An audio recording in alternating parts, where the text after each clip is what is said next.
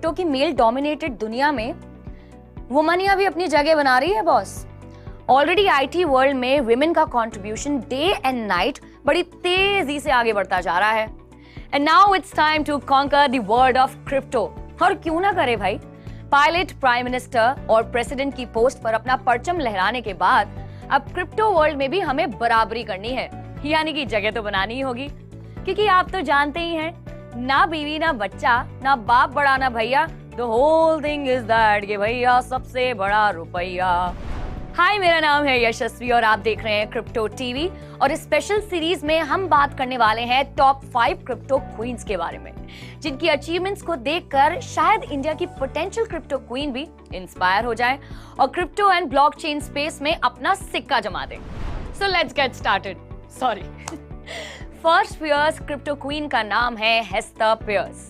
जैसे इंडिया का रेगुलेटर सेबी है, वैसे ही American regulator security and exchange commission की सेकंड टर्म कमिश्नर है मिस पियर्स। जिसे हमारे घर में चाहे कितने भी लोग कमाने वाले क्यों ना हो, पर मम्मी के अप्रूवल के बिना कभी बजट अप्रूव होता है। वैसे ही पूरे अमेरिका के स्टॉक्स और क्रिप्टो के हर छोटे बड़े प्लेयर्स को इन मम्मी के डर से रूल्स एंड रेगुलेशंस का पालन करना पड़ता है। अरे मियाँ, तभी तो इनका निकनेम है क्रिप्टो मॉम। ऐसे ही नहीं पड़ा है।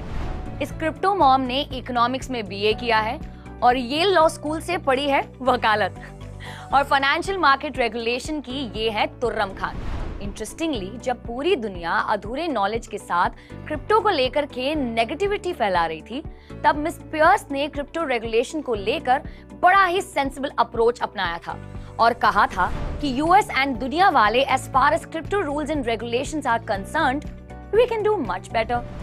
जैसे यूएस अपने डॉलर से वर्ल्ड की इकोनॉमी कंट्रोल करता है, वैसे ही यूएस एसईसी के rules and regulations world wide crypto policy को अफेक्ट करते हैं। 2025 तक हेस्टर पियर्स यूएस एसईसी की कमिश्नर रहेंगी। तो लेट्स सी ये crypto mom crypto rules and regulations में क्या इंकलाब लेकर के आती हैं, क्योंकि इनके नॉर्म्स का इंडियन क्रिप्टो बिल पर भी डायरेक्टली और इनडायरेक्टली असर जरूर पड़ेगा। लेट्स होप कि क्रिप्टो मॉम का मूड जो है वो एकदम तरोताजा रहे, ताकि हम इंडियंस को भी अच्छा खासा फायदा हो सके।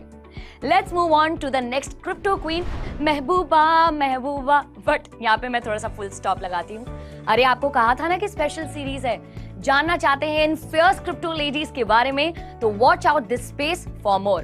तब तक के लिए this is me Yashasvi Acharya signing out. Keep watching Crypto TV and do not forget to like, subscribe and hit the bell icon. वापस यहीं आना अगर क्रिप्टो क्वींस के बारे में है जानना।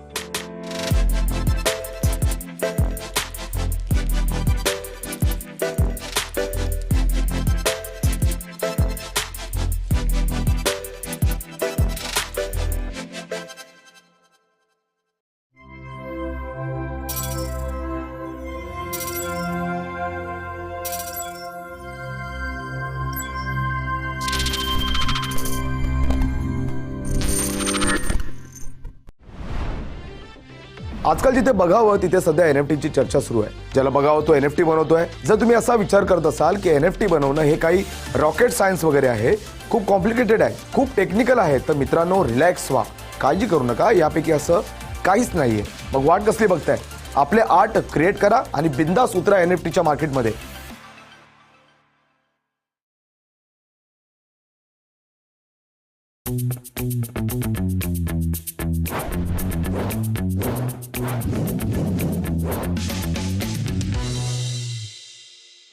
नमस्कार, मैं संदीप कसालकर, क्रिप्टो टीवी के हमारे शो क्रिप्टो क्राइम्स में आप सभी का स्वागत है।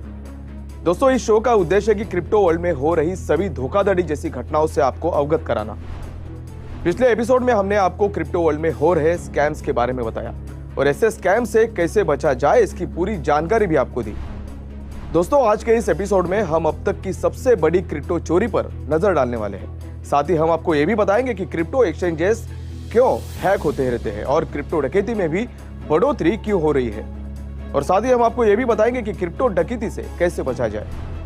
तो दोस्तों, पहले जानते हैं कि क्रिप्टो के इतिहास में हुई सबसे बड़ी क्रिप्टो करेंसी की डकैती के बारे में।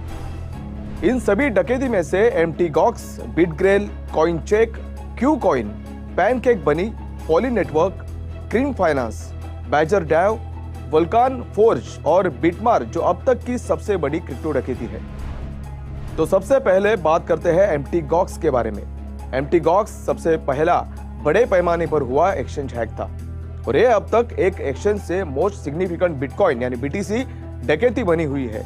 वही दूसरी ओर एम्प्टी गॉक्स रॉबरी ये एक बार की घटना नहीं थी, बल्कि इस साइट ने 2011 से फरवरी 2014 तक कैश को लीक किया था। हैकर्स ने कुछ वर्षों में एक्सचेंज से 100,000 बीटीसी और इसके कंज्यूमर से 750,000 बीटीसी चुरा लिए थे। उस समय इन बिटकॉइन चोरी की वैल्यू करीब $470 मिलियन थी, लेकिन अब देखा जाए तो यह अमाउंट लगभग 10 गुना बढ़ गया है। इस चोरी के तुरंत बाद एम्प्टी गॉक्स लिक्विडेशंस में चला गया, जिसमें लिक्विडेटर्स ने चोरी किए गए बीटीसी के लगभग $200,000 की वसूली की। अब बात करते हैं दूसरा एक्सचेंज हैक, जिसका नाम है बिटग्रेल। दोस्तों, बिटग्रेल एक छोटा इटालियन एक्सचेंज था जो नैनो यानी एक्सेनो जैसे डाउटफुल क्रिप्टो में ट्रेड करता था। इस एक्सचेंज को फरवरी 2018 में हैक कर लिया गया था, जिसमें एक्सेनो की कीमत कुछ सेंट से बढ़कर $33 हो गई थी। नैनो वॉलेट से अराउंड $150 मिलियन वैल्यू के 17 मिलियन कॉइन्स की चोरी हुई थी। कई यूजर्स ने अटैक से पहले एक्सचेंज को लेकर अपना फ्रस्ट्रेशन एक्सप्रेस करना शुरू कर दिया था। जांच के अनुसार कॉइन्स को कोल नॉट हॉट वॉलेट से चुराया गया था। इस बारे में पिछले 3 वर्षों में जांच जारी रही। फिर इटालियन अथॉरिटीज ने इस अटैक्स के पीछे बिटग्रेल के ओनर का हाथ होने का आरोप लगाया। दोस्तों, अब तीसरा एक्सचेंज हैक है Coincheck. Japan based Coincheck से जनवरी 2018 में $530 मिलियन वैल्यू के एनियम एक्सियम टोकन चोरी हो गए थे। हैकर्स ने इस फैक्ट का फायदा उठाया था कि करेंसी को हॉट वॉलेट में रखा गया था, जिसका मतलब है कि वॉलेट सर्वर से कनेक्टेड था और प्रॉपर सिक्योरिटी के अभाव के कारण हैकर फंड्स की चोरी करने में कामयाब हो गया था। जब चुराए गए कॉइन्स की पहचान की गई और उसे एनियम डेवलपर्स द्वारा मार्क किया गया। हालांकि अनुमान लगाया गया था कि ये पैसे डार्क मार्केट्स में अवेलेबल थे। अब तक जापान के इस हैकर की आइडेंटिटी एक मिस्ट्री बनी हुई है। अगर बात करें क्यूकॉइन एक्सचेंज हैक के बारे में, तो क्यूकॉइन ने सितंबर 2020 में घोषणा की थी कि हैकर्स ने प्राइवेट कीज में Ethereum, BTC, Litecoin, Ripple, Stellar Lumens, Tron और टीदर निकालने से पहले उनके हॉट वॉलेट की प्राइवेट कीज प्राप्त कर ली थी। दोस्तों, अब बात करते हैं पैनकेक बनी की। तो ये हैक अटैक मई 2020 में हुआ। एक फ्लैश लोन अटैक था जिसमें हैकर्स ने प्लेटफॉर्म से $200 मिलियन की चोरी की थी, जिसे क्रिप्टो करेंसी चोरी के अधिक गंभीर मामलों में से एक माना जाता है। अटैक को अंजाम देने के लिए हैकर ने इसकी कीमत में हेरफेर करने और इसे पैनकेक बनीज के बनी या बीएनबी बाजार में बेचने से पहले बड़ी मात्रा में बाइनेंस कॉइन यानी बीएनबी को लोन दिया था। इसने हैकर को एक फ्लैश लोन के माध्यम से बड़ी संख्या में बनी ऑब्टेन करने को अलाउ किया था और कीमत कम करने के लिए सभी बनीज को मार्केट में डंप कर दिया और फिर पैनकेक स्वैप का उपयोग करके बीएनबी को रिपे किया।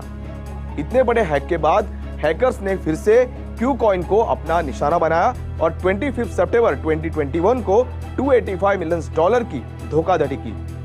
हालांकि एक्सचेंज ने बाद में चोरी हुए अमाउंट में से $240 मिलियन वापस जुटा लिए थे। अगर बात करें पॉली नेटवर्क नाम के अटैक के बारे में, तो अगस्त 2021 में एक हैकर ने पॉली नेटवर्क के इंफ्रास्ट्रक्चर में वल्नरेबिलिटी का फायदा उठाया और कुल $600 मिलियन से अधिक के फंड को चुरा लिया। इस अटैक में एक ट्विस्ट देखने मिला कि हैकर ने प्लेटफॉर्म को अप्रोच किया और इश्यूअर्स द्वारा जमा किए गए टीदर में $33 मिलियन को छोड़कर अधिकांश फंड्स वापस करने के लिए वो सहमत हो गया। पॉली नेटवर्क के अनुसार चोरी हुए एसेट्स का $200 मिलियन एक खाते में बंद कर दिया था, जिसे हैकर के पासवर्ड की आवश्यकता थी। शुरुआत में हैकर ने हैक की गई क्रिप्टो को सौंपने से इनकार कर दिया था। आपको बता दें कि पॉली नेटवर्क ने उन्हें सिस्टम फ्लॉ की खोज के लिए $500,000 का इनाम दिया और यहां तक कि उन्हें नौकरी की पेशकश भी की। फिर उसके बाद पॉली नेटवर्क ने खुलासा किया कि प्राइवेट की उन्हें मिस्टर व्हाइट हैट द्वारा सौंपी गई थी। दोस्तों, अब बात करते हैं क्रीम फाइनेंस अटैक के बारे में। तो इस हैक में अक्टूबर 2021 में हैकर्स ने $130 मिलियन की चोरी की थी और आपको बता दें कि यह क्रीम फाइनेंस का साल का तीसरा बड़ा हमला था। हैकर्स ने क्रीम फाइनेंस से फरवरी 2021 में $37 मिलियन और अगस्त 2021 में $19 मिलियन चुराए थे। हालिया हमले में हैकर्स ने डिफाई प्लेटफॉर्म के फ्लैश लेंडिंग सिस्टम में एक फ्लॉ समझने वाली चीजों का इस्तेमाल किया। इथेरियम नेटवर्क पर वे क्रीम फाइनेंस के सभी टोकन और असेट्स लेने में सक्षम थे, जिसकी कुल वैल्यू $130 मिलियन थी। वही अगर बात करें बैजर डाओ अटैक के बारे में, तो दिसंबर 2021 में एक हैकर ने डिफाई नेटवर्क बैजर डाओ पर कई क्रिप्टो करेंसी वॉलेट से असेट्स चुराने में सफलता प्राप्त की थी।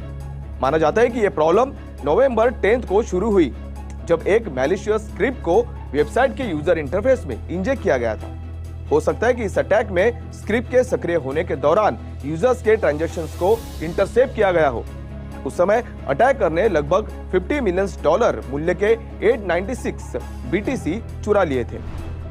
वोल्कैन फोर्ज नाम के अटैक के बारे में बात करें तो दिसंबर 2021 में हैकर्स ने ब्लॉकचेन गेमिंग स्टार्टअप वोल्कैन फोर्ज से $130 मिलियन की चोरी की थी। उन्होंने 4.5 मिलियन के PYR टोकन निकालने से पहले 96 अलग अलग वॉलेट की प्राइवेट कीज चुरा ली थी। दोस्तों अब बात करते हैं सबसे आखिरी अटैक के बारे में, जिसका नाम है बिटमार्ट। दोस्तों दिसंबर 2021 में बिटमार्ट के हॉट वॉलेट को हैक करने के परिणाम स्वरूप लगभग $200 मिलियन की चोरी हुई थी। सबसे पहले यह सोचा गया था कि इथेरियम ब्लॉकचेन के माध्यम से $100 मिलियन की चोरी की गई थी, लेकिन एडिशनल रिसर्च में पाया गया कि बाइनेंस स्मार्ट चेन ब्लॉकचेन के माध्यम से और $96 मिलियन चोरी हो गए थे। आपको बता दें कि इसमें 20 से अधिक टोकन्स लिए गए, जिनमें BSC USD, Binance coin, BNB पे और सेफ मून जैसे ऑल्ट कॉइन्स के साथ साथ पर्याप्त मात्रा में मून शॉट, फ्लोकी इनू और बेबी डॉज भी शामिल है। तो दोस्तों अब तक हमने क्रिप्टो करेंसी के इतिहास में हुए सबसे बड़े घोटाले के बारे में जाना। अब हम बात करेंगे कि इस तरह के क्रिप्टो करेंसी घोटाले से कैसे बचा जाए। तो दोस्तों अपने क्रिप्टो इन्वेस्टमेंट को सुरक्षित रखने के लिए बेस्ट तरीकों में से एक तरीका है पहले अपने वॉलेट को सुरक्षित करना और मार्केट में प्रोजेक्ट्स के बारे में अपना खुद का रिसर्च करना। किसी की कही गई बात पर विश्वास न करें, इसके बजाय इन्वेस्टमेंट के बारे में किए गए हर एक क्लेम्स के बारे में बारीकी से जांच करें। खासकर उनके बारे में जांच करें कि जो छोटी अवधि में भारी रिटर्न का वादा करते हैं। इसके अलावा किसी ऐसे व्यक्ति पर भरोसा न करें जो आपसे व्यक्तिगत रूप से संपर्क करता है, चाहे वो सरकारी अधिकारी हो, पब्लिक पर्सनालिटी हो या कोई स्ट्रेंजर हो। और हाँ, कोई आपसे बिटकॉइन पेमेंट्स मांगता हो या आपको इन्वेस्टमेंट अपॉर्चुनिटी ऑफर्स करता हो। जब भी संभव हो अपने क्रिप्टो करेंसी वॉलेट और एक्सचेंज पर 2 फैक्टर ऑथेंटिकेशन को हमेशा इनेबल करें। इसके अलावा किसी को भी अपने क्रिप्टो वॉलेट की प्राइवेट की या सीड फ्रेज न दें और उस इंफॉर्मेशन को आप याद से कोल्ड वॉलेट में ऑफलाइन जरूर रखें। साथ ही वेबसाइट्स के URL को 2 या 3 बार जरूर जांच लें। अगर उदाहरण के तौर पर देखा जाए तो स्कैमर्स फिशिंग स्कैम की कोशिश करते समय एक वैलिड साइट की URL को रेप्लिकेट कर सकते हैं, जिसमें कहीं पर लेटर्स और नंबर्स भी आपको बदले हुए दिखाई दे सकते हैं, जैसे कि 1 के लिए I हो सकता है या O अक्षर के लिए 0 हो सकते हैं। इसके अलावा आपको कभी ऐसे भी ऑफर की जा सकती है जिसमें आपको अपफ्रंट कॉस्ट भरने के लिए बोला जा सकता है। तो दोस्तों इस तरह की ऑफर्स को तुरंत रिजेक्ट कर दीजिए। आज के एपिसोड में क्रिप्टो वर्ल्ड के इतिहास में हुए सबसे बड़ी स्कैमिंग के बारे में हमने जाना, साथ ही हम इससे कैसे बचे ये भी हमने जाना। तो दोस्तों अगर ये वीडियो आपको पसंद आया हो तो इसे जरूर शेयर करें और क्रिप्टो टीवी को सब्सक्राइब करना न भूलें, क्योंकि क्रिप्टो टीवी ये दुनिया का एकमात्र चैनल है जो आपको क्रिप्टो वर्ल्ड की दुनिया में हो रही सभी अपडेट्स के बारे में अवगत कराता है। तो आज के लिए बस इतना ही। मैं संदीप कसालकर फिलहाल आपसे विदा लेता हूं। नमस्कार।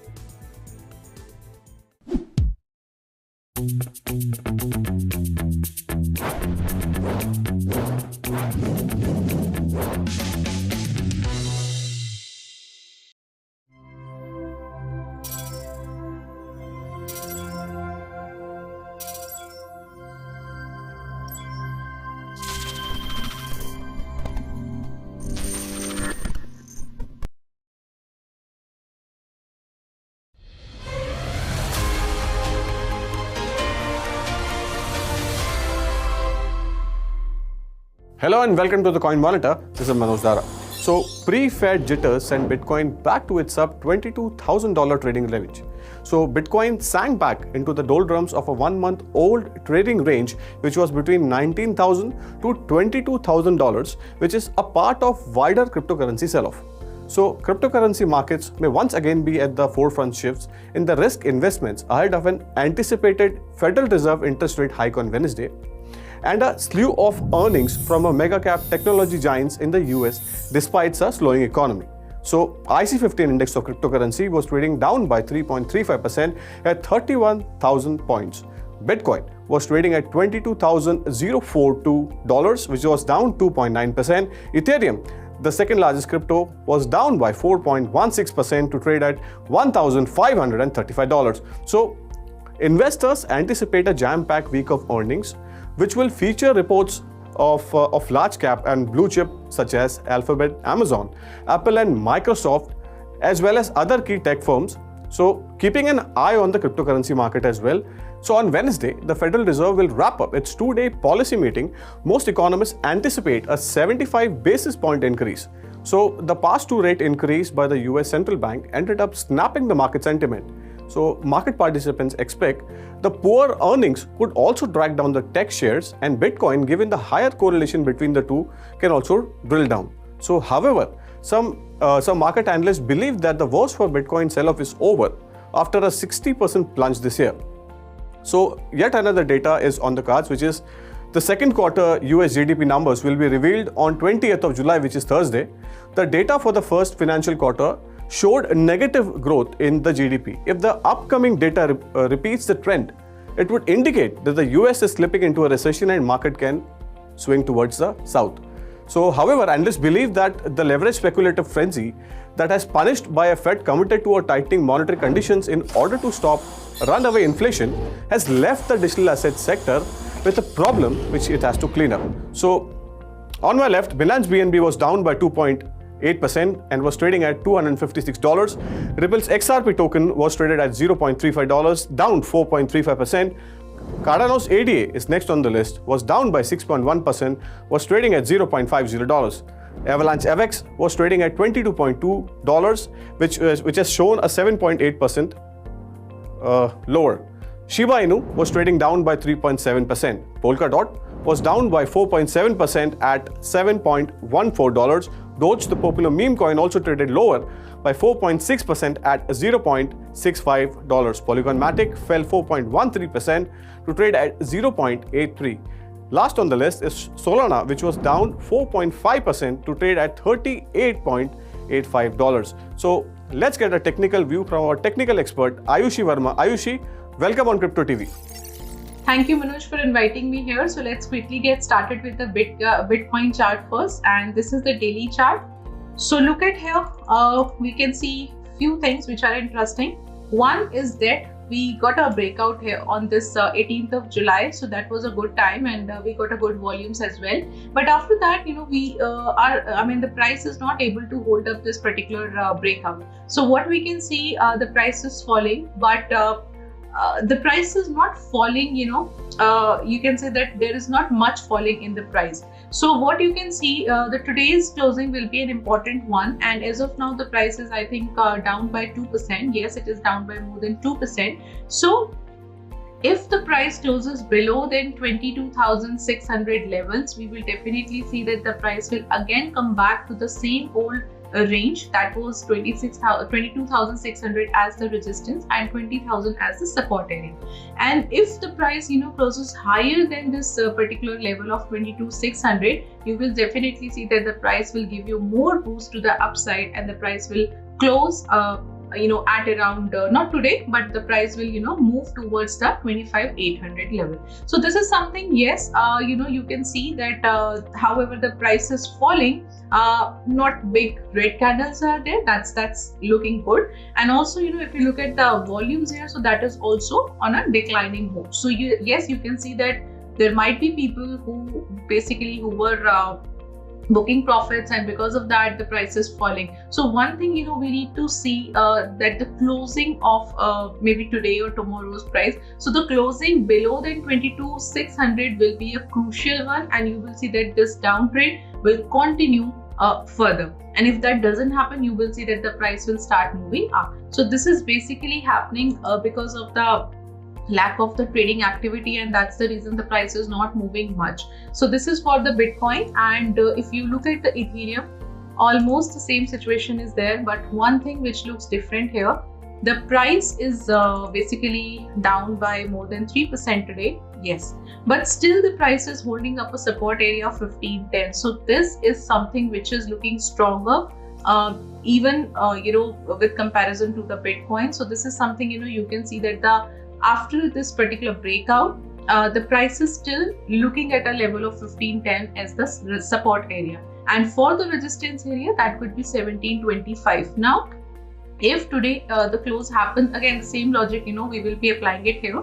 If the same closing happens today below than 1510, we will see that again the price will fall, and it will come back to the area of 1510 and 1215. And if that doesn't happen, you will see that the same levels which we are talking about from the past few days, that will be there. So for the resistance, as of now, if the price closes higher than 1510, you will see that the resistance will be 1725 and the support will be 1510. So this is I think for the short term, for the near term basis, the analysis would be for these two cryptocurrencies. Thank you so much, Ayushi, for giving this technical perspective view for our viewers. That's all there is in today's The Coin Monitor. This is Manoj Dara signing off. But keep watching Crypto TV for more interesting updates. Thank you.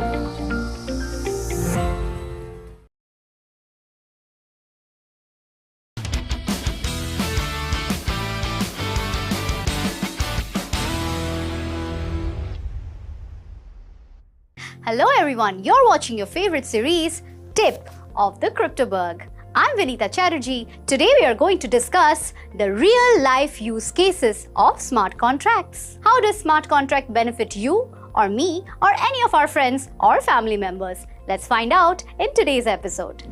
But first, let's find out what are smart contracts. Well, in our day-to-day lives, we all need some sort of a contract to make sure that our promises are kept intact.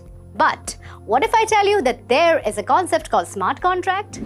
Smart contracts can be defined as a paperless digital code that offers a set of promises on predefined conditions that the two different parties have agreed to. In simple words, the parties can set a condition that can start an action or a series of actions when met.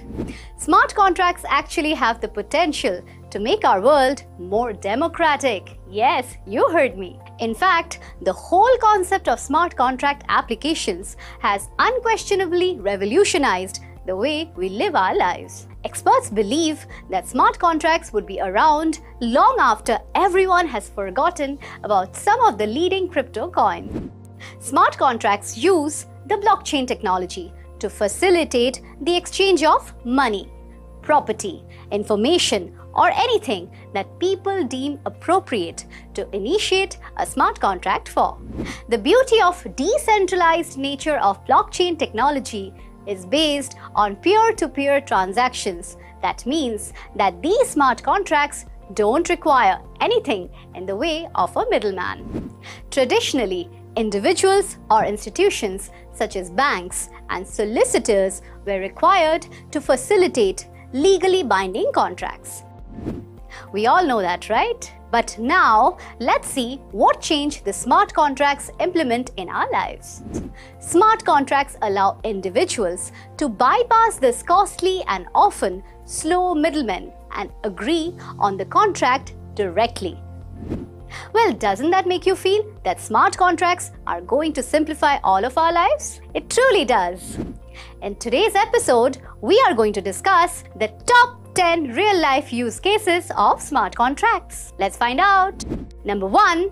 Trade finance. Trade finance stands to benefit immensely from the introduction of smart contracts. Recently, Santander Innoventures said that it believes that blockchain technology will lead to more than $20 billion worth of savings per year by the year 2022. A huge amount of these savings will come from smart contracts, automating approval workflows and clearing calculations that, at the present time, are incredibly labor-intensive. Not only will this automation help to reduce work hours, but it will also dramatically reduce errors and the time taken for these calculations to take place. Records. Our next use case of smart contracts are in keeping records. Nearly every foreseeable industry in the world will be able to use smart contracts to help improve the speed and security of its record keeping. One industry in particular that stands to benefit enormously is the healthcare industry. Currently, the world's healthcare computer systems hold hundreds of millions of patient medical records. Despite the fact that these healthcare organizations have invested huge sums of money on security, still, the current access and storage methods are far more vulnerable to cyber attacks compared to the blockchain-based technology. Blockchain technology could allow the entire databases of personal health records to be kept secure. An added bonus is that the technology also facilitates the use of private key. That means only certain individuals can gain access. Some of the other blockchain smart contract use cases include their use in issuing prescriptions, storing receipts, general stock management, storing test results, and so on. Property ownership. Smart contracts have two huge uses when it comes to the property market. First, they can be used to record property ownership. Since the use of smart contracts is faster and more cost efficient, this makes them a much better alternative to existing systems. It also means that they can be used to record the ownership of all types of property from buildings, lands, to phones and watches. Number 2, elimination of any kind of middleman. Within the housing market, smart contracts can remove the need for expensive services such as those provided by lawyers and housing brokers. This new technology also means that for the very first time, sellers have the ability to handle transactions completely by themselves without the need of any middlemen. Mortgages. The property market also stands to benefit from cheaper, faster and more secure smart contract-based mortgage transactions. Not only will this allow buyers to get into the property quicker, but it will also help to make the entire process a little less of a headache. Smart contract mortgages would allow both the parties to digitally agree to the sale before processing the payment. Once this is done, the contract would update the property ownership details to reflect the change of ownership. Since the process would require unique key code authorization on behalf of the original owner, it will make the whole process more secure and reduce instances of fraud. Insurance. The next sector that stands to benefit from smart contracts is the insurance sector. The insurance industry spends tens of millions of dollars each year on processing claims.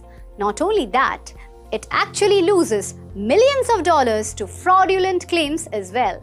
Aside from supporting the initial insurance policy, smart contracts could also help to improve the process of claim processing in many ways. They could allow error checks and determine payout amounts based on the set of criteria that takes into account the kind of policy that was held by the individual or the organization.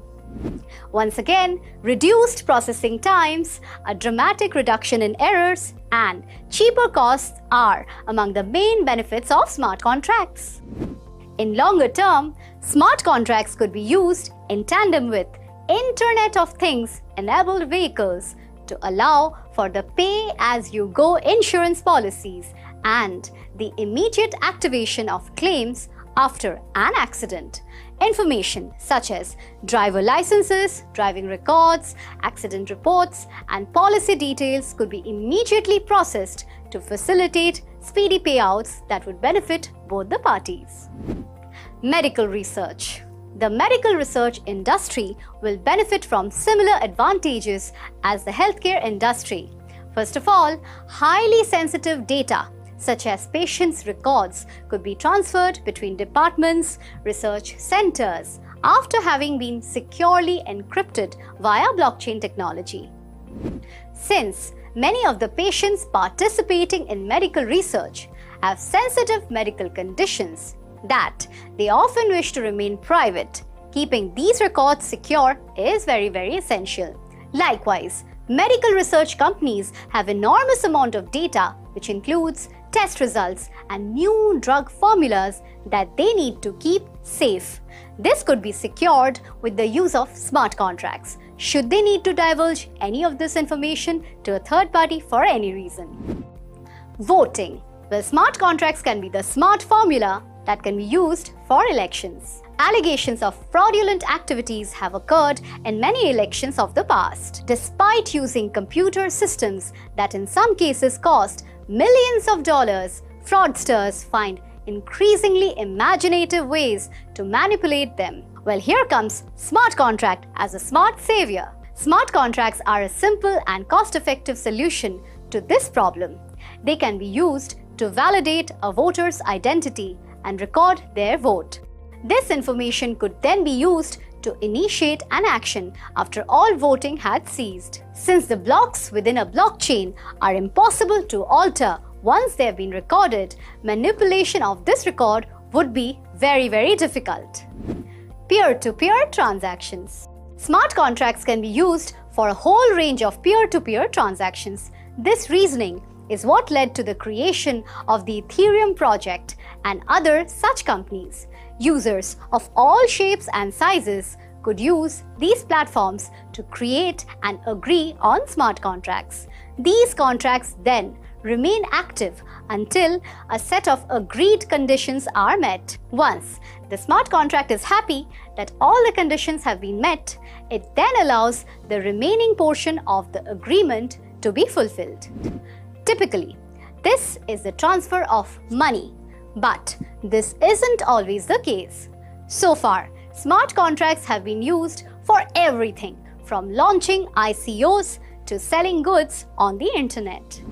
Various companies are also using smart contracts to secure services of development teams and other outsourced companies. The possibilities of peer-to-peer smart contracts are literally endless. Theoretically, this could replace many of the existing roles that are currently fulfilled by currency. Product development. Another exciting use of smart contracts is to keep a ledger regarding the stages of development of a product. A huge part of the appeal of smart contracts is their ability to keep information secure and to prove its origins.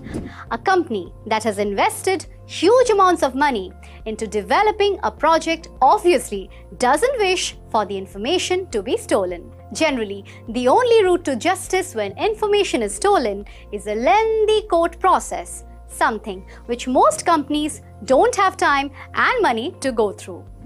Now, when it comes to intellectual property such as ideas, you don't need to look as far as the never-ending patent claims between Apple and Samsung just to see how important being able to prove ownership really can be.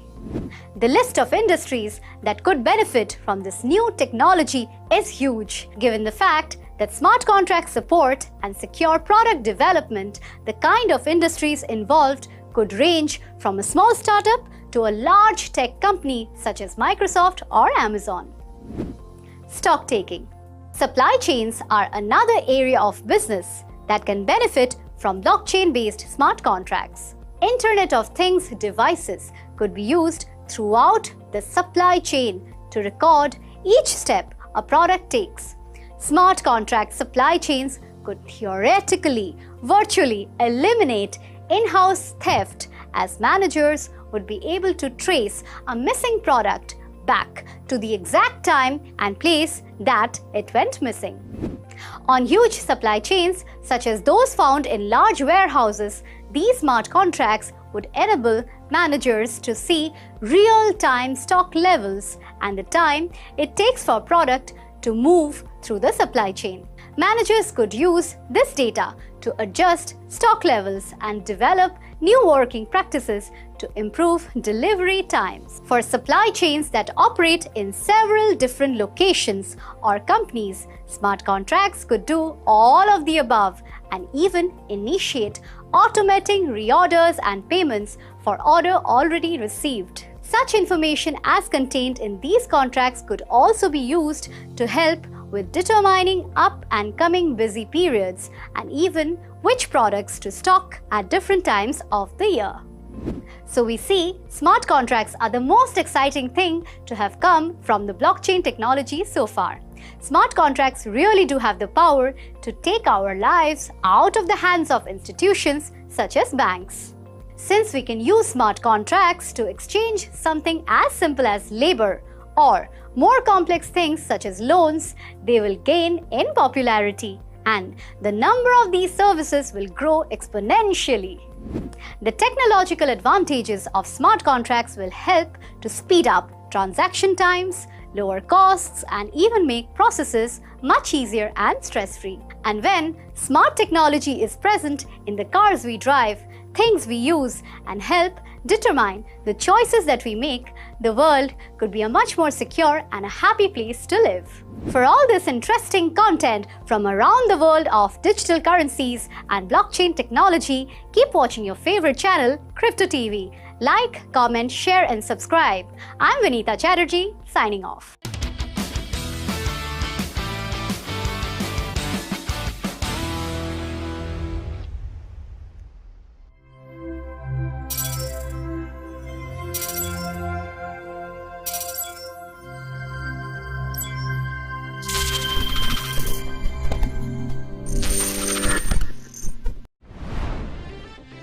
am back with a list of crazy, weird, bizarre, outlandish, completely mad NFTs for you.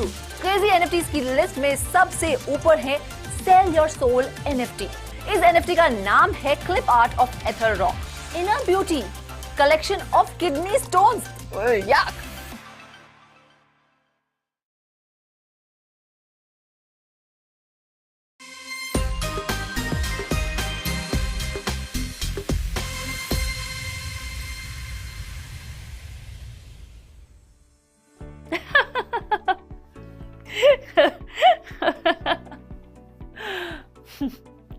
રઈસમાં Shahrukh ખાનનો dialogue છે ને, અંબીજાન કહેતી હતી કે કોઈ ધંધો નાનો નથી હોતો અને ધંધાથી મોટો કોઈ ધર્મ નથી હોતો.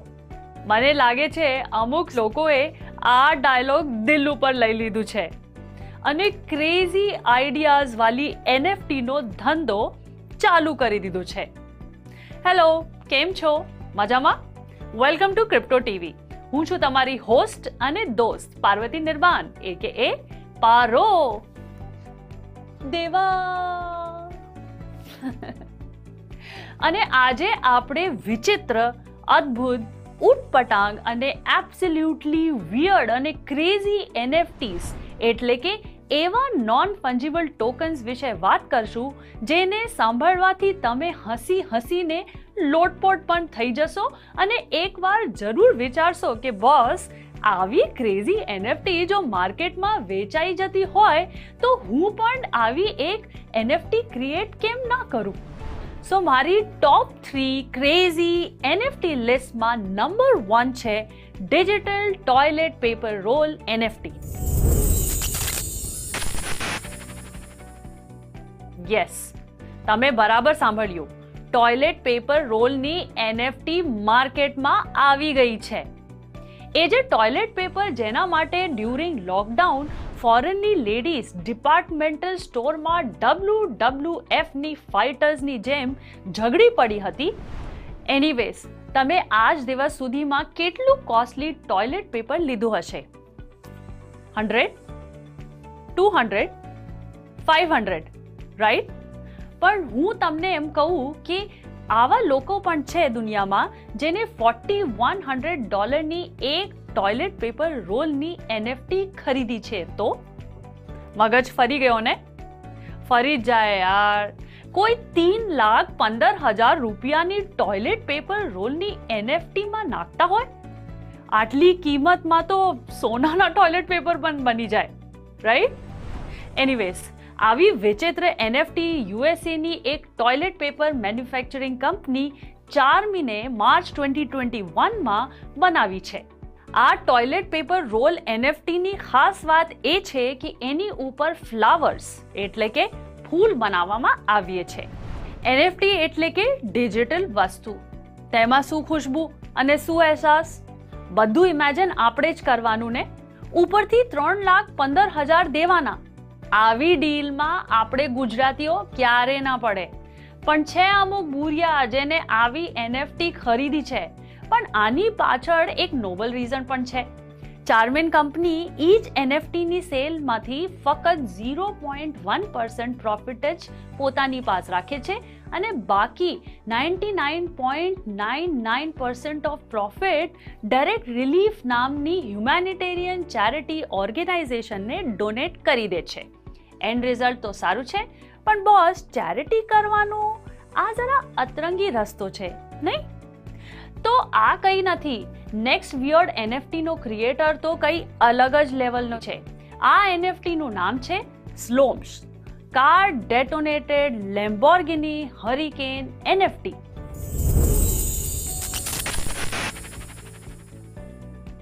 આ NFT વિશે સાંભળીને તો કાર સ્ટન્ટ્સના માસ્ટર એવા Indian film director mister Rohit શેટ્ટીને પણ પસીનો આવી જશે. સ્લોમ્સ નામની એક NFT આર્ટિસ્ટે ક્રિપ્ટો કલ્ચરમાં ગ્રીડ એટલે કે લાલચના અગેન્સ્ટમાં પ્રોટેસ્ટ કરવા અતરંગી NFT બનાવવાનો ખુરાફાતી આઈડિયા અપનાવ્યો.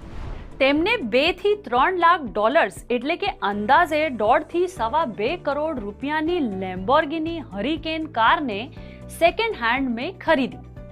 પછી 100 લોકોની મદદથી તે કારને એક્સપ્લોસિવ્સ એટલે કે બારૂદ ગોલા સાથે ફિટ કરી અને અમેરિકાના એક અનડિસ્ક્લોઝ ડેઝર્ટ લોકેશનમાં 2 ફેબ્રુઆરી 2022ના દિવસે બ્લાસ્ટ કરી અને તેનું એક વિડીયો બનાવ્યો.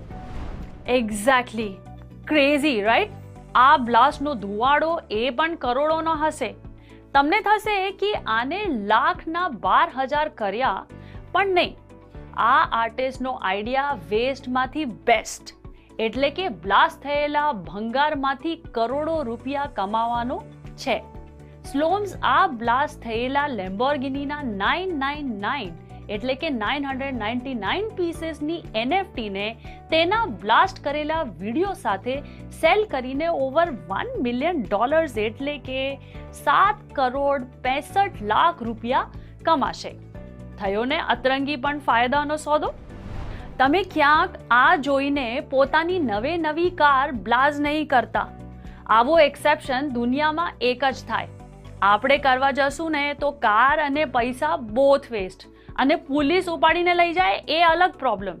સો never try this at home or anywhere else. Okay, third crazy અને વિયર્ડ એનએફટી નું નામ છે sell your soul NFT.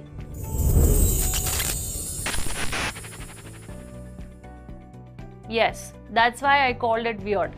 Recently 21 વર્ષના સ્ટીજન વાનશેક નામના ડચ સ્ટુડન્ટને એનએફટીનો ક્રેઝ એટલો ચડ્યો કે એ ભાઈ પોલિગોન ઉપર પોતાની સોલ એટલે કે આત્માની એનએફટી મિન્ટ કરી નાખી અને વર્લ્ડના બિગેસ્ટ એનએફટી માર્કેટ પ્લેસ ઓપનસી ઉપર પોતાના સોલની એનએફટી લિસ્ટ પણ કરી દીધી. તમને જાણીને આશ્ચર્ય થશે કે એક બાયરે આ ભાઈની સોલને €300 એટલે કે અંદાજન 25,000 રૂપિયામાં ખરીદી પણ લીધી છે. ડચ સ્ટુડન્ટની સોલે વર્લ્ડની ફર્સ્ટ હ્યુમન સોલ છે જેને એઝ અ એનએફટી સેલ કરવામાં આવી છે. એટલે જ તો એક રિસેન્ટ ઇન્ટરવ્યુમાં મિસ્ટર સ્ટીજન વાનશેકે કહ્યું કે હવે તેની સોલની market value close to $3.5 million એટલે કે 27 કરોડ રૂપિયા થઈ ગયા છે. હવે આ ભાઈને પોતાની સોલની આવી ક્રેઝી વેલ્યુએશન ઉપર કઈ રીતે આવ્યું એ જવાબ કોઈને પાસે નથી. એનીવેઝ, આ એનએફટી સાથે ડચ સ્ટુડન્ટે સેલ ઓફ સોલ એગ્રીમેન્ટ પણ અટેચ કર્યો છે જેમાં ઓનર આ સોલને કઈ રીતે યુઝ કરી શકે, રીસેલ કરી શકે અથવા તો કોઈ ડેટીને સેક્રિફાઈસ એટલે કે બલિ પણ ચઢાવી શકે કે નહીં, આવી બધી ડિટેલ્સ તેમાં લખી છે. જો તમારે સેલ ઓફ સોલ એગ્રીમેન્ટની ડિટેલ વાંચવી હોય તો તેની લિંક નીચે ડિસ્ક્રિપ્શનમાં આપી છે. કરો તમે તમારા ટાઈમ પાસ. વેલ, આજના વિયર્ડ અને ક્રેઝી એનએફટીના એપિસોડને અહીંયા જ બ્રેક મારીએ. પણ એક વાત તો શ્યોર છે બોસ, સક્સેસનો પેડો ખાવા માટે દુનિયા માટે થોડું એડું બનવું પડે તો એમાં કોઈ વાંધો નહીં. એલોન મસ્કને બધા ક્રેઝી જ કહેતા હતા જ્યારે તેને ઇલેક્ટ્રિક કાર અને રીયુઝેબલ રોકેટના કોન્સેપ્ટ્સને દુનિયા સામે પહેલીવાર મૂક્યા હતા. આજે એ વર્લ્ડનો રિચેસ્ટ મેન છે. સો stay hungry and stay little crazy four success. અને આ મંત્ર સાથે હું તમારી ક્રિપ્ટો હોસ્ટ અને દોસ્ત પાર્વતી નિર્બાન AKA પારો તમારી રજા લઉં છું. આવી વિયર્ડ, એક્સાઇટિંગ અને ક્રેઝી સ્ટોરી સાથે આપણે ફરી મળશું. ત્યાં સુધી ટાટા, બાય બાય, સાયોનારા અને આવજો. મસ્ત રહો અને જોતા રહો ક્રિપ્ટો ટીવી.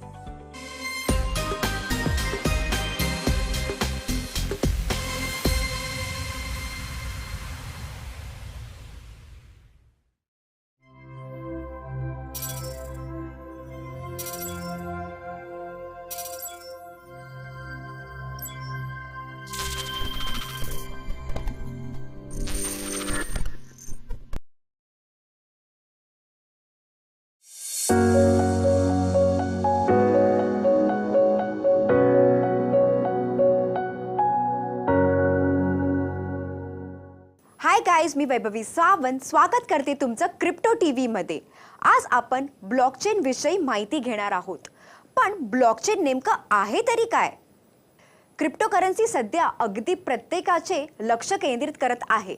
लोकांना ह्यामध्ये इन्व्हेस्ट सुद्धा करायचं आहे आणि ह्यामधून भरपूर प्रॉफिट सुद्धा कमवायचा आहे. पण क्रिप्टोकरन्सीला समजण्याचा अगोदर ब्लॉकचेन नेमकं काय आहे हे समजून घेणं गरजेचं आहे. तर तुम्हाला माहीत आहे का ब्लॉकचेन म्हणजे काय आहे आणि हे नेमकं कसं काम करतं? नाही, डोंट वरी, मी आहे ना. आज आपण जाणून घेणार आहोत की ब्लॉकचेन हे आहे तरी काय. हल्लीच आपण ऐकतो आहोत की सध्या बिटकॉइन खूप क्रेझिली समोर येत आहे. लोकांमध्ये बिटकॉइनला घेऊन खूप विश्वास वाटू लागला आहे, कारण बिटकॉइनची किंमत प्रत्येक दिवशी वाढत चालली आहे. पण तुम्हाला माहीत आहे का बिटकॉइनच्या मागे टेक्नॉलॉजी काय आहे? जर तुमचं उत्तर हो असेल तर तुम्हाला ही स्टोरी नक्कीच आवडेल, कारण बिटकॉइनचा संबंध हा ब्लॉकचेन सोबत आहे. ब्लॉकचेन टेक्नॉलॉजी हे आपल्या IT इंडस्ट्रीमध्ये त्याप्रमाणे बदल करणार आहे की ज्याप्रमाणे ओपन सोर्स सॉफ्टवेअरने 1 दशका अगोदर केलं होतं आणि ज्याप्रमाणे लायनक्स हे एका दशकापासून मॉडर्न ॲप्लिकेशन डेव्हलपमेंटचा मूळ राहिला आहे, ठीक त्याचप्रमाणे ब्लॉकचेन सुद्धा येणाऱ्या काळात इन्फॉर्मेशन शेअर करण्यासाठी एक मोठं उत्तम माध्यम असणार आहे. आणि चांगली गोष्ट ही आहे की हे लोअर कॉस्ट सुद्धा असणार आणि अगदी सोप्या पद्धतीनं हे ओपन आणि प्रायव्हेट नेटवर्क्समध्ये इम्प्लिमेंट सुद्धा करता येणार. ब्लॉकचेन टेक्नॉलॉजीला घेऊन लोकांमध्ये खूप होप्स आहेत की ब्लॉकचेन हे टेक्नॉलॉजीच्या फ्युचरला पूर्णपैकी बदलणार आहे. हे बऱ्याच अंशी खरं सुद्धा आहे, कारण फक्त बोलण्याने ही गोष्ट आपल्याला कळणार नाही, तर यासाठी आपल्याला या ब्लॉकचेन टेक्नॉलॉजीला संपूर्णपणे समजावं लागेल. याच्या वेगवेगळ्या पैलूंवर आपल्याला विचार करावा लागेल. मग कुठेतरी जाऊन आपल्याला या टेक्नॉलॉजीला समजण्यासाठी आणि त्याला उत्तम पद्धतीने इम्प्लिमेंट करण्यासाठी मदत होईल. ही गोष्ट खरी आहे की ब्लॉकचेनला घेऊन ॲक्सेप्टन्स हल्ली खूप स्लो आहे, कारण टेक्नॉलॉजी एक्सपर्टच्या नुसार हळूहळू या ॲक्सेप्टन्सला गती येणार आहे. आणि हे खरंच चांगली बातमी आहे, कारण भविष्यात ही टेक्नॉलॉजी पूर्ण जगाला बदलणार आहे. सोप्या भाषेत म्हणायचं झालं तर ब्लॉकचेन एक डिजिटल लेजर आहे. पण आपल्याला माहीत आहे का लेजर हे काय असतं? लेजर हे एक असं बुक असतं जेथे सर्व अकाउंट्सची डिटेल्स ठेवली जाते, जेथे डेबिट आणि क्रेडिट ट्रान्झॅक्शन पोस्ट केले जातात. समजा की हे आपल्या बँक पासबुक प्रमाणेच असतं. मग आता आपण हे बोलू शकतो की ब्लॉकचेन हे डिजिटाइज, डिसेंट्रलाइज आणि पब्लिक लेजर असतं. समजा की आपल्याकडे एक ट्रान्झॅक्शन फाईल आहे जी आपल्या कॉम्प्युटर म्हणजेच लेजरमध्ये आहे. 2 गव्हर्नमेंट अकाउंटंट्स ज्यांना आपण मायनर्स बोलतो त्यांच्याकडे पण तीच फाईल त्यांच्या सिस्टीममध्ये असते, म्हणून याला डिस्ट्रीब्युटेड असं म्हणतात. जसे आपण एक ट्रान्झॅक्शन करतो, आपला कॉम्प्युटर त्या दोन्ही अकाउंट्सला इन्फॉर्म करण्यासाठी ईमेल करतो. त्यानंतर प्रत्येक अकाउंटंट लवकरात लवकर सर्वात प्रथम चेक करत असतो की तुम्ही अफोर्ड करू शकतात की नाही आणि त्या बदलात त्यांना त्यांची सॅलरी म्हणजेच बिटकॉइन मिळू शकते की नाही. या दोघांमधून जो पण अगोदर चेक करतो आणि त्यांना अखेरीस व्हॅलिडेट करून रिप्लाय ऑल करतो, सोबत त्या ट्रान्झॅक्शनला व्हॅलिडेट करण्याच्या आपल्या लॉजिकला पण अटॅच करतो, त्यालाच म्हणतो आपण प्रूफ ऑफ वर्क. जर यामध्ये दुसऱ्या अकाउंटंटने पण अग्री केलं तर सर्व फाईल ऑफ ट्रान्झॅक्शनला अपडेट करतात. तर या पूर्ण प्रोसेस किंवा कॉन्सेप्टला ब्लॉकचेन टेक्नॉलॉजी असे म्हणतात. म्हणूनच ब्लॉकचेन एक असं incorruptible digital laser of transaction आहे ज्याला प्रोग्राम केलं जातं व्हर्च्युअली सर्व गोष्टींना रेकॉर्ड करण्यासाठी. सर्व लिस्ट ऑफ रेकॉर्ड जे ब्लॉकचेनमध्ये असतात त्यांना ब्लॉक म्हटलं जातं. म्हणूनच हे ब्लॉकचेन नेहमी continuously growing list of records आहेत जे लिंक्ड आणि सिक्युअर्ड असतात. तर ही होती ब्लॉकचेन टेक्नॉलॉजीची कहाणी. आय होप आपल्याला ब्लॉकचेन टेक्नॉलॉजीचा कॉन्सेप्ट चांगल्या प्रकारे कळलाच असणार. पुढील सेगमेंटमध्ये मी आपल्याला सांगणार आहे की ब्लॉकचेन टेक्नॉलॉजीला कोणी, कसं आणि कधी इन्व्हेंट केलं होतं. तर मित्रांनो, पुन्हा भेटूया क्रिप्टोविषयी नवीन गोष्टी घेऊन. तोपर्यंत पाहत रहा क्रिप्टो TV. मी वैभवी सावंत, आपली क्रिप्टो फ्रेंड, तुर्तास येथेच थांबते.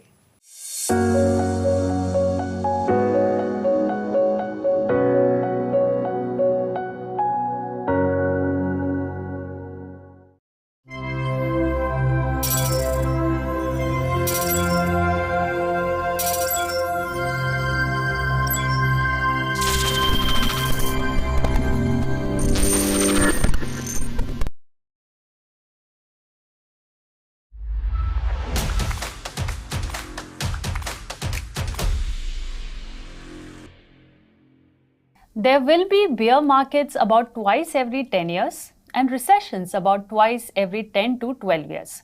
But nobody has been able to predict them reliably. We are facing a bearish market situation at the moment in crypto, and it can turn into a Great Depression. Can we predict? Not really, as nobody can precisely. Three Arrows Capital CEO Zhu Su must have not predicted the current market scenario for sure. Anyways, today we are here in the studio again with the technology expert on blockchain on the show of Crypto Masters. But before that, let me welcome all the viewers of Crypto TV. Here's your host Parvati Nirvan along with the guest Shrishti Asudani from Delhi, who is a blockchain leader and has her expertise in various use cases of blockchain like financial services, supply chain, healthcare and payments. Hello and welcome to our show. Thank you, Parvati. Pleasure to be here. Great. So let's begin with the questions. Yeah, sure. So the first and the foremost, because we know that the Ethereum merge is the hot topic currently in the market. We have been waiting for Ethereum merge for a very, very long time, and we are continuously seeing the delays that are happening, right? So can you actually tell us like the why these delays are happening? Also your understanding about the merge. So Ethereum merge, if we say what is essentially is, so Ethereum is one of the leading blockchain networks, right, as you know, after Bitcoin.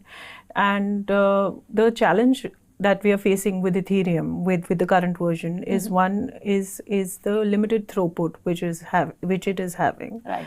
And second, again, is from a sustainability point because of the computational power involved with the proof of work mechanisms. Right. So essentially, this is a move. It's a starting move and a part of a phased move to move into a proof of stake consensus mechanism, where the mining which happens in proof of work would be essentially raised by change to staking with the proof of stake mechanism. Right. Their consensus mechanism. The consensus. They are upgrading that. They're moving to a different consensus mechanism. Right. So what essentially merge is, it's a part of the entire phase of movement of Ethereum mainnet from proof of work to proof of stake. And it's a very small part of it where, so the phase one is like the beacon chain, right, where we are essentially moving from a monolith architecture to a modular architecture. Right. And we are differentiating the execution part and the consensus part of it more from a data availability and a bandwidth standpoint for the network. Right. So last year only we have been hearing from 2021 and we were expecting around January, February this merge to happen. It got delayed and further got delayed, and then we were expecting it right now. Like it's just gonna happen, and again we hear the announcement. So why do you think, I mean, if generally what we hear is there are bug fixing that they require, but why this is taking so much of time? Why these developers are or the community itself are not coming to reach that point where the merge can actually happen? So what we need to understand here, that the volume that we're talking about here is somewhere around 1 million transactions per day, and it's a live network. So we are responsible not only of the transactions, but there is more than $3 billion of transactions happening and value store of value already on the Ethereum network. Right. So a part of the merger would involve maintaining the live network, which is Ethereum mainnet, and of course also the upgradation to the beacon chain, which is there. So that's why, to avoid the technical errors, this is something which is happening in a phased way, and so of course they are moving with a check on the Ropsten, one of the testnets network which is there. But Ethereum, the ETH 2.0 or Serenity, which we call, is focused more on the security aspect, and that's how it's been positioned. So of course the volume and the transactions happening, I think that's the reason why the merge is taking, and there are some delays which are happening. Okay. So anytime soon, what do you think when they actually would come out with the Ethereum merge? I think it's Vitalik and his team would be in a much better position to answer that. But then, of course, with August, I think it was the scheduled is for the merge is August, and for the sharding part, where actually we will see a benefit. But that is also delayed, right? Of course, that has to. I mean, it's also on a delay where it's scheduled to be done on 2023. But yes, of course, we are all waiting. It's a gigantic network actually, so it would be done in some time, and we're all waiting for the benefits of the same. Right.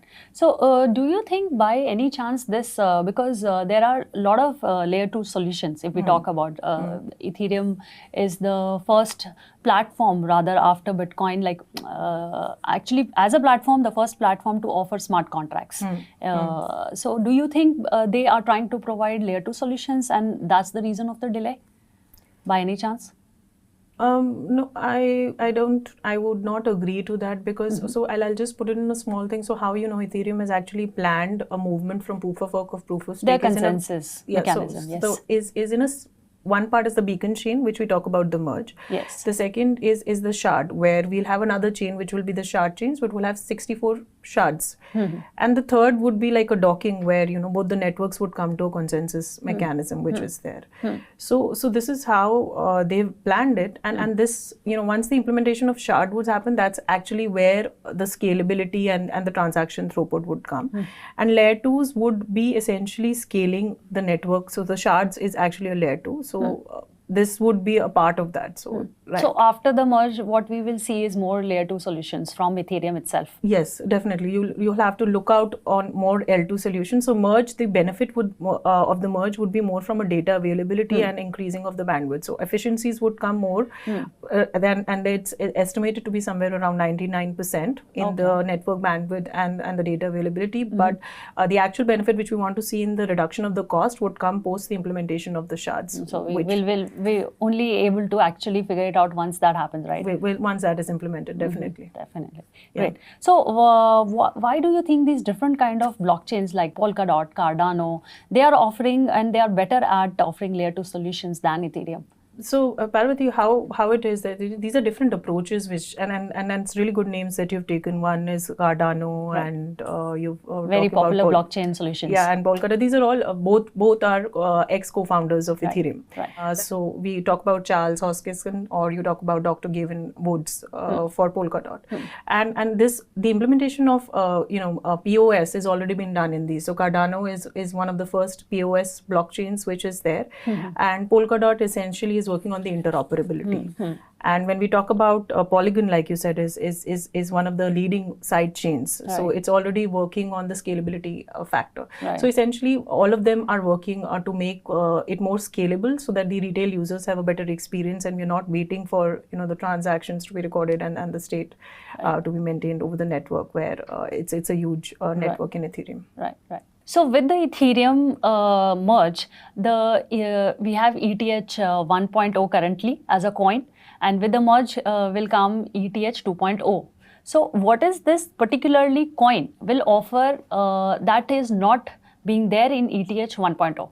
We need to understand between ETH 2.0 and ETH 1.1 what the difference would be is essentially with the way we would handle the transaction throughput. So when we talk about in ETH 1.0, it's somewhere around 15 to 30 transactions per second. Currently. Currently, and there's a promise of nearly 1 lakh transactions per second with the Ethereum scaling to POS consensus, but then again that would come again in a phase manner. So what that yes, definitely. So what that means, the increased number of transactions means a more adoption of the Ethereum network, which means more utilization of the tokens.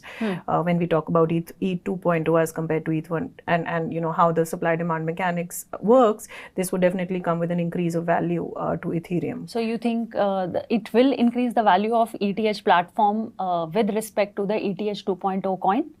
Yes, essentially it would mean that only, because if we are having a promise of say 1 lakh transactions per second, where we'll have a scalable network where more DApps would be working, and with the kind of work which is happening on the layer 2s, this would definitely mean that there would be an increasing promise of value for the native token E2.0. But this is the promise that is coming from Ethereum sides or Vitalik Buterin, if we say. Well, what are your views? What do you think they are able to achieve 1 lakh transaction per second?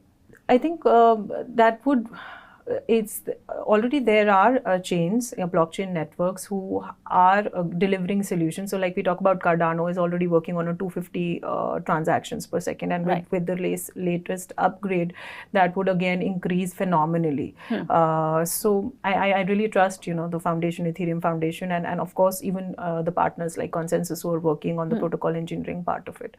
And there's a lot of good work which is being done. So I think there's a lot of good scientific research and mathematical proofs when they say that they will be able to scale to such large transactions. So you believe that, right? Yes, I do.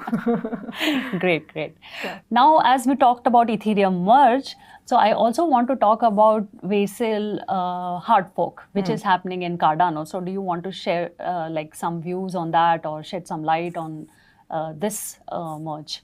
So like we spoke, like with Cardano, like the founder is focused more, you know, on the scalability part and making it more decentralization, and they are working in a completely different way. They started with the POS mechanism, and with the latest hard fork, which is Vasil hard fork, they're done. That's very good enhancements which are happening. One is of course the cost of the transactions would decrease.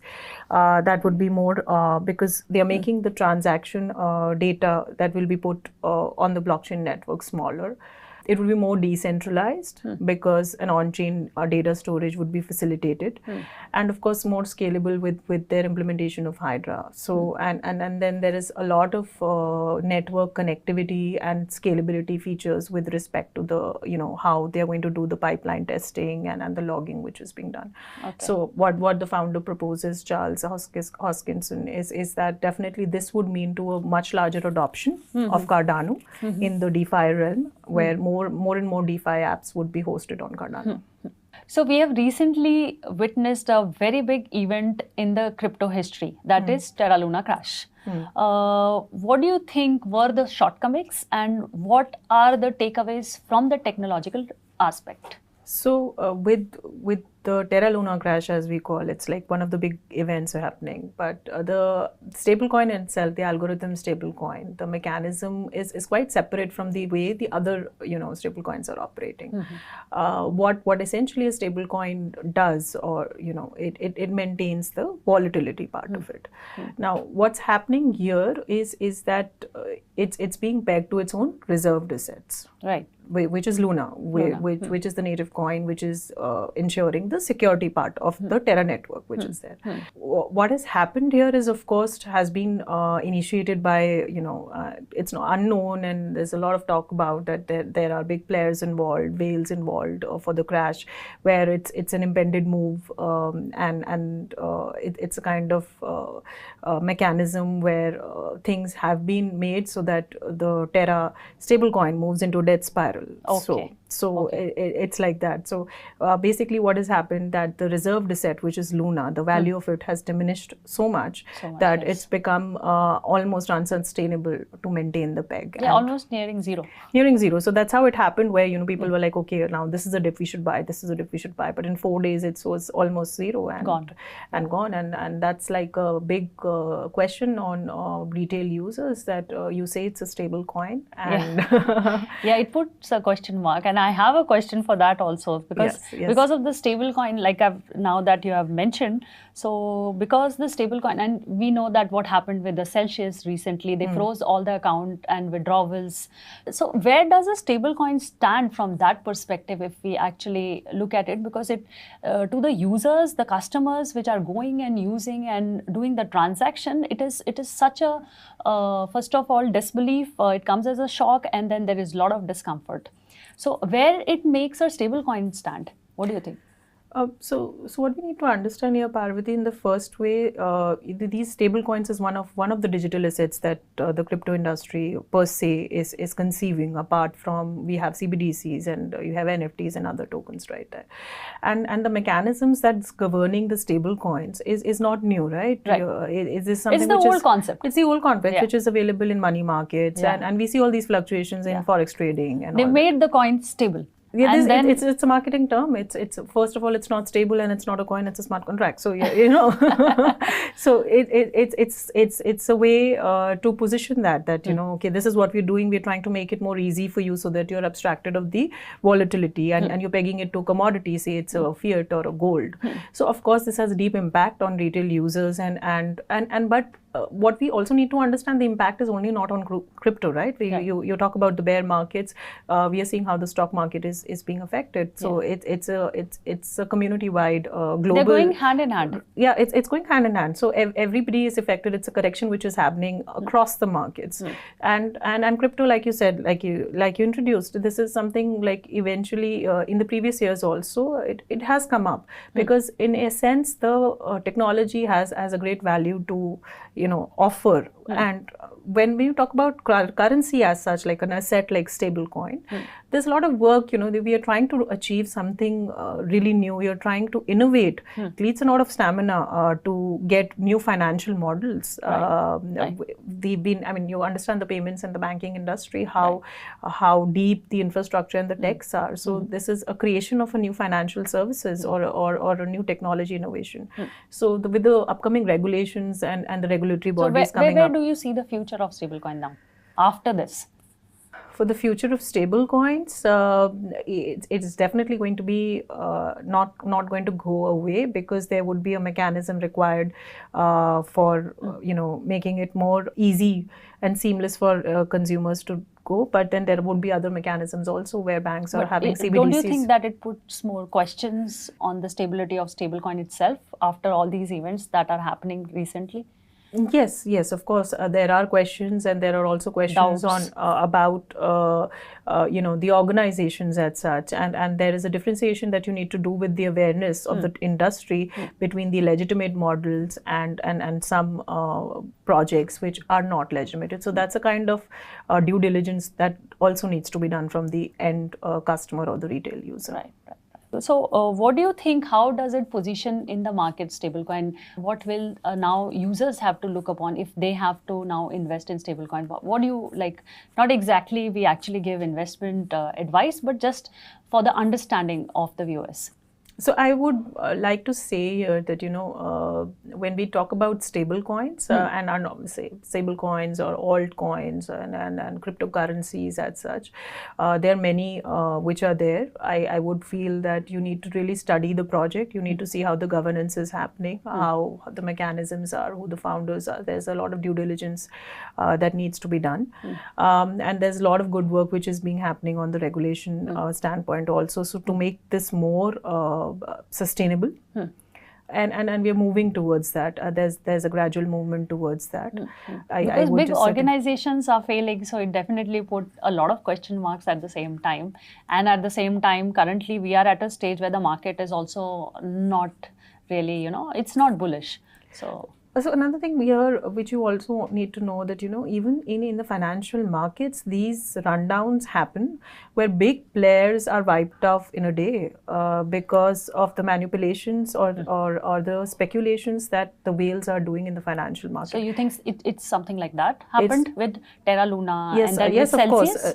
Celsius is completely different. They have gone for an insolvency, and what kind of insolvency, I have not gone deep into that. But when you talk about Terra, absolutely, it's a manipulation, it's a speculation which is happening by the big whales, and this is something which already happens in the other markets. It's just that it's not transparent.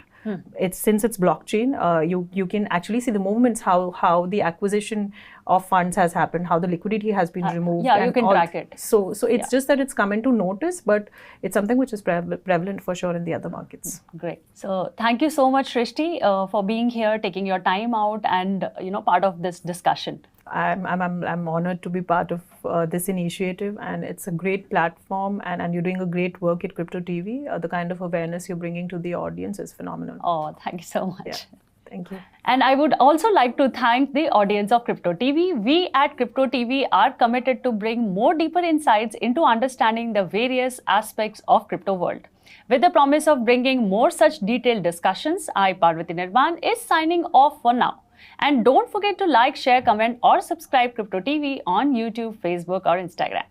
Thank you so much and bye-bye.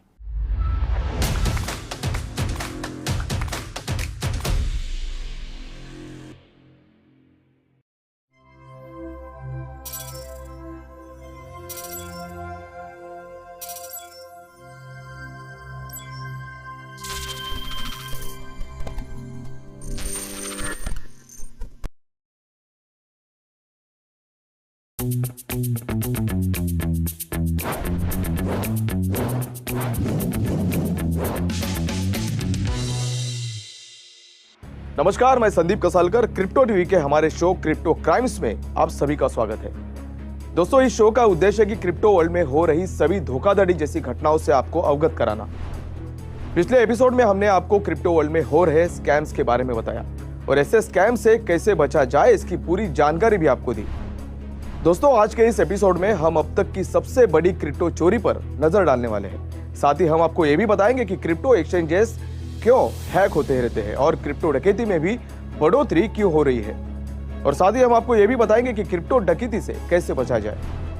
तो दोस्तों, पहले जानते हैं कि crypto के इतिहास में हुई सबसे बड़ी क्रिप्टो करेंसी की डकैती के बारे में। इन सभी डकैती में से MT Gox, Bitgrail, Coincheck, KuCoin, Pancake Bunny, Poly Network, Cream Finance, Badger DAO, Vulcan Forge और बिटमार जो अब तक की सबसे बड़ी क्रिप्टो डकैती है। तो सबसे पहले बात करते हैं एमटीगॉक्स के बारे में। एमटीगॉक्स सबसे पहला बड़े पैमाने पर हुआ एक्सचेंज हैक था और ये अब तक एक एक्सचेंज से मोस्ट सिग्निफिकेंट बिटकॉइन यानी बीटीसी डकैती बनी हुई है। वही दूसरी ओर एमटीगॉक्स रॉबरी ये एक बार की घटना नहीं थी, बल्कि इस साइट ने 2011 से फरवरी 2014 तक कैश को लीक किया था। हैकर्स ने कुछ वर्षों में एक्सचेंज से 100,000 बीटीसी और इसके कंज्यूमर से 750,000 बीटीसी चुरा लिए थे। उस समय इन बिटकॉइन चोरी की वैल्यू करीब $470 मिलियन थी, लेकिन अब देखा जाए तो यह अमाउंट लगभग 10 गुना बढ़ गया है। इस चोरी के तुरंत बाद एमटीगॉक्स लिक्विडेशंस में चला गया, जिसमें लिक्विडेटर्स ने चोरी किए गए बीटीसी के लगभग $200,000 की वसूली की। अब बात करते हैं दूसरा एक्सचेंज हैक जिसका नाम है बिटग्रेल। दोस्तों, बिटग्रेल एक छोटा इटालियन एक्सचेंज था जो नैनो यानी एक्सेनो जैसे डाउटफुल क्रिप्टो में ट्रेड करता था। इस एक्सचेंज को फरवरी 2018 में हैक कर लिया गया था, जिसमें एक्सेनो की कीमत कुछ सेंट से बढ़कर $33 हो गई थी। नैनो वॉलेट से अराउंड $150 मिलियन वैल्यू के 17 मिलियन कॉइन्स की चोरी हुई थी। कई यूजर्स ने अटैक से पहले एक्सचेंज को लेकर अपना फ्रस्ट्रेशन एक्सप्रेस करना शुरू कर दिया था। जांच के अनुसार कॉइन्स को कोल्ड नॉट हॉट वॉलेट से चुराया गया था। इस बारे में पिछले 3 वर्षों में जांच जारी रही। फिर इटालियन अथॉरिटीज ने इस अटैक्स के पीछे बिटग्रेल के ओनर का हाथ होने का आरोप लगाया। दोस्तों, अब तीसरा एक्सचेंज हैक है Coincheck. Japan based Coincheck से जनवरी 2018 में $530 मिलियन वैल्यू के एनियम एक्सियम टोकन चोरी हो गए थे। हैकर्स ने इस फैक्ट का फायदा उठाया था कि करेंसी को हॉट वॉलेट में रखा गया था, जिसका मतलब है कि वॉलेट सर्वर से कनेक्टेड था और प्रॉपर सिक्योरिटी के अभाव के कारण हैकर फंड्स की चोरी करने में कामयाब हो गया था। जब चुराए गए कॉइन्स की पहचान की गई और उसे एनियम डेवलपर्स द्वारा मार्क किया गया। हालांकि अनुमान लगाया गया था कि ये पैसे डार्क मार्केट्स में अवेलेबल थे। अब तक जापान के इस हैकर की आइडेंटिटी एक मिस्ट्री बनी हुई है। अगर बात करें क्यूकॉइन एक्सचेंज हैक के बारे में, तो क्यूकॉइन ने सितंबर 2020 में घोषणा की थी कि हैकर्स ने प्राइवेट कीज में Ethereum, BTC, Litecoin, Ripple, Stellar Lumens, Tron और टीदर निकालने से पहले उनके हॉट वॉलेट की प्राइवेट कीज प्राप्त कर ली थी। दोस्तों, अब बात करते हैं पैनकेक बनी की। तो ये हैक अटैक मई 2020 में हुआ। एक फ्लैश लोन अटैक था जिसमें हैकर्स ने प्लेटफॉर्म से $200 मिलियन की चोरी की थी, जिसे क्रिप्टो करेंसी चोरी के अधिक गंभीर मामलों में से एक माना जाता है। अटैक को अंजाम देने के लिए हैकर ने इसकी कीमत में हेरफेर करने और इसे पैनकेक बनीज के बनी या बीएनबी बाजार में बेचने से पहले बड़ी मात्रा में बाइनेंस कॉइन यानी बीएनबी को लोन दिया था। इसने हैकर को एक फ्लैश लोन के माध्यम से बड़ी संख्या में बनी ऑब्टेन करने को अलाउ किया था और कीमत कम करने के लिए सभी बनीज को मार्केट में डंप कर दिया और फिर पैनकेक स्वैप का उपयोग करके बीएनबी को रिपे किया। इतने बड़े हैक के बाद हैकर्स ने फिर से क्यू कॉइन को अपना निशाना बनाया और 25 सितंबर 2021 को $285 मिलियन की धोखाधड़ी की। हालांकि एक्सचेंज ने बाद में चोरी हुए अमाउंट में से $240 मिलियन वापस जुटा लिए थे। अगर बात करें पॉली नेटवर्क नाम के अटैक के बारे में तो अगस्त 2021 में एक हैकर ने पॉली नेटवर्क के इंफ्रास्ट्रक्चर में वल्नरेबिलिटी का फायदा उठाया और कुल $600 मिलियन से अधिक के फंड को चुरा लिया। इस अटैक में एक ट्विस्ट देखने मिला कि हैकर ने प्लेटफॉर्म को अप्रोच किया और इश्यूअर्स द्वारा जमा किए गए टीदर में $33 मिलियन को छोड़कर अधिकांश फंड्स वापस करने के लिए वो सहमत हो गया। पॉली नेटवर्क के अनुसार चोरी हुए एसेट्स का $200 मिलियन एक खाते में बंद कर दिया था, जिसे हैकर के पासवर्ड की आवश्यकता थी। शुरुआत में हैकर ने हैक की गई क्रिप्टो को सौंपने से इनकार कर दिया था। आपको बता दें कि पॉली नेटवर्क ने उन्हें सिस्टम फ्लॉ की खोज के लिए $500,000 का इनाम दिया और यहां तक कि उन्हें नौकरी की पेशकश भी की। फिर उसके बाद पॉली नेटवर्क ने खुलासा किया कि प्राइवेट की उन्हें मिस्टर व्हाइट हैट द्वारा सौंपी गई थी। दोस्तों अब बात करते हैं क्रीम फाइनेंस अटैक के बारे में। तो इस हैक में अक्टूबर 2021 में हैकर्स ने $130 मिलियन की चोरी की थी और आपको बता दें कि यह क्रीम फाइनेंस का साल का तीसरा बड़ा हमला था। हैकर्स ने क्रीम फाइनेंस से फरवरी 2021 में $37 मिलियन और अगस्त 2021 में $19 मिलियन चुराए थे। हालिया हमले में हैकर्स ने डिफाई प्लेटफॉर्म के फ्लैश लेंडिंग सिस्टम में एक फ्लॉ समझने वाली चीजों का इस्तेमाल किया। इथेरियम नेटवर्क पर वे क्रीम फाइनेंस के सभी टोकन और असेट्स लेने में सक्षम थे, जिसकी कुल वैल्यू $130 मिलियन थी। वही अगर बात करें बैजर डाओ अटैक के बारे में तो दिसंबर 2021 में एक हैकर ने डिफाई नेटवर्क बैजर डाओ पर कई क्रिप्टो करेंसी वॉलेट से असेट्स चुराने में सफलता प्राप्त की थी। माना जाता है कि यह प्रॉब्लम नवंबर 10 को शुरू हुई, जब एक मैलिशियस स्क्रिप्ट को वेबसाइट के यूजर इंटरफेस में इंजेक्ट किया गया था। हो सकता है कि इस अटैक में स्क्रिप्ट के सक्रिय होने के दौरान यूजर्स के ट्रांजैक्शंस को इंटरसेप्ट किया गया हो। उस समय अटैकर ने लगभग $50 मिलियन मूल्य के 896 BTC चुरा लिए थे। वोल्कैन फोर्ज नाम के अटैक के बारे में बात करें तो दिसंबर 2021 में हैकर्स ने ब्लॉकचेन गेमिंग स्टार्टअप वोल्कैन फोर्ज से $130 मिलियन की चोरी की थी। उन्होंने 4.5 मिलियन के PYR टोकन निकालने से पहले 96 अलग अलग वॉलेट की प्राइवेट कीज चुरा ली थी। दोस्तों अब बात करते हैं सबसे आखिरी अटैक के बारे में, जिसका नाम है बिटमार्ट। दोस्तों दिसंबर 2021 में बिटमार्ट के हॉट वॉलेट को हैक करने के परिणाम स्वरूप लगभग $200 मिलियन की चोरी हुई थी। सबसे पहले यह सोचा गया था कि इथेरियम ब्लॉकचेन के माध्यम से $100 मिलियन की चोरी की गई थी, लेकिन एडिशनल रिसर्च में पाया गया कि बाइनांस स्मार्ट चेन ब्लॉकचेन के माध्यम से और $96 मिलियन चोरी हो गए थे। आपको बता दें कि इसमें 20 से अधिक टोकन्स लिए गए, जिनमें BSC USD, Binance coin, BNB पे और सेफ मून जैसे ऑल्ट कॉइन्स के साथ साथ पर्याप्त मात्रा में मून शॉट, फ्लोकी इनू और बेबी डॉज भी शामिल है। तो दोस्तों अब तक हमने क्रिप्टो करेंसी के इतिहास में हुए सबसे बड़े घोटाले के बारे में जाना। अब हम बात करेंगे कि इस तरह के क्रिप्टो करेंसी घोटाले से कैसे बचा जाए। तो दोस्तों अपने क्रिप्टो इन्वेस्टमेंट को सुरक्षित रखने के लिए बेस्ट तरीकों में से एक तरीका है पहले अपने वॉलेट को सुरक्षित करना और मार्केट में प्रोजेक्ट्स के बारे में अपना खुद का रिसर्च करना। किसी की कही गई बात पर विश्वास न करें, इसके बजाय इन्वेस्टमेंट के बारे में किए गए हर एक क्लेम्स के बारे में बारीकी से जांच करें। खासकर उनके बारे में जांच करें कि जो छोटी अवधि में भारी रिटर्न का वादा करते हैं। इसके अलावा किसी ऐसे व्यक्ति पर भरोसा न करें जो आपसे व्यक्तिगत रूप से संपर्क करता है, चाहे वो सरकारी अधिकारी हो, पब्लिक पर्सनालिटी हो या कोई स्ट्रेंजर हो। और हाँ, कोई आपसे बिटकॉइन पेमेंट्स मांगता हो या आपको इन्वेस्टमेंट अपॉर्चुनिटी ऑफर्स करता हो। जब भी संभव हो अपने क्रिप्टो करेंसी वॉलेट और एक्सचेंज पर 2 फैक्टर ऑथेंटिकेशन को हमेशा इनेबल करें। इसके अलावा किसी को भी अपने क्रिप्टो वॉलेट की प्राइवेट की या सीड फ्रेज न दें और उस इंफॉर्मेशन को आप याद से कोल्ड वॉलेट में ऑफलाइन जरूर रखें। साथ ही वेबसाइट्स के URL को 2 या 3 बार जरूर जांच लें। अगर उदाहरण के तौर पर देखा जाए तो स्कैमर्स फिशिंग स्कैम की कोशिश करते समय एक वैलिड साइट की यूआरएल को रेप्लिकेट कर सकते हैं, जिसमें कई पर लेटर्स और नंबर्स भी आपको बदले हुए दिखाई दे सकते हैं, जैसे कि 1 के लिए I हो सकता है या O अक्षर के लिए 0 हो सकते हैं। इसके अलावा आपको कभी ऐसे भी ऑफर की जा सकती है जिसमें आपको अपफ्रंट कॉस्ट भरने के लिए बोला जा सकता है। तो दोस्तों, इस तरह की ऑफर्स को तुरंत रिजेक्ट कर दीजिए। आज के एपिसोड में क्रिप्टो वर्ल्ड के इतिहास में हुए सबसे बड़ी स्कैमिंग के बारे में हमने जाना, साथ ही हम इससे कैसे बचे ये भी हमने जाना।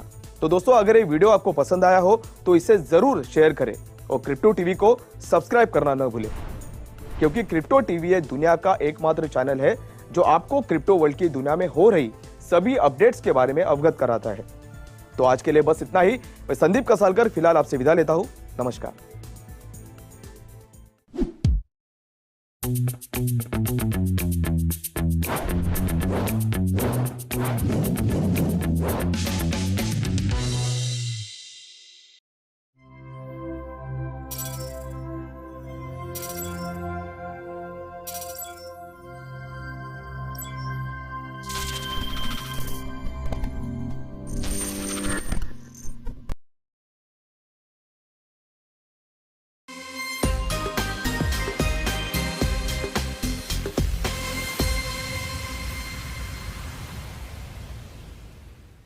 तुम्हाला रईस चित्रपटाचा शाहरुख खानचा फेमस डायलॉग हा माहितच असेल, हम ही जान कहती थी कोई धंदा छोटा नहीं होता और धंदे से बड़ा कोई धर्म नहीं होता।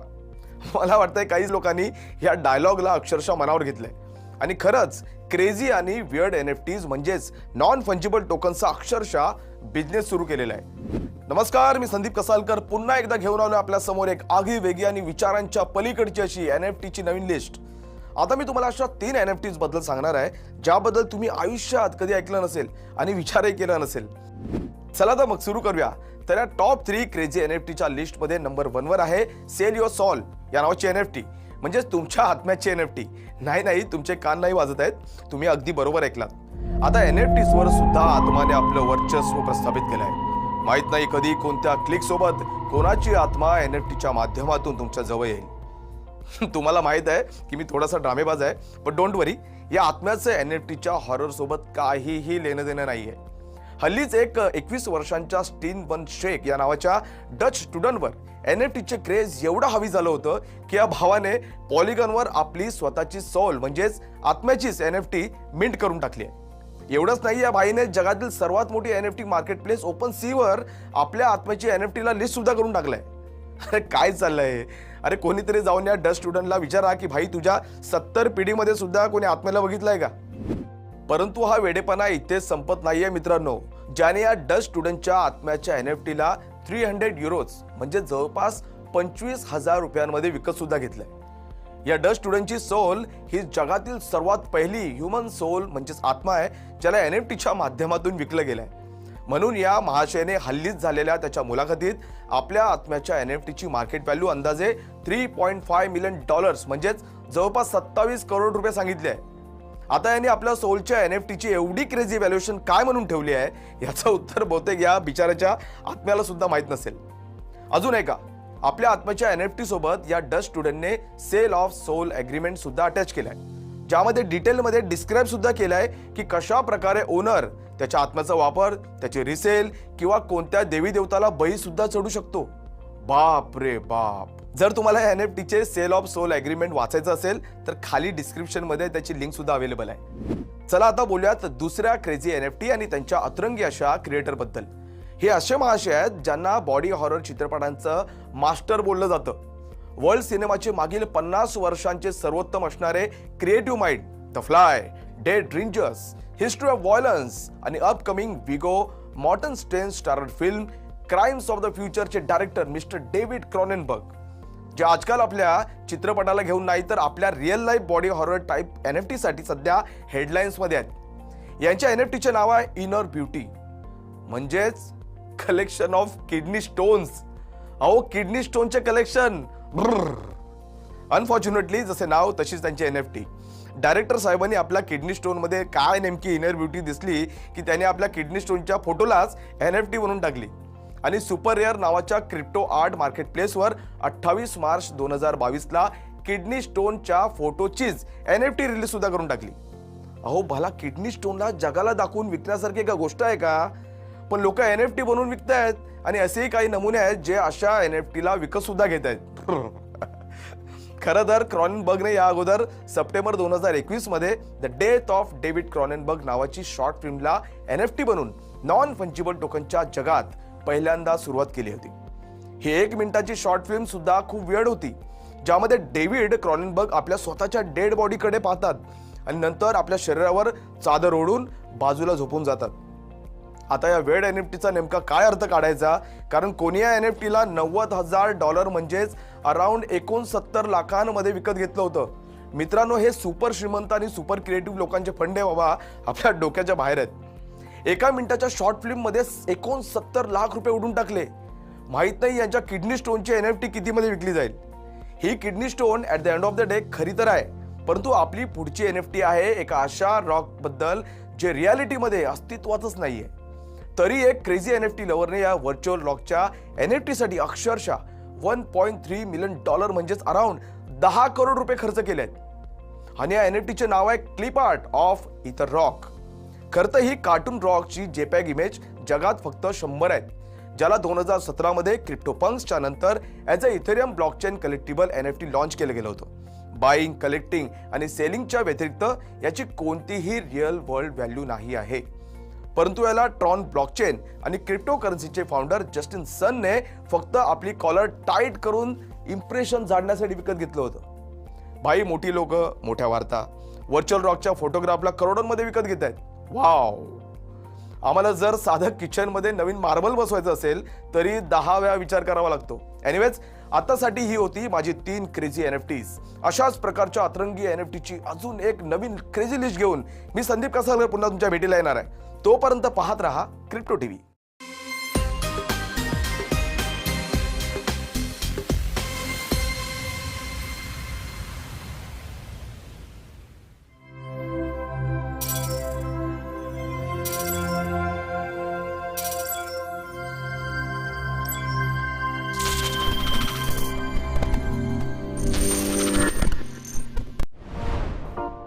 Cryptocurrency market is under broader stress as investors shun riskier assets such as stocks and cryptocurrencies amid an uncertain economic environment. We have invited a special guest, Mr. Raj Kapoor. Every investment has a summer and a winter and an autumn and a spring. Miners have sold 9,500, institutions are selling, but let's look at the other side. If they are selling, somebody is buying.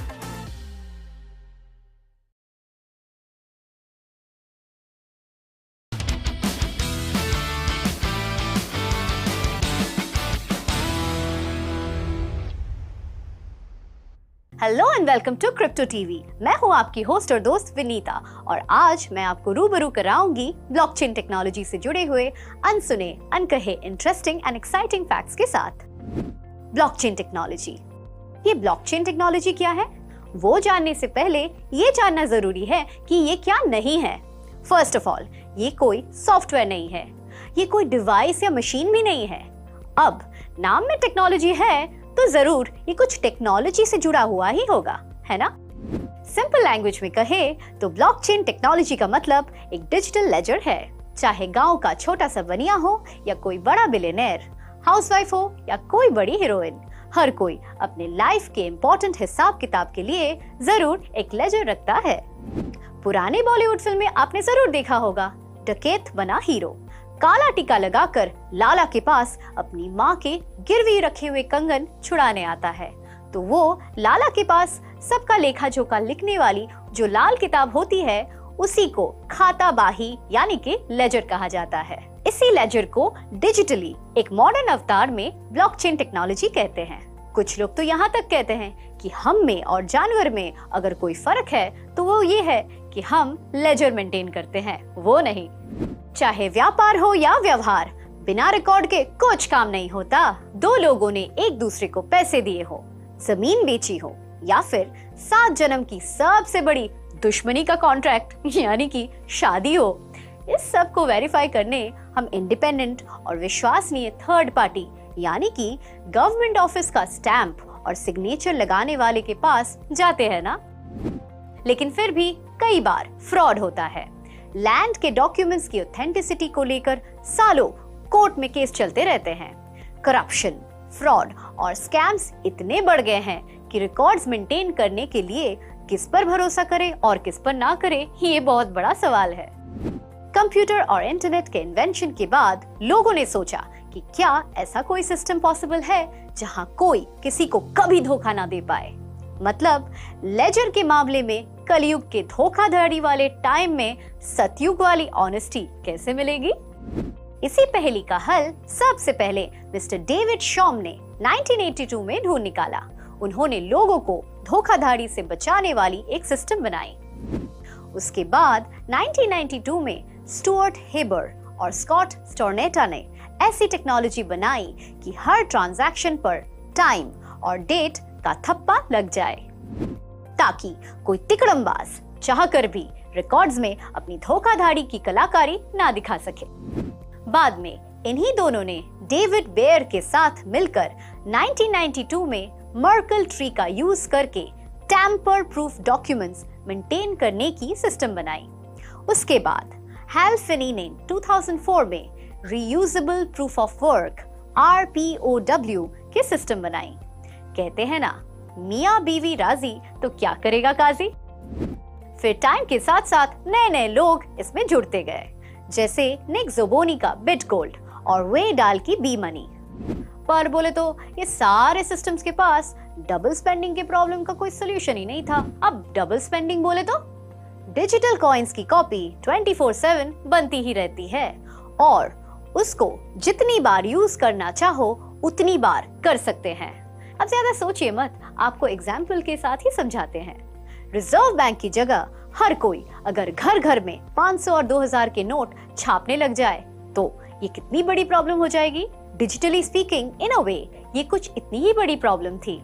Finally 2008 में Satoshi Nakamoto ने Bitcoin a peer to peer electronic cash system नाम का एक 9 पन्नों का document बनाया, जिसमें उन्होंने चॉम से जालसाजी से सुरक्षित करने वाला सिस्टम, स्टोरनेटा हेबर से टाइम स्टैंपिंग वाला सिस्टम, स्टोरनेटा हेबर बेयर का मर्कल ट्री वाला सिस्टम और फिने की RPO वाले सिस्टम को मिलाकर एक ऐसा धांसू और टनाटन सिस्टम बनाया जिससे दुनिया भर में लोग ब्लॉकचेन टेक्नोलॉजी के नाम से जानने लगे।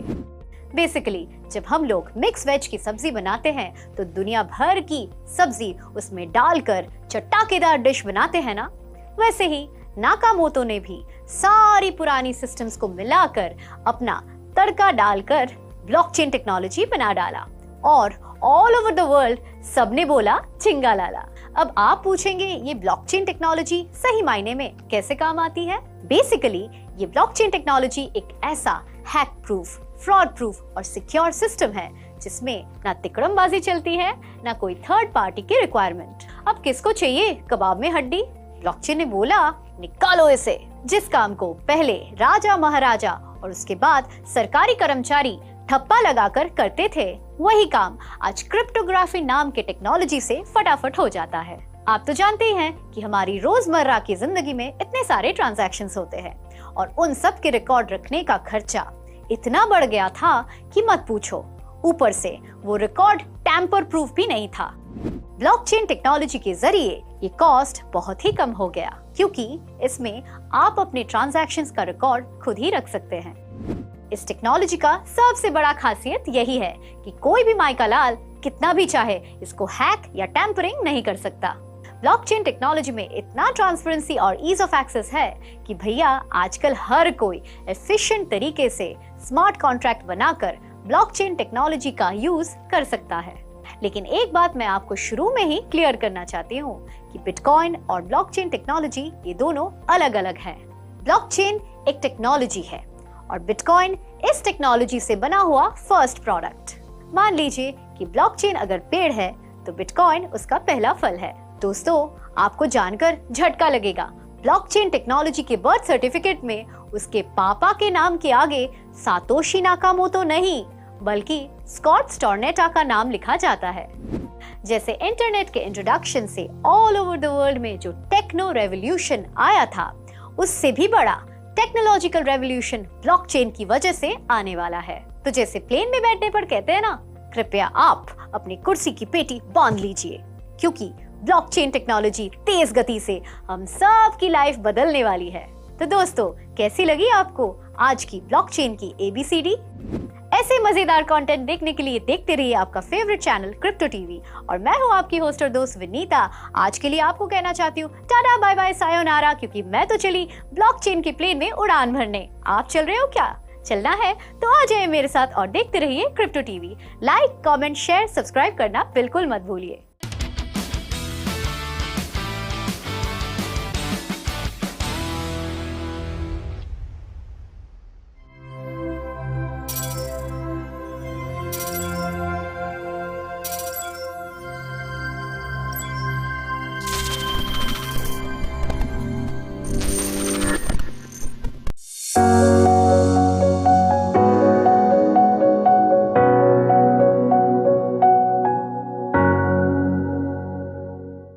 हाय गाईज, मी वैभवी सावंत स्वागत करते तुमचं क्रिप्टो टीव्ही मध्ये।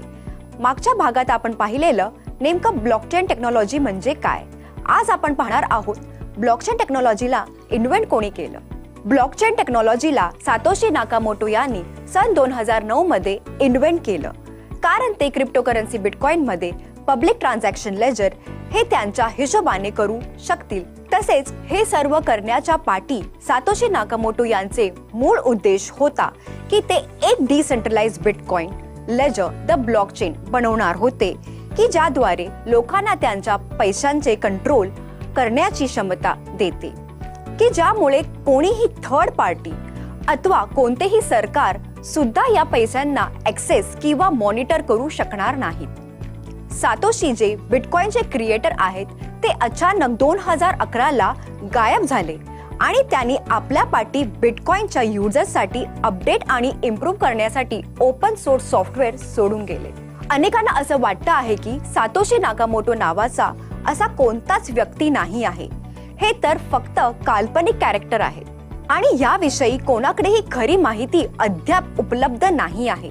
बिटकॉइनसाठी ब्लॉकचेनची इन्व्हेन्शन एक अशी प्रथम डिजिटल करन्सी आहे की जी ट्रस्टेड सेंट्रल ऑथॉरिटी किंवा सेंट्रल सर्व्हर्सच्या मदतीशिवाय डबल स्पेंडिंग प्रॉब्लेमला सॉल्व्ह करू शकते। यासाठी ही ब्लॉकचेन टेक्नॉलॉजी दुसऱ्या अनेक ऍप्लिकेशनसाठी इन्स्पिरेशन सुद्धा राहिली आहे। आपल्याला ब्लॉकचेन विषयी का माहिती असली पाहिजे? याचे 3 मुख्य कारण आहेत की का आपल्याला ब्लॉकचेन विषयी जाणून घेतले पाहिजे।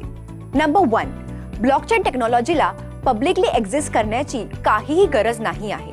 हे प्रायव्हेटली सुद्धा एक्झिस्ट करता येतं, जेथे नोड्स केवळ कोणत्या एका प्रायव्हेट नेटवर्कवर सिम्पली पॉइंट्स असतात आणि ब्लॉकचेन एक डिस्ट्रीब्युटेड लेजर नुसार काम करते।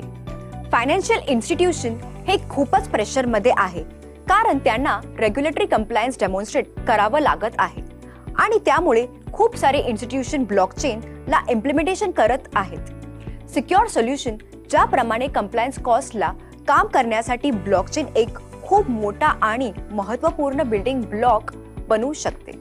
नंबर 2, ब्लॉकचेन टेक्नॉलॉजीची ओळख फायनान्स पेक्षाही जास्त आहे। याला कोणत्याही मल्टी स्टेप ट्रान्झॅक्शन जेथे ट्रेसेबिलिटी आणि विजिबिलिटीची गरज आहे तेथे ह्याला अप्लाय करता येऊ शकतं। सप्लाय चेन एक असं नोटेबल केस आहे जेथे ब्लॉकचेनचा वापर लेव्हरेजला मॅनेज करण्यासाठी आणि साइन कॉन्ट्रॅक्ट्स आणि प्रोडक्ट प्रोव्हिनन्सला ऑडिट करण्यासाठी करता येऊ शकतं। यासोबतच याचा वापर वोटेशन प्लॅटफॉर्म मध्ये सुद्धा टायटल्स आणि डीड मॅनेजमेंट साठी करता येऊ शकतं। जसजसे डिजिटल आणि फिजिकल वर्ल्ड्स कॉन्व्हर्ज होत आहेत तसतसे ब्लॉकचेनची प्रॅक्टिकल ऍप्लिकेशन पण हळूहळू वाढत आहे। नंबर 3, ब्लॉकचेनची एक्सपोनेन्शियल आणि डिस्क्रिप्टिव्ह ग्रोथ तेव्हा येऊ शकते जेव्हा पब्लिक आणि प्रायव्हेट ब्लॉकचेन्स एक साथ कॉन्व्हर्ज करेल। एक सिक्युअर, ऑडिटेबल आणि व्हर्च्युअल वेव्ह मध्ये येण्यासाठी एक असा इकोसिस्टम मध्ये जेथे फर्म्स, कस्टमर्स आणि सप्लायर्स एकत्र मिळून कोलॅबरेट करू शकतात। तर आपण पाहणार आहोत ब्लॉकचेन हे किती सुरक्षित आहे। तसं पाहिलं तर इंटरनेटवर कोणतीही गोष्ट ही सुरक्षित नाही आहे, पण जर का आपण ब्लॉकचेन टेक्नॉलॉजी विषयी म्हटलं तर इतर टेक्नॉलॉजीच्या तुलनेने खूप जास्त पटीनेही अनहॅकेबल आहे. ब्लॉकचेन मध्ये कोणताही ट्रान्झॅक्शन करण्यासाठी संपूर्ण नेटवर्कचा सर्व नोड्सला ॲग्री करावं लागेल, तेव्हा कुठेतरी जाऊन ट्रान्झॅक्शन व्हॅलिड होईल.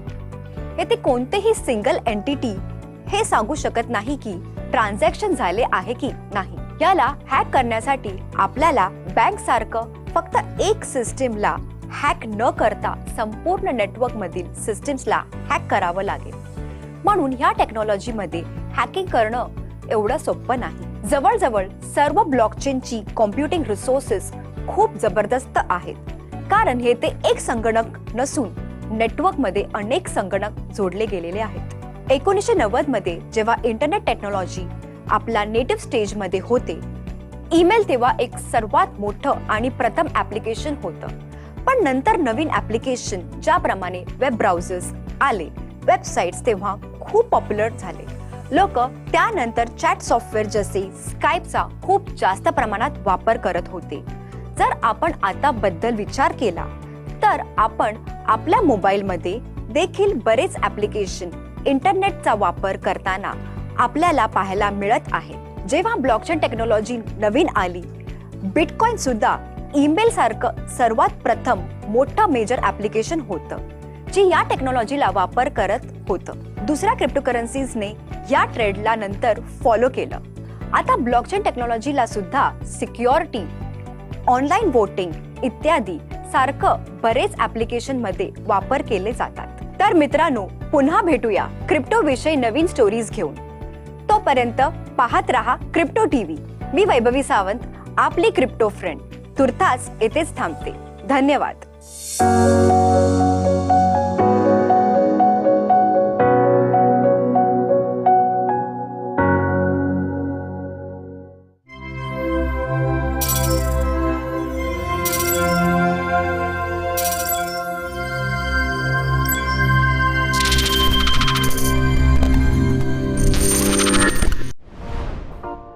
Cryptocurrency market is under broader stress as investors shun riskier assets such as stocks and cryptocurrencies amid an uncertain economic environment. We have invited a special guest, Mr. Raj Kapoor. Every investment has a summer and a winter and an autumn and a spring. Miners have sold 9,500, institutions are selling, but let's look at the other side. If they are selling, somebody is buying.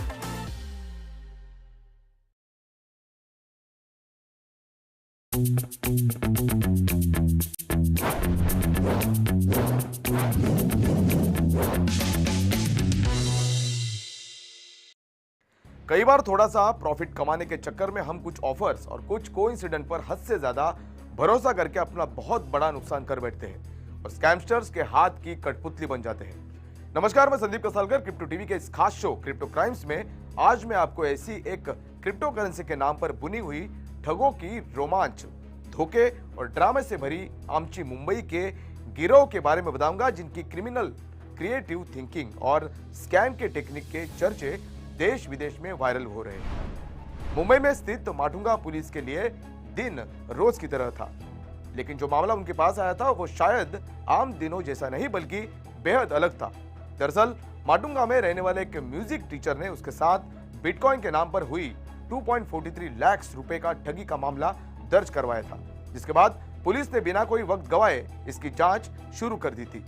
हालांकि इसे सुलझाना इतना आसान नहीं था, लेकिन कहते हैं ना, जहां चाह होती है वही राह होती है। और वो दिन भी आ गया जब पुलिस ने कई महीनों की मेहनत के बाद मोहम्मद जाबिर नाम के 31 वर्षीय शख्स को धर दबोचा। बता दें कि मोहम्मद जाबिर वही ठग था जो लोगों को बिटकॉइन में इन्वेस्टमेंट करने के नाम पर लाखों के ही नहीं बल्कि करोड़ों का चुना लगा रहा था। पुलिस की जांच जैसे जैसे आगे बढ़ने लगी, वैसे वैसे परत दर परत इस धोखाधड़ी से जुड़े सभी राज सामने आने लगे। पुलिस को छानबीन से पता चला कि बिटकॉइन के नाम से एक गिरोह लोगों को ठग रहा था और इस तरह से उन्होंने एक दो नहीं बल्कि कुल 250 से भी ज्यादा लोगों को अपना शिकार बनाते हुए 200 करोड़ की ठगी को अंजाम दिया था। इस तरह से पैसों के हेरफेर को अंजाम देने के लिए गिरोह ने अलग अलग बैंकों में 11 अकाउंट खुलवाए थे। अब आप सोच रहे होंगे कि आखिर किस तरह से ठगों का यह गिरोह लोगों को अपना निशाना बनाता था। तो पुलिस ने अपनी जांच में यह पाया कि गिरोह में शामिल जाबिर हर बार करीब 1 करोड़ मैसेज की लिमिट वाला बल्क एसएमएस सर्विस खरीदता था। इसकी मदद से वो एक साथ लाखों लोगों को मैसेज कर आकर्षक रिटर्न के वादे के साथ लोगों को अपने ऐप आरोहस और एग्रो पीआरओ के जरिए बिटकॉइन में इन्वेस्ट करने के लिए कहता था। दरअसल ये गिरोह पहले लोगों को एक मैसेज भेजता था। मैसेज में बताया जाता था कि अगर आप बिटकॉइन में इन्वेस्ट करेंगे तो 200% तक का मुनाफा कमा पाएंगे। इसके लिए ये मैसेज के साथ एक ऐप लिंक भी भेजते थे। इसके बाद एक व्हाट्सएप ग्रुप के जरिए अनसस्पेक्टिंग इन्वेस्टर्स को जोड़ा जाता था। इन्वेस्टर्स का कॉन्फिडेंस बढ़ाने के लिए वो खुद लोगों को पोर्टफोलियो मैनिपुलेट करके कम इन्वेस्टमेंट में ज्यादा प्रॉफिट दिखाता था। और एक पॉइंट पर जब गैंग को लगे कि कलेक्टिवली बड़ा अमाउंट आ जाता है तो ऑल ऑफ सडन इस एप्लीकेशन को हमेशा के लिए डिलीट कर देते थे। कुछ दिन शांत रहने के बाद एक गैंग फिर नए नाम वाली सिमिलर एप्लीकेशन बनाकर उसकी लिंक बल्क एसएमएस से शेयर करके बेचारे मिडिल क्लास इनोसेंट लोगों को टारगेट करती थी। इस एसएमएस कम क्रिप्टो स्कैम की चेन शायद और भी लंबी चलती, लेकिन ऐन मौके पर माटुंगा पुलिस ने विक्टिम्स के बैंक अकाउंट्स के थ्रू डिडक्ट हुए मनी को फॉलो करके इस पूरे गैंग को अरेस्ट कर लिया है। इस पूरे मामले पर बात करते हुए माटुंगा पुलिस के वरिष्ठ पुलिस निरीक्षक दीपक चौहान ने बताया कि बैंक खातों में से एक के स्टेटमेंट से पता चलता है कि उसने अक्टूबर और फरवरी के बीच बिटकॉइन में इन्वेस्ट करने के लिए लोगों को धोखा देकर 200 करोड़ रुपए कमाए। जांच में यह भी पता चला कि यह गैंग जुलाई 2021 से सक्रिय था। होपफुली लीगल प्रोसीडिंग्स के बाद विक्टिम को उनके पैसे मिल जाएंगे। अब जो मैं आपको बताने जा रहा हूं, आप उसे ध्यान से समझिए और सतर्क हो जाइए। अगर आपको बिटकॉइन माइनिंग के नाम पर किसी भी तरह का कॉल आता है तो सावधान हो जाइए, क्योंकि हो सकता है कि आप किसी ठग का शिकार बनने जा रहे हैं। इस तरह से कभी भी इन्वेस्ट करने से पहले कंपनी से लेकर एक्सचेंज के रूप में खुद को पेश करने वाले किसी भी शख्स की पूरी तरह से जांच किए बिना कभी भी अपनी मेहनत की कमाई को इन स्कैमस्टर्स को देने से बचिए। सिर्फ कॉल से नहीं, लेकिन व्हाट्सएप, टेक्स्ट मैसेज या मेल से आने वाली किसी भी प्रकार की क्विक प्रॉफिट स्कीम से आप जितना दूर रहेंगे, आप फाइनेंशियली उतने ही सेफ रहेंगे। ऐसे में हाल के लिए बस इतना ही। ऐसे ही स्कैम और स्कैमर्स की क्राइम कुंडली से जुड़ी खबरों के साथ मैं संदीप कसालकर आपसे फिर मिलूंगा। तब तक के लिए keep watching crypto TV.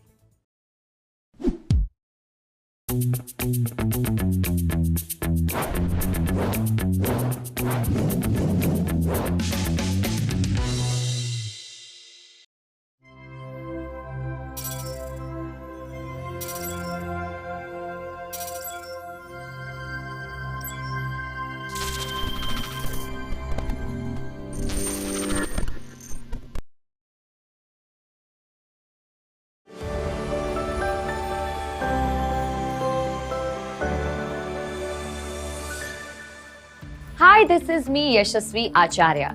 DeFi or decentralized finance is an umbrella term representing a collection of financial products and services created and offered over the distributed ledger technology. The intermediation of financial institutions is denecessitated by these protocols with the use of cryptographic proof of transactions. These protocols also make use of advanced tools like programmed smart contracts and tokenization to design innovative financial products offered to participants of the blockchain peer-to-peer network. The DeFi ecosystem appeared with smart contract-enabled blockchain platform Ethereum going live in 2015. And today, by end of November 2021, has proliferated to more than 250 protocols with over $100 billion in total value logged in these protocols. The DeFi ecosystem is rapidly innovating and emerging with wonderful new products, which is disrupting the financial products and services marketplace. These products include stablecoins, decentralized exchanges, decentralized lending and borrowing platforms, decentralized asset management tools, decentralized autonomous organizations or DAOs and governance, insurance products, derivatives products, margin trading products, payment solutions, staking solutions, KYC and identity solutions, tokenization, yield aggregation platforms, prediction markets, infrastructure and developing tooling products, analytics services, among many such offerings. The innovation in the DeFi segment is prolific and exciting. This segment is evolving rapidly as better and better protocols are coming up with each innovative iteration and market offering in any particular segment. The blockchain projects are also evolving, and so are the applications in the form of DeFi. The returns of the DeFi instrument are quite handsome when compared to similar traditional finance products and services. The traditional financial product and service marketplace is also referred as CeFi, acronym for centralized finance. This is possible because the smart contracts and decentralized consensus reduce the counterparty risk, monitoring and arbitration cost, and also the cost of intermediation. The programmable nature of decentralized applications also provides the flexibility to order the best possible combinations of these instruments to maximize returns. This feature is given a very interesting terms. It is called money Legos, indicating that paths can be joined together in a preferred order of precedence depending on the comfort of the user. Oracles on the decentralized ecosystem connect the real-world trigger events to smart contracts, enabling conditional execution of the same. This enables creation of derivatives, prediction markets, and a lot of other possibilities. Tokenization of the real-world assets helps granularization of high-value assets, helping address a wider investor base and also brings them into digital realm, transcending the geographical boundaries, helping cater to a larger digital global audience. Programmability of the decentralized applications in the financial realm help create bespoke products for the users, providing for many interesting innovations in this area. Currently, as the craze of DeFi grips and drives the imagination of investors, we can say we are for some very interesting times in this area. However, along with innovation suitably follows a word of caveat. The DeFi segment is not regulated at the moment. The regulatory framework moves slowly to catch up with the innovation, and it's the same which is happening in this area. Therefore, users have to be extremely careful with their research of the DeFi project before participating into it and availing its benefits. Choosing on the basis of returns only may not be a judicious approach at the moment. One must do your own research meticulously and observe the proliferation of any project closely before participating in it. One may also avail services of several audit companies who specialize in auditing and security and other features of the smart contracts published by project. If one covers the risk well, DeFi is one segment which would provide the early adopters with exciting returns. That's all for today. This is me, Yashasvi Acharya, signing off. Have a really good day.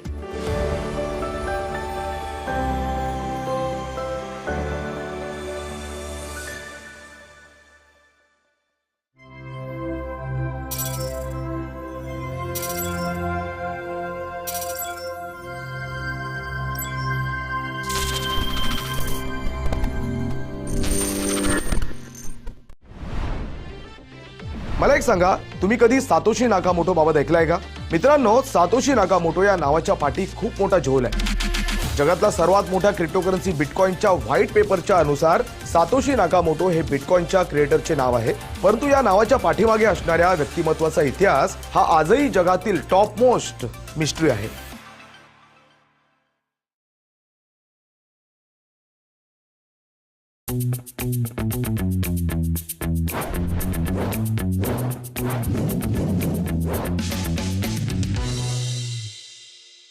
नमस्कार, मैं Sandeep कसालकर, crypto TV के हमारे show crypto crimes में आप सभी का स्वागत है.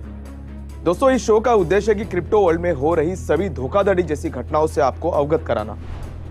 पिछले एपिसोड में हमने आपको क्रिप्टो वर्ल्ड में हो रहे स्कैम्स के बारे में बताया और ऐसे स्कैम से कैसे बचा जाए इसकी पूरी जानकारी भी आपको दी. दोस्तों आज के इस एपिसोड में हम अब तक की सबसे बड़ी क्रिप्टो चोरी पर नजर डालने वाले हैं। साथ ही हम आपको ये भी बताएंगे कि क्रिप्टो एक्सचेंजेस क्यों हैक होते रहते हैं और क्रिप्टो डकैती में भी बढ़ोतरी क्यों हो रही है। और साथ ही हम आपको ये भी बताएंगे कि क्रिप्टो डकैती से कैसे बचा जाए। तो दोस्तों पहले जानते हैं कि क्रिप्टो के इतिहास में हुई सबसे बड़ी क्रिप्टो करेंसी की डकैती के बारे में। इन सभी डकैती में से MT Gox, Bitgrail, Coincheck, KuCoin, Pancake Bunny, Poly Network, Cream Finance, Badger DAO, Vulcan Forge और बिटमार जो अब तक की सबसे बड़ी क्रिप्टो डकैती है। तो सबसे पहले बात करते हैं एमटीगॉक्स के बारे में। एमटीगॉक्स सबसे पहला बड़े पैमाने पर हुआ एक्सचेंज हैक था और ये अब तक एक एक्सचेंज से मोस्ट सिग्निफिकेंट बिटकॉइन यानी बीटीसी डकैती बनी हुई है। वही दूसरी ओर एमटीगॉक्स रॉबरी ये एक बार की घटना नहीं थी, बल्कि इस साइट ने 2011 से फरवरी 2014 तक कैश को लीक किया था। हैकर्स ने कुछ वर्षों में एक्सचेंज से 100,000 बीटीसी और इसके कंज्यूमर से 750,000 बीटीसी चुरा लिए थे।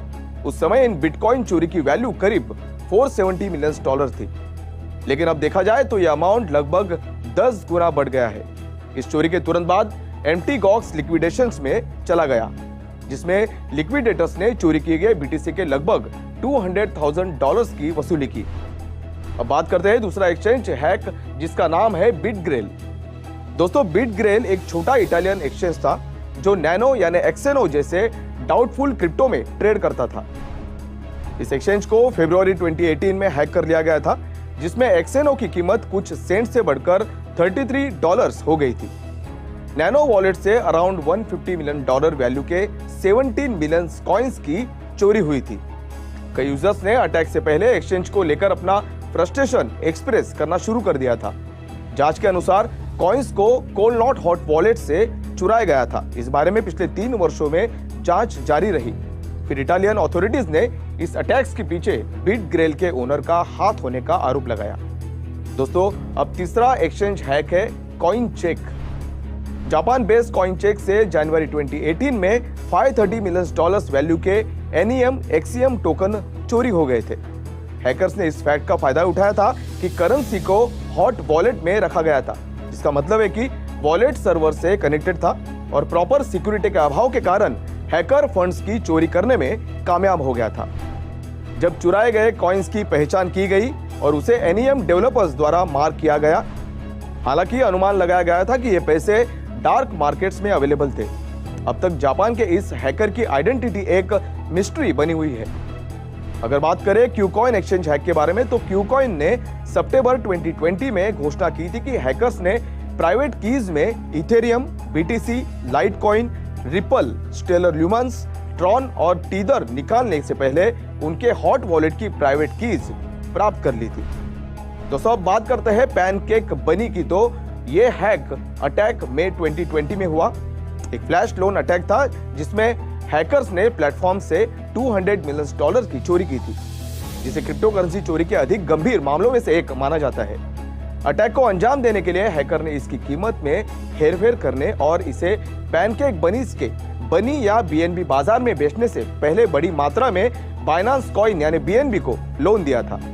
इसने हैकर को एक फ्लैश लोन के माध्यम से बड़ी संख्या में बनी ऑब्टेन करने को अलाउ किया था और कीमत कम करने के लिए सभी बनीज को मार्केट में डंप कर दिया और फिर पैनकेक स्वैप का उपयोग करके बीएनबी को रिपे किया। इतने बड़े हैक के बाद हैकर्स ने फिर से क्यू कॉइन को अपना निशाना बनाया और 25 सितंबर 2021 को $285 मिलियन की धोखाधड़ी की। हालांकि एक्सचेंज ने बाद में चोरी हुए अमाउंट में से $240 मिलियन वापस जुटा लिए थे।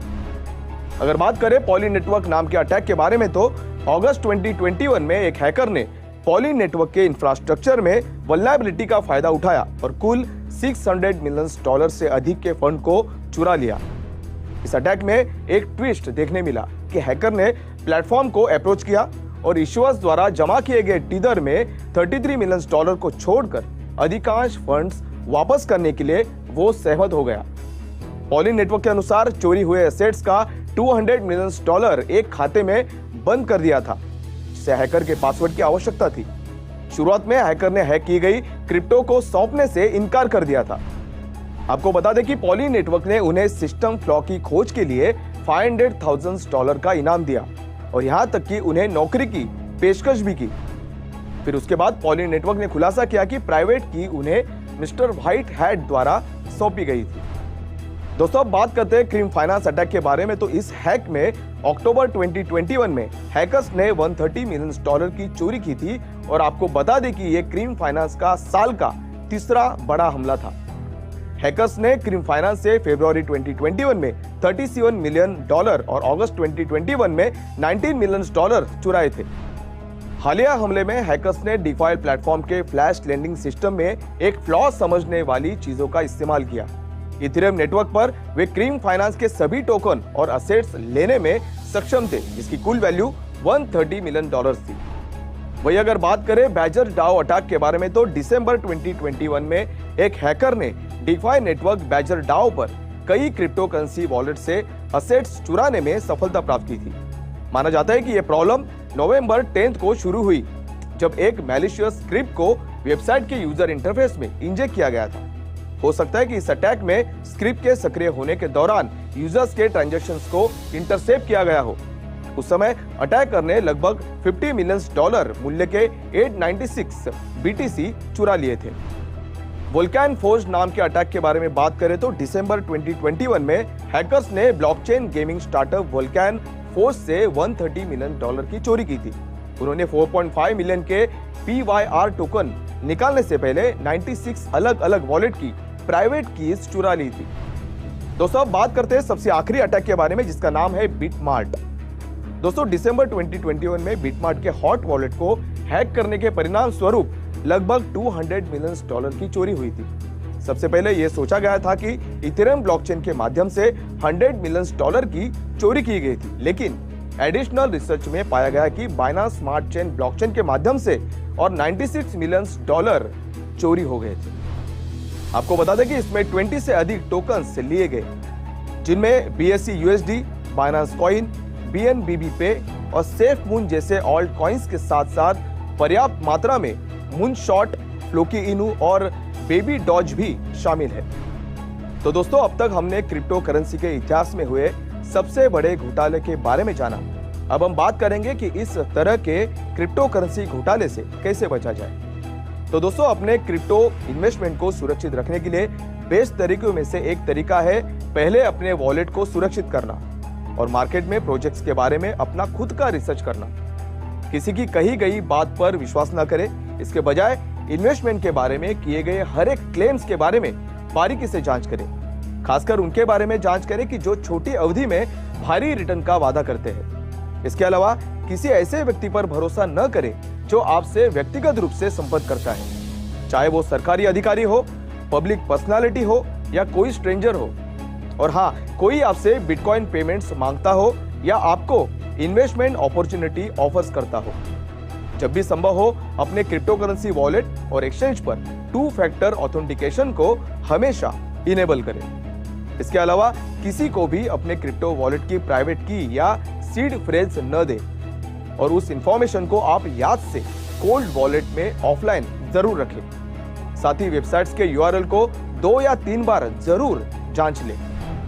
अगर उदाहरण के तौर पर देखा जाए तो स्कैमर्स फिशिंग स्कैम की कोशिश करते समय एक वैलिड साइट की URL को रेप्लिकेट कर सकते हैं, जिसमें कई पर लेटर्स और नंबर्स भी आपको बदले हुए दिखाई दे सकते हैं, जैसे कि 1 के लिए I हो सकता है या O अक्षर के लिए 0 हो सकते हैं।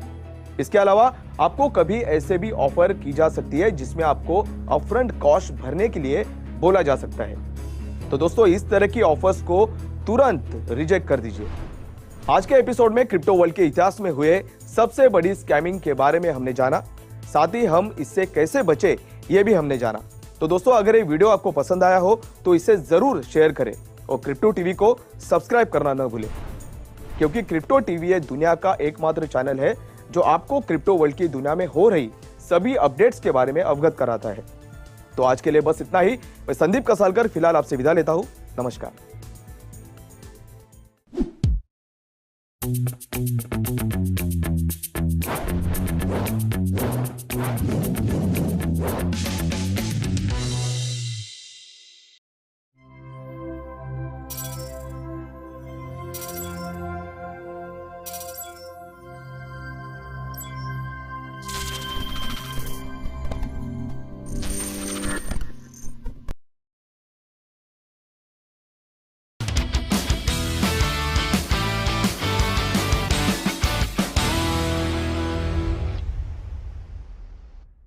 Algorand, the future of finance on blockchain. Hello and welcome to Crypto TV. I am your host Parvati Nirban, and today I am going to take you on a sky ride of Algorand. Now you would think, why is it a sky ride? How a blockchain technology can be connected to a sky ride? Well, then let me tell you, Algorand is the latest technology buzz in the market as Drone Racing League DRL is going crypto.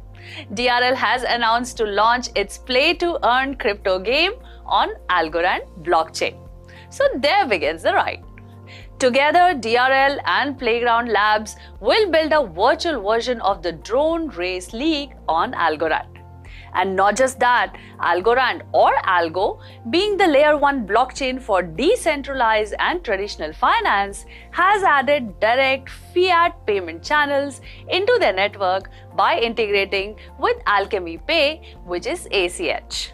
Alchemy Pay is a payment solutions provider that connects fiat and crypto economies, and its global merchant network now supports Algorand's Algo token for payments in 65 countries. Even more, Marshall Island is adopting Algorand for the issue of its sovereign currency. So the Marshall Islands is the first country to adopt a national digital currency built on Algorand blockchain. Algorand's Algo token ranked 20th on the Forbes list of most influential digital assets, has the 18th highest market cap of any cryptocurrency, hovering around $11 billion as of 5th Jan 2022. So we know now how Algorand is one of the fastest growing blockchain technology today. Let's find out a little bit of the history of Algorand. Algorand was founded by Silvio Micali, a computer science professor at the Massachusetts Institute of Technology. Silvio received the 2012 Turing Award for his innovative contributions in cryptography, blockchain, and cryptocurrency protocols and electronic cash, making him a leading mind in the cryptocurrency and blockchain industry. Silvio Micali has been a professor of cryptography since 1980s. Around 2015, he started researching how to create a better blockchain technology instead of criticizing Bitcoin. Well thought. He was then approached by Nikolai Zeldovich, an MIT professor, and based on the success of testing the new blockchain technology with different simulated transactions, the Algorand company was incorporated in 2017.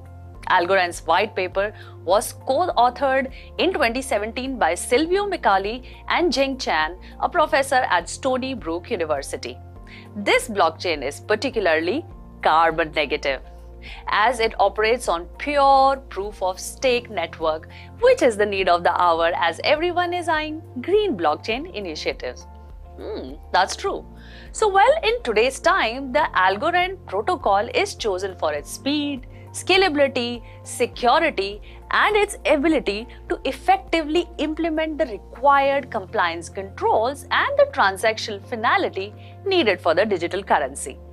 Just like other competitors like Solana, Cardano, Algorand intends to displace Ethereum as the primary blockchain home for decentralized apps, DeFi projects, and crypto-native games of the future, or in crypto speak, the metaverse. So what exactly is this Algorand and how does this new blockchain technology functions?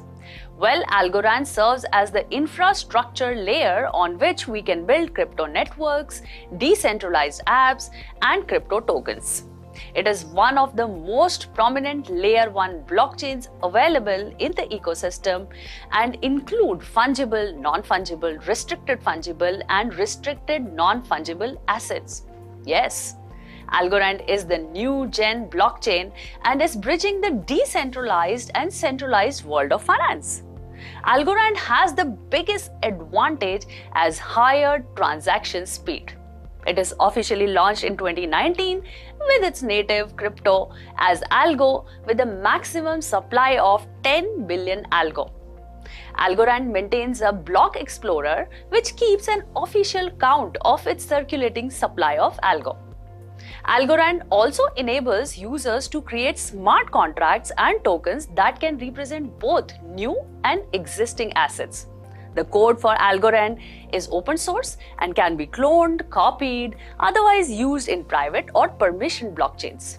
As we all know, all cryptocurrencies work on consensus mechanism to approve or disapprove every user-initiated transaction on its network. Legacy cryptos like Bitcoin, Ethereum work on POW, that is, proof of work mechanism, which requires huge computing power and hence consumes a lot of electricity, while Algorand uses pure POS, which is pure proof of stake, which is less power intensive.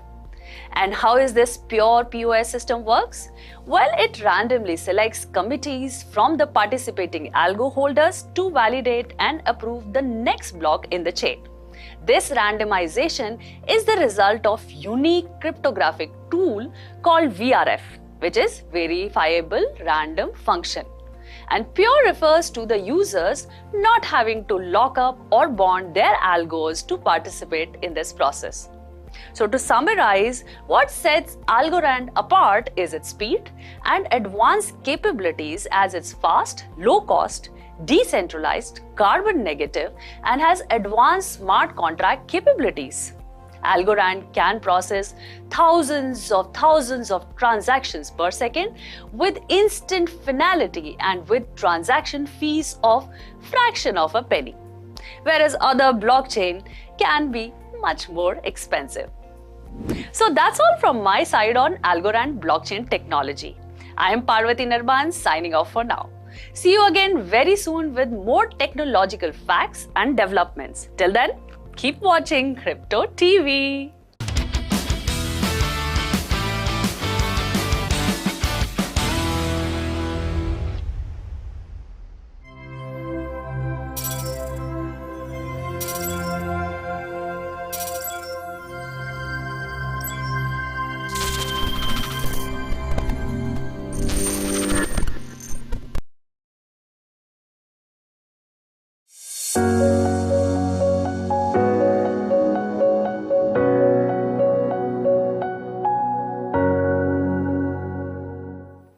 Hi, crypto TV मराठीमध्ये तुमचे स्वागत आहे. आज आपण दुसऱ्या क्रमांकावर प्रसिद्ध असलेली क्रिप्टोकरन्सी इथेरियम बद्दल जाणून घेऊया.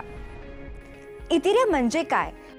मित्रांनो, जर तुम्हाला नवीन तंत्रज्ञान जाणून घेण्यात रस असेल तर इथेरियमचे नाव तुम्ही ऐकले असालच. इथेरियम एक क्रिप्टोकरन्सी आहे. गेल्या काही वर्षात त्याचे मूल्य झपाट्याने वाढले आहेत. इथेरियम हे डिसेंट्रलाइज्ड पेमेंट नेटवर्क आहे, ज्याचे स्वतःचे क्रिप्टोग्राफिक चलन म्हणजेच इथर आहे, जे आपण इंटरनेटच्या मदतीने जगात कुठेही पाठवू शकतो. इथेरियम हा प्रोग्राम ब्लॉकचेनचा एक वेगळा प्रकार आहे. हे आम्हाला आमचे स्वतःचे ब्लॉकचेन आधारित अनुप्रयोग तयार करण्यास अनुमती देते. हे ॲप्लिकेशन इथेरियम नेटवर्कवर चालवता येतात. इथेरियम आर्किटेक्टचे दोन पैलू आहेत, क्रिप्टोकरन्सी आणि इथेरियम ब्लॉकचेन. इथेरियम कोणी तयार केले? इथेरियम 2013 मध्ये विटॅलिक ब्युटेरिन नावाच्या 19 वर्षीय मुलाने तयार केले होते. तो कॅनडाचा रहिवासी असून त्याचा जन्म रशियात झाला. ब्युटेरिनला गणितात रस आहे. त्याने 2012 इंटरनॅशनल ऑलिम्पिक इन इन्फॉर्मॅटिक्स मध्ये ब्रॉन्झ मेडल जिंकले होते. इथेरियम लोकांना एकमेकांशी थेट कनेक्ट होण्यास अनुमती देते आणि तेही केंद्रीय अधिकाराशिवाय. हे एकत्रितपणे कॉम्प्युटरचे नेटवर्क आहे, जे एका शक्तिशाली डिसेंट्रलाइज्ड सुपर कॉम्प्युटरमध्ये एकांतरित होतात. इथेरियमची कोडिंग भाषा सॉलिडिटी ही स्मार्ट कॉन्ट्रॅक्ट लिहिण्यासाठी वापरले जाते, जे डॅप्स चालवणारे तर्कशास्त्र आहेत. वास्तविक जीवनात सर्व करार हा इफ्स आणि देनचा संच असतो, म्हणजे अटी आणि कृतींचा संच. उदाहरणार्थ, जर मी माझ्या घरमालकाला महिन्याच्या 1 तारखेला 40,000 रुपये दिले तर मग तो मला त्याची अपार्टमेंट वापरू देतो.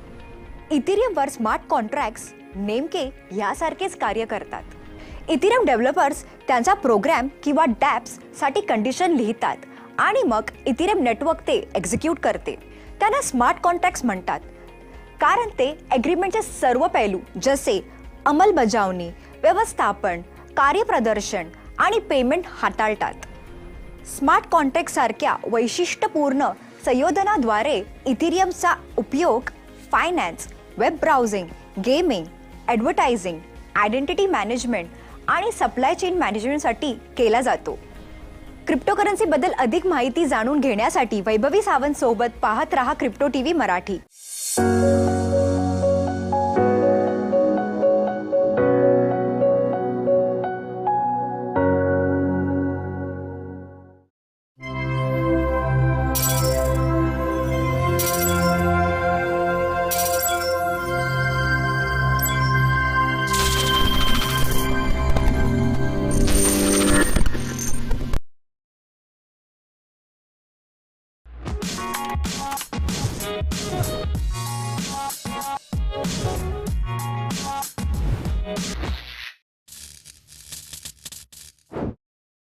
Hello and a very warm welcome to all the viewers of Crypto TV. This is Manoj Dara. The pandemic proved to be a threat for India's cybersecurity that led to the leaks of COVID-19 test results and a cyber attack on systems of an airline service provider that resulted in the leakage of personal data of 4.5 million passengers.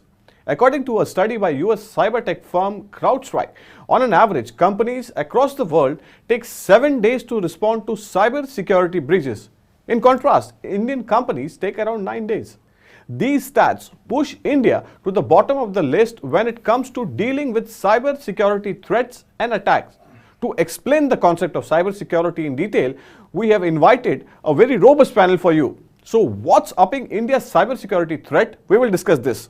What makes it so hard to implement a cohesive cybersecurity policy? We will bring to you. We have invited Mr. Bharat Panchal, Chief Industry Relation and Regulatory Officer at Discover Financial Services, and he is a mastermind architect of digital risk management and cyber security for India's payment ecosystem. Bharat sir, welcome on Crypto TV. Thank you. Thank you very much, Manoj. Our second guest is Mr. Preetham Rao. He is CEO of Quill Audits, creating a secure Web3 ecosystem through smart contract audits. Preetham, welcome to the show as well. Thanks for having me. Our third guest is Deepika Singh, Maharashtra's Cyber Police Department. She has come from Harvard and she is a mentor as well on many projects. Deepika, welcome to the show. Our fourth guest is Mr. Prasanna Loha, Chief Innovation Officer, DCB Bank, and he is a founding member at India's Blockchain Forum. Prasanna, welcome to the show as well. Thank you, Manoj. Look forward for this wonderful discussion today. Absolutely. So my first question is to Bharat sir. What's your opening remarks as far as cyber security concerned in India's context to begin with? Well, thank you for having us on this wonderful show. And this, I would say, it is a need of hour to discuss about the cybersecurity challenges. Unfortunately, we have seen a digital disruption in last 1 decade, but at the same time, we have seen the flip side of that, and that is called the cybersecurity challenges or cybersecurity attack or whatever name you may give. That exposes us to the world, which is, though it is virtual world and the invisible world, but where the maximum threats are coming, be it human being, be it consumer, be it organization, be it government, or even it comes to national security as well. So I believe that the collectively the cybersecurity is something which has become a maniac, which is definitely going to take a lot of time or a lot of effort from all of us to manage in a very controlled manner. Sure, Preetham, my next question to you is, what's your experience involving cyber fraud and, how blockchain can help safeguard it even further as far as, we're talking about your opening remarks, if you can just highlight that. Sure. So like in our startup world, all the startups are mostly focusing on the building of the things, the development of the things, right? So very less startups are focusing on the, you can say the safe and, cyber secure their product. Like in startup world, we can see many startups like Zomato users, like the data got hacked and data got leaked, right? So as a startup, if you're building a product, we should be focusing on the cybersecurity or security of the product from the first stage only, right? Perfect. The second thing is like how blockchain can provide our, a safe and security to these things. Sure. So blockchain can provide security safely to many applications. It can be like you're building any, blockchain-based supply chain solutions or blockchain-based, Aadhaar, any kind of things, right? So the users own the data, right? Like they are having the private keys, the access controls, anything, right? So in this way, the blockchain can help like safety and security of loads of data, and in blockchain, user is the like owner and he controls everything. Perfect. So Deepika, you have worked with Maharashtra government, and can you just share your experience with our viewers which involves cyber fraud and how blockchain can help safeguard it even further? If you can just explain this to our viewers. So I was deputed to the Chief Minister's office, whereon my posting happened to the Maharashtra Cyber Police Department. There is where I got the entire span of the state's cyber ecosystem, which is covering a populace of more than 120 million plus people. There is certainly a coverage of a number of cyber labs, a number of police stations across. However, we still have a very long way to go in terms of our evolvement and in terms of catching up to the number of modus operandis that are, coming across. Once my stint was over there, I began my firm, especially focusing on the research base and the crimes that were happening on taking care of the various types of modus operandi, taking out the solutions for the same, the SOP for the same. And this is something that I see as the need of the hour, where the law enforcement, like regulatory authorities, as well as the masses, including the awareness firms such as the media as well, need to go hand in hand in order to educate everybody, in order to take care or be aware or be safe from the kind of cyber crimes that are happening. To be very honest, whenever I have seen, and in my experience, I've trained more than 3,000 police officers and investigated more than 1,500 cases in terms of different types of FIR.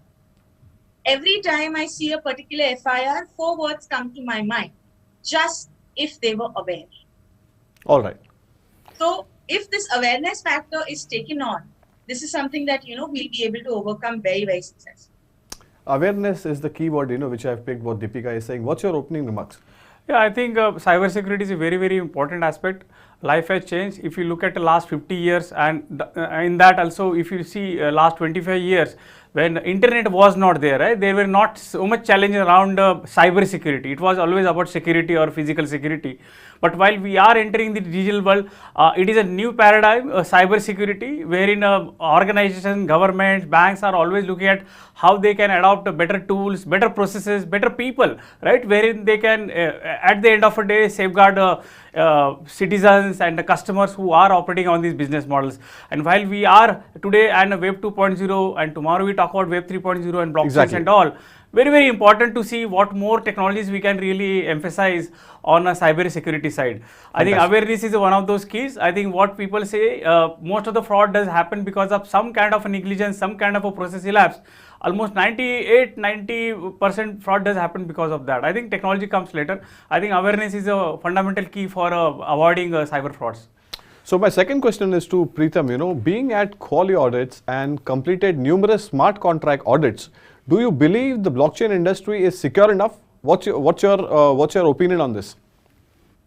So blockchain, I feel blockchain, the protocol that you are building, right, is very secure. I feel it, right. But the products that we're building on the blockchain, like on Ethereum blockchain, on Polygon, or any blockchains, right? So while we're building any D apps on the blockchain, we should be taking care all the safety, like all the safety standards and everything, right? You can say blockchain is secure, but the products that we're building are not secure. And why they are not secure? Because the blockchain is, first of all, is very new. The language in which we are coding is very new, right? So there is no best experts, and we don't know what can be the next attack vector, right? Like maybe last month there were Flashstone attack vectors. Or Beanstalk protocol. Any kind of rug pulls is going on, right? But we don't know what can be the next attack vectors on the blockchain protocols can happen. So the blockchain protocols are not secure yet because this blockchain is very new, and even the developers are very, very new to this language. So it's a very long way to go. So we will discuss the Beanstalk protocol in detail, but my next question is to Bharat sir is, UPI is such a groundbreaking implementation. So what have you learned, sir, from this project? If you can just explain this. And there are broader concerns as far as payment integration is concerned, which is going on between the RBI and the exchanges. So if you can simplify this process for our viewers, sir. I think UPI is always a matter of pride for we as a country, and I personally feel more blessed to work right from the concept to the rollout and the whole journey. So something close to my heart. But UPI, when we were conceptualizing UPI, cybercrime were at its rise, and especially India had seen a couple of incidents, and we also did good research about what's the worldwide issue about the cybersecurity. Right. Unfortunately, what happened at the time? UPI, again, as you rightly say, path breaking, but it's unique in its own way. I mean, it is nowhere in the world existing. So you don't have anything to benchmark, right? In case of card industry or payment industry, you have benchmark what is happening in the world, but UPI itself is a benchmark for the rest of the world. So while we thought that is a constraint, but we converted that constraint into something called blessing, because not having a legacy in technology is a great blessing. You can play around with whatever new technology available as on that day. You can do that. That is what exactly we did with UPI. And when we were developing or designing security, I must tell one thing about the role of security, which I believe that not yet very well digested by people. Security is something has to be there from day one when you start conceptualization. Right. You cannot add as icing on the top, icing on the cake at later stage, because then it's not security. One great lesson I must share with the viewers that in UPI, right from the day one, first time when we discussed about UPI type concept to the rollout, I and my team was fully integral part of everything what we did. So therefore, the security has been inculcated in the UPI platform right from the day one. That is point number one. The point number two is, in the previous question, we were debating about the cyber challenges and all. With all responsibility, I can say that even in today, I think, we have rolled out somewhere in 2016, and now roughly around 4-5 years in very effective implementation of UPI. I can vouch for the security of UPI in a way that there is no single major incident happen because of the technology loophole in UPI platform. Absolutely. As of today. Absolutely. And touch wood, I would pray that it will go forever. However, fraud which are happening today are out of greed, out of fear, and out of ignorance. That is what the counting around 95% of fraud today worldwide. I would not say worldwide, but countrywide. It is out of greed, fear, and ignorance. There is no role technology is playing where frauds are reported. So that is second flip side of this. The third point is you said about the integration with the exchange and all. I don't want to get into that. Some exchanges where allow, not allow. That is separate. But look at the robust integration, which API based integration about all the PSPs and all other players, those who are connected with UPI. The security of all this API based integration is so much so robust. That is what is paying price back today. Because security was never left or never afterthought or never unwanted baby in all this implementation. So Prasanna, few keywords is fear, greed, and integration. That's what Bharat sir has highlighted. What's your view on the UPI episode? Yeah, I think UPI is one of the greatest innovation we have seen in the last decade, right? So I think I've been part of initial conversations and the rollout from our bank side. And I do really agree with Bharat sir. UPI is a path-breaking ecosystem, and it's built on a futuristic architecture, which really helps to say that it's far more secure than any of those ecosystems. Any innovation is always treated as an innovation only if it is being utilized by the larger community, and UPI is one of those examples. You have seen last couple of years the way transactions are going on high and on UPI. A lot of use cases with the Google Pays, Phone Pays, almost WhatsApp banking is coming on UPI. I think it's one of the best innovation which we have seen at India, and the world is watching around UPI. World is asking UPI to come to their countries. We have seen examples like UAE or Singapore or Nepal. I think it's one of the path-breaking use case. And if you talk about a security of a UPI, far more secure compared to other ecosystems out there in the world. So hats off to NPCI team who has made it really possible for India for this path-breaking ecosystem, which is built on top of payment stack which we have at NPCI. I think that gives a lot of liberty for India to really make a great use case around payments. All right. blockchain So, security. so as we are talking about cyber securities and its broader concern, we have Preetham was highlighting something about the smart contracts and its implementation. What you Yeah, want to touch base- absolutely. What Preetham wanted to emphasize on, yeah, we can always say that blockchain is a path-breaking technology. It safeguards. It has its own benefits, like it is a single source out of truth, and the smart contract is one of those phenomena. It makes sense that every system can be safeguarded with the blockchain, but ultimately it is a piece of code. Right. The way we have seen a standard code which are into web technologies like Javas or Pythons is another piece of code, right? And and there is always a room for some kind of a hack. So what Preetham wanted to emphasize, before making any product or any use case live, it has to be undergone your QA, UAT. Apart from that, security aspect is very, very important. How do we audit that smart contract, right? Perfect. How efficiently you have written. There are some guidelines, and it's very, very important. Even if you are approaching blockchain as a security technology for your network or any of the use case, makes sense. You need to undergo some kind of a vulnerability test, penetration test, and smart contract auditing. Yeah.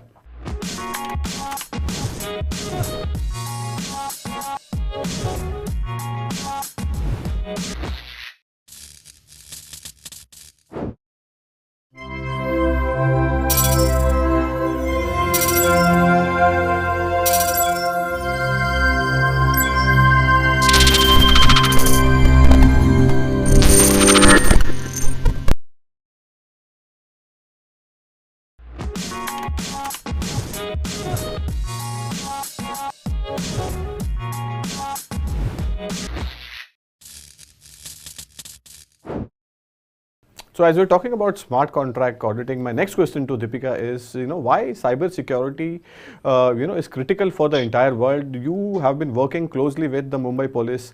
What do you tell them, what to look forward, and why it is critical as far as your training is concerned? Certainly.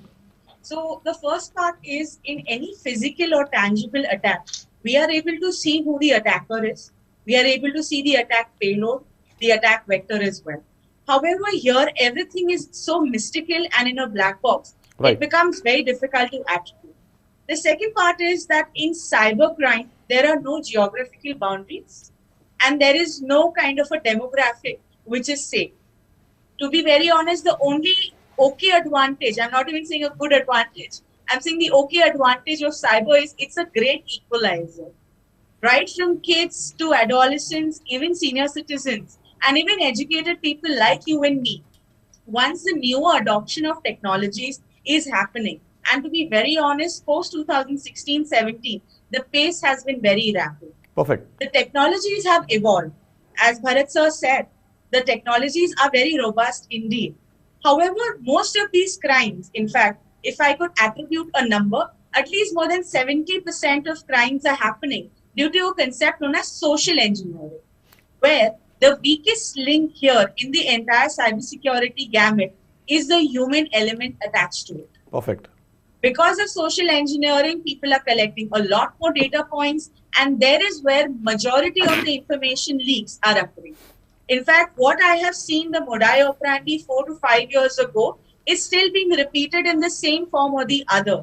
And I am sometimes disappointed that even though we are hearing and listening different types of crimes on a daily basis, it's not that the papers are not publishing it, or shows like yourselves are not covering it. However, still the stance is such, and also the populace imbibing the same is important. Perfect. If we take the concept in India, UPI is one of the fantastic technologies, and we have got such features which the other part of the world is just dreaming about. For example, the automatic SIM authentication of only implementing UPI in the SIM card that already is there in the phone. It is very important to see on the security aspect, and other apps in the world are just dreaming about the same. Exactly. But despite that, there are a lot of elements where there is some money debiting or there is some defraudment that is happening. The second part is in terms of data or data get-in points that are coming towards right now. People are sharing, rather oversharing a lot of data information, which is resulting into far more attacks. Because let's say we talk about a particular employee working at XYZ bank, he keeps on sharing about his personal life, and therefore thefts like identity, thefts like impersonation become very easy. So this is something that we need to take together as a society, and one needs to be more responsible about one's security and not depend that if something happens, the police or the other law enforcement will take care. So I think once a person is you can say a guardian of its own security and data, I think half of the problems, more than half of the problems rather, will be solved. So you very quickly, Bharat sir, you want to highlight on this aspect? I just wanted to add what Deepika said. So two parts, she mixed privacy and cyber security both together, but both are, in terms of a kind of input for committing cybercrime. So that's a good example. But if we have to compare the cyber security, why it is critical for the world, let me give a very simple analogy of the global economy. If something goes wrong in New York Stock Exchange or London Metal Exchange, the impact of that coming all across the world as far as economy is concerned. Cyber security, the next to that economy, which impact the world completely. Because, something goes wrong in one part of the world due to cyber attack can literally impact on your economy. It literally can impact on your day-to-day life. Because, the best example, colonial pipeline. I think how it has impacted to rest of the world, because all of a sudden the prices gone to much higher. But apart from the cybercrime, which is 70% of cybercrime today worldwide are mainly targeting to financial gain, the 30% are more dangerous than the 70%, because in the 70%, you are losing money. And I have investigated every big breach of the banking sector for last 1 decade. What we found that we found that who are the people behind, how they did it, but we couldn't go and check where they are physically present, because there's a borderless world. But if we go beyond this financial sector, it is a larger risk for the nation's sovereign security, because you are fighting a battle with unknown enemies and we don't know where they are. In India, luckily we have not seen the destruction created by cyber attack, but there are signals. Like, look what happened at SDLC a few weeks ago in Ladakh. Look at what happened in the Mumbai power outage. Look at what happened at the power plant. Look at what happened to Air India. And there are so many things. I mean, so many attacks in last 2 years. I can count it. That if you connect the dots, there is something a larger design, which can be a sabotage, it can be espionage, which can be a state-sponsored attack that can ruin the country. I will take 30 seconds more to tell. Look at what is happening at the Ukraine and Russia. The war, what our news channels are showing is physical, but there is a much bigger war being fought between both the countries in the cyberspace. They have made enough destruction to each country. So that's where the cybersecurity is very, very critical for the world. So Pritam, my next question to you is, what role does blockchain play in the conceptualization and design of cybersecurity? If you can just touch base on this aspect. Sure.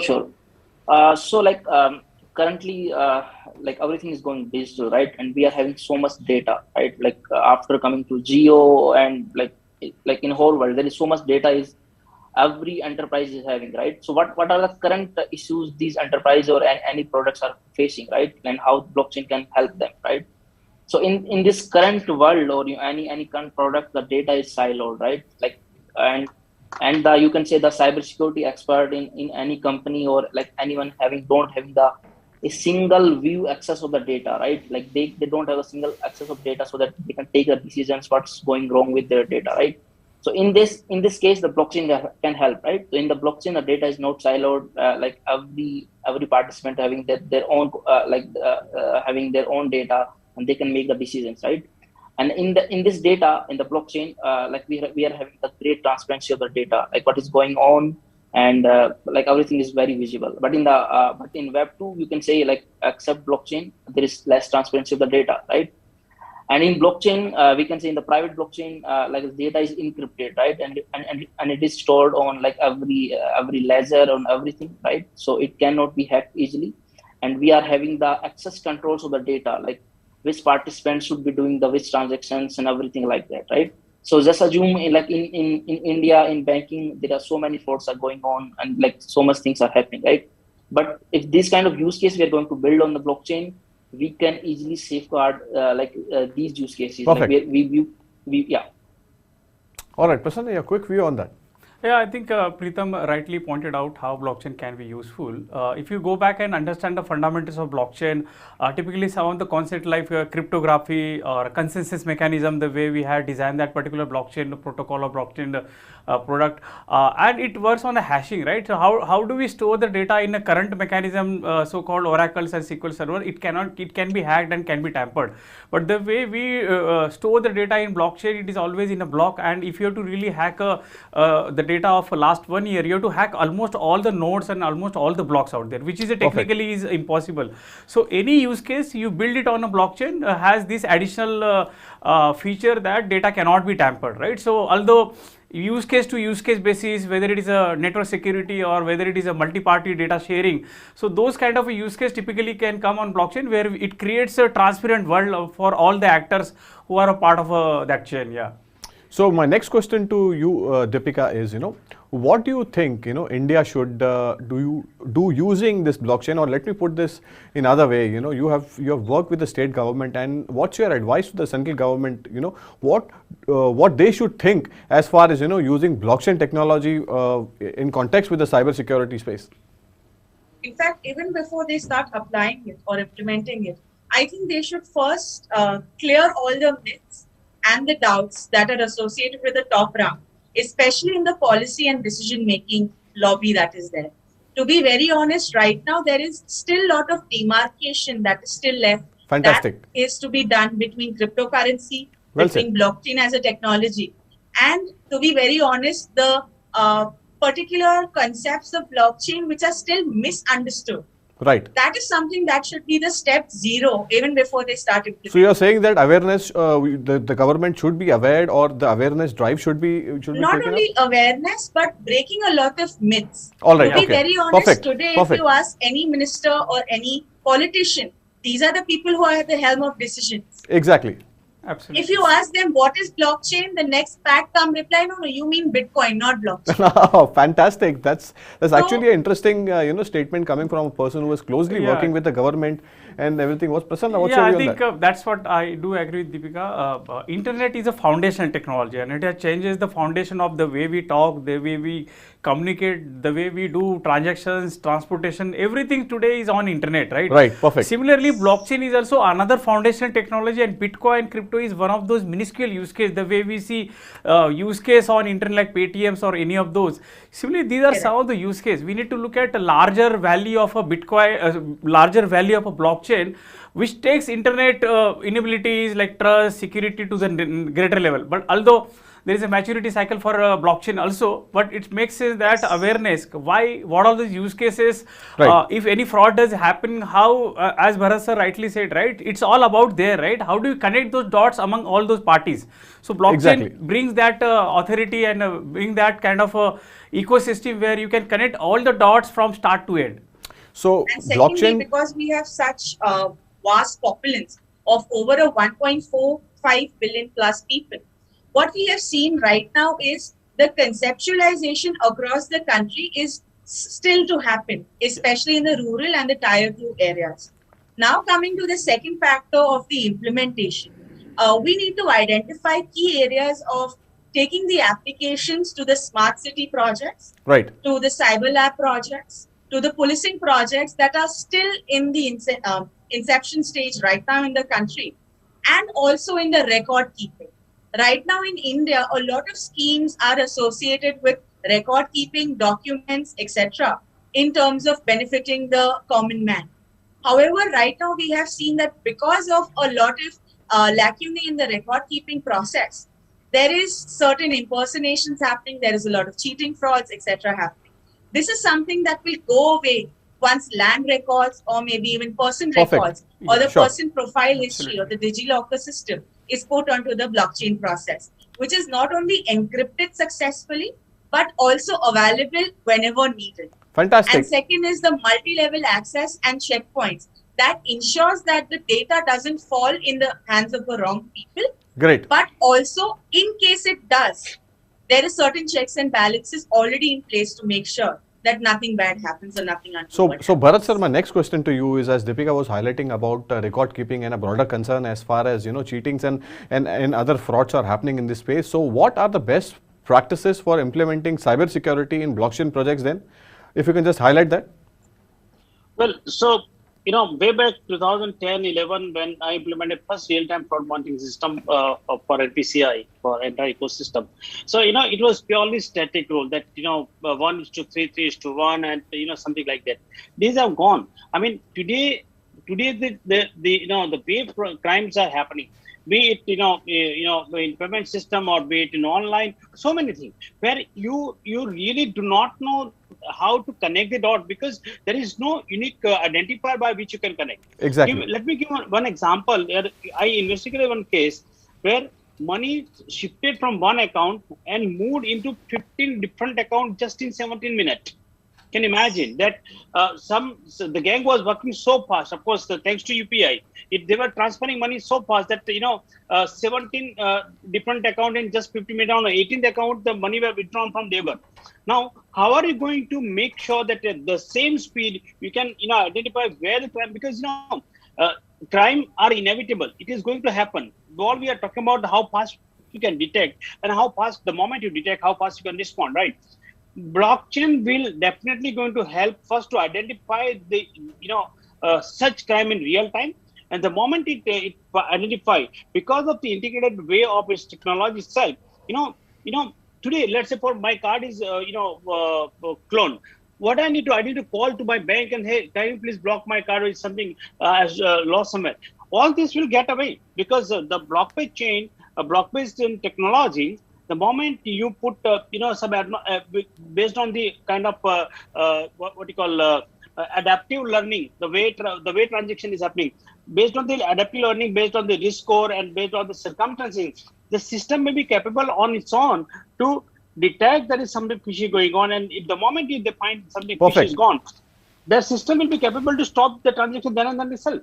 So Pritam, your quick thoughts on what Bharat sir was highlighting, as Deepika has already mentioned that there is a lack of awareness. If you can just touch base upon these facts as well. Sure.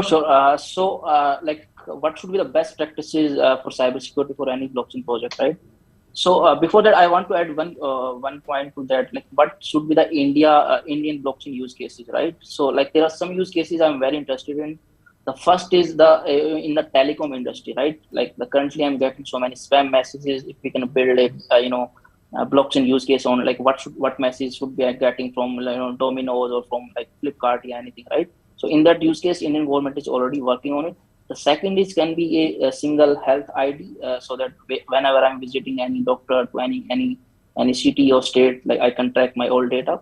Third, I'm very, very concerned about it, like currently what I'm eating, right? What foods I'm eating, what eggs I'm eating, right? So like, if there can be an organic laser on blockchain, I can, scan and I can trace like from where my product is coming on, right? So that is very interesting use case. And it is, I think, in future, we are also focusing on what should be about our nature and everything, right? Like what we are eating, like is it, what methods they are, doing for any product, right? So I think these use cases are very interesting for Indian blockchain use cases.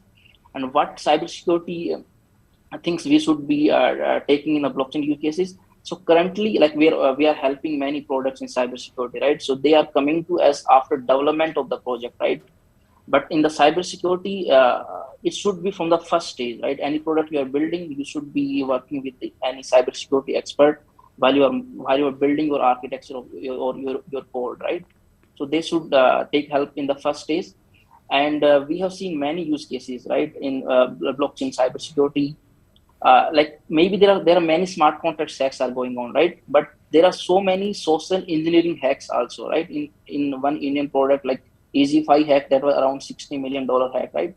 So we should know what should be the best practices for keeping our private keys safe, how I'm using my MetaMask, everything, right? Sure. So there are many ways we can that we should follow.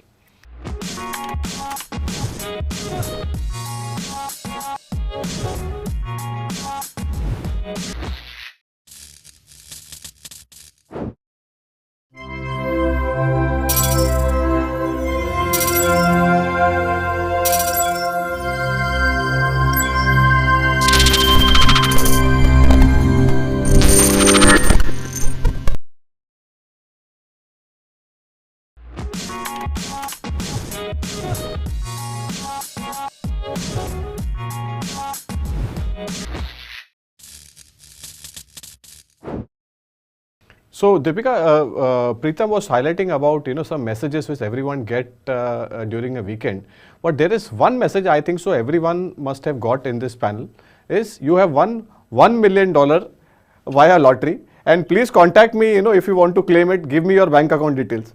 So what is your view on this message? First, how to report it? Then third, what is your advice for our viewers? So in terms of reporting, these type of messages are only going to keep on growing and only going to keep on being fine-tuned in order to be as real as possible. These messages are always appended with certain links, which were earlier only web-based links. Now they have become app-based links also, where it is very difficult to distinguish which is the real app, which is the fake one. And that is the kind of input that they have, gotten because of the kind of data that they have acquired from sending these en masse messages. Now, whenever we come to a reporting mechanism, there are a couple of helplines that the government has certainly launched. That's coming directly from the Ministry of Home Affairs. Fantastic. First is a Twitter handle known as @cyberdost, which keeps on publishing the current modi operandi of different types of websites, and that can be reached on Twitter. The second is a number known as 1930, which was just recently launched by the government in conjunction with the RBI as well, because most of these frauds are financial in nature. And third is a website known as cybercrime.gov.in. Of course, every state also has their own mechanism in terms of reporting local crimes, but the central repository on cybercrime.gov.in ensures that the current police station you want to target or the kind of law enforcement agency you want to target comes to the same. So what my advice to the viewer would be that to clearly mention whatever has happened without any fear, so that the authorities can understand how to invest. So you must have also got the same message. Just to add, I think Bharat one line from my side, that the advisor to viewers is very simple. There is no free lunch. There is nothing coming free to you. Don't get into that trap. All right.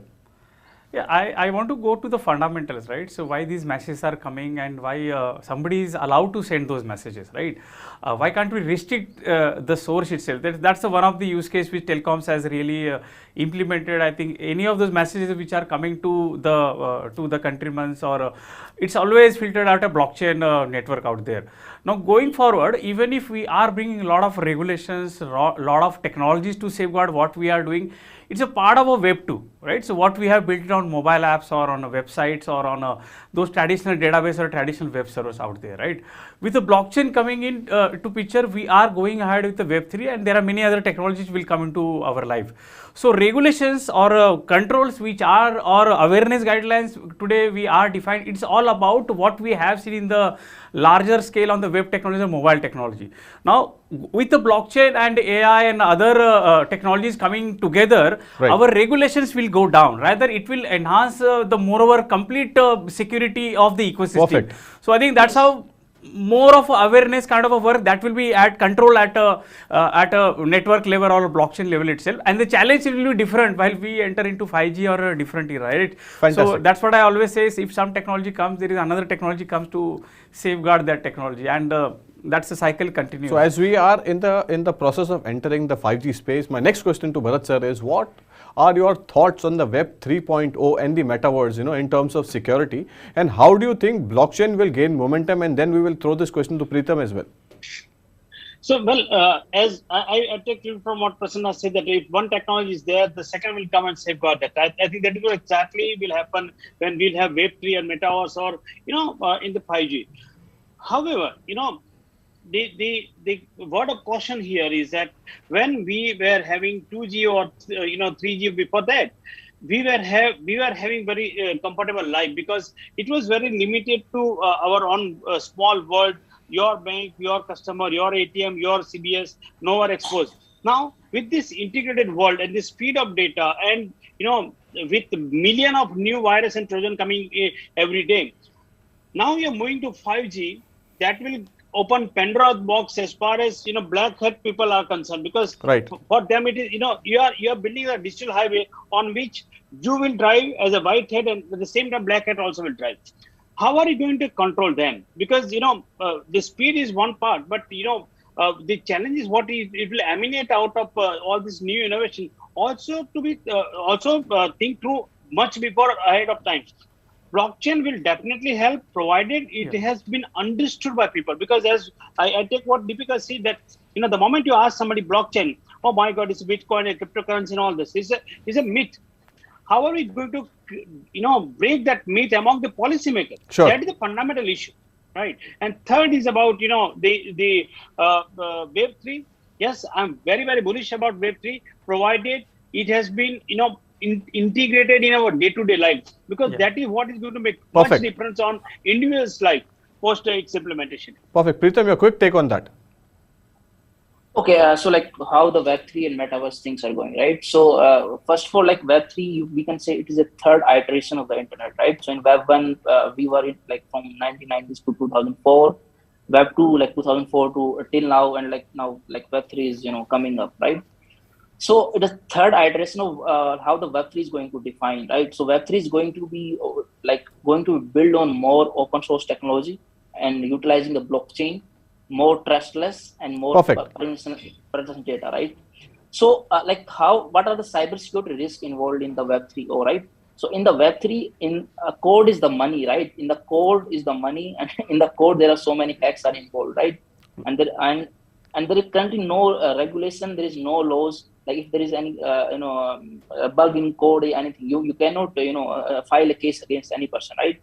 So there are very interesting cyber threats in Web 3.0, and this coming to Web 3 space, it is going to be a mix of AR, VR, machine learning, and blockchain, DeFi, and NFT. So these things are going to make a very interactive and open source technology space. How can we prevent cyber fraudsters from acquiring private keys or gaining authorized access to users' MetaMask and for the matter any other wallet? If you can just highlight that aspect as well. So right now, in terms of the infrastructure of various types of wallets, we are seeing two types. One is the hardware, and second is the kind of cloud wallets that are there. In terms of data access, usually the social engineering element works very well here. And second, in terms of the storylining that these people usually use, this is a use case that we need to really adopt and kind of publicize as well, that these are the kind of ways your authorizations as well as your private and public keys can be at risk. So this is something that we need to focus on first. That is taking care of dynamic OTPs or maybe dynamic authorization concepts, so that nothing remains static and shareable as well. And second, keep your profiles as private as possible. Maybe also introduce a little bit of an air gap between two profiles, whichever has your funds or your savings on a little more private mode, and the public mode, which is more on a transactional level. And a second point which I want to add regarding the attacks on the Web 3.0. Web 3.0 has been publicized to see that there can be no one single master, because there's no one single or centralized database. It is completely decentralized. However, we are missing something known as a 51% attack. Right now, in a decentralized system, if one body impersonates and gets more than 51% of the kind of nodes that are available on a particular network, it is as good as gaining a centralized access. So I think we should definitely see all these concepts at the conceptualization, at the implementation level, as Peter mentioned. Try out all the stress cases so that nothing would be untoward whenever the actual implementation takes. Thank you. So very quickly, if you want to add anything on this. Yeah, I think this 51% attack is a phenomenal thing. Typically, the way we define the blockchains, there are various consensus mechanism, proof of work, proof of stake, and there are many more innovations or acceleration as far as the technology maturity is concerned in last 3-4 years. While the challenge is there, I think technology always surpasses these kind of challenges. A 15% attack, it is always there an opportunity for hack. But I think having those upgraded high-end network capacities, right? Although quantum computing is coming to our life, but while we reach at a quantum computing, these Alright, these okay. consensus and these algorithms will get more and more Perfect. mature. That's how I look at this whole ecosystem. Yeah. Fantastic. So Preetham, my next question to you is very quickly, if you can just highlight or educate our viewers about how can we protect against cyber impersonation of the original website. Say for example, if attackers have obtained identical domain names and defrauded users. Very quickly, if you can just highlight that, how one can avoid this. How one can avoid, like, just assume you are using Binance or like Wajirex, right? So now, like, how these exchanges are helping, like whenever you are visiting on any website, so they are clearly showing you like this is our address. So making sure that in browser you are logging through this address, right? This is the first step. The second step is like whenever you are doing any transactions in like any exchanges or anything, so you should be following all kind of security factors. It can be 2FA, you're getting notifications on mail, OTP, and everything, right? And whenever there are multiple ways. Also in the mail, I think there is very interesting thing nowadays coming. Whenever there is any mail is coming, either you can report it or report it to the exchange. I'm getting this kind of mails and everything. Like yesterday, I got one mail from Binance. Like the address was Binance. It's something that when I opened this, Sure. user was different, right? So we should be checking everything, which websites we are visiting, from which address the mail is coming, and everything. So one last question, your closing remarks, Deepika, it's what influence will data protection laws have on persons' data in the near future going forward? If you can just give your closing remarks, Deepika. Oh, certainly. Data privacy and data protection laws right now in India is the current requirement and the necessity. Because what has happened, there are a lack of regulation in terms of intermediary liabilities that is now still not in place. In terms of also the foreign companies that have come here, set up bases, but not really sharing the data. I'll give you a small law enforcement perspective. If any defamation happens on Twitter or Facebook, they take minimum 14 to 30 days to even get back to the law enforcement. Okay. Imagine the plight of the victim who is suffering through that 1 month period. So this is something that we really need to enforce at all levels in terms of data privacy protection, as well as holding the intermediaries accountable. Once those are held accountable, it'll be very easy to share data and keep our data to ourselves. Thank you. Sure. Bharat sir, your closing remarks, do you think there will be more frauds in the near future? You highlighted about the 5G and the IoT of the things as well.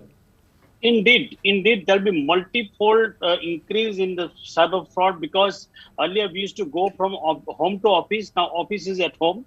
Your education is at home. That thanks to pandemic. But along with that, the way we have adopted the technology in our life, it is at the point of no return, and therefore we are exposing everything on internet, on cyberspace. Sure. And with the increased speed of 5G, IoT, metaverse, and all this, that is going to add the fuel. Only thing which is going to help us that how fast we can detect any possible cyber attack, and the moment you identify that attack or detect that, how fast you can respond to contain that damage further. I think that's the only key. Otherwise, will be always exposed to the cybersecurity challenge. And in our life, we need roti, kapda, makan as a basic necessity. I would add fourth, cybersecurity is also the basic necessity going forward. Fantastic. That's actually the basic necessity is roti, kapda, and makan, and the fourth one is cybersecurity. That's a strong word, which is statement which is coming from Bharat Panchal, who has worked in this UPI industry and been working with the banking space for over a decade. Preetham, what's your closing remark on this? So my closing remark, like for the Web3 cybersecurity spaces, like hacks are going to be happen, right? So whenever you want to safeguard any product, you should be working with any cybersecurity experts, should be doing smart contract auditing, should be going through, blockchain kind of insurance things, should be monitoring all the transactions. Like as Bharat said, we should be monitoring all the kind of transactions. So we should take the actions for like what happened in my smart contracts. I can stop it, or I can stop my smart contract functions. Prasanna, your closing remarks. Yeah, I think a wonderful discussion today among all the experts, Deepika, Preetham, and Bharat sir out here. In my view, I think we are at mid that while we are as a part of a Web 2.0, we are entering Web 3.0 in the next coming few years.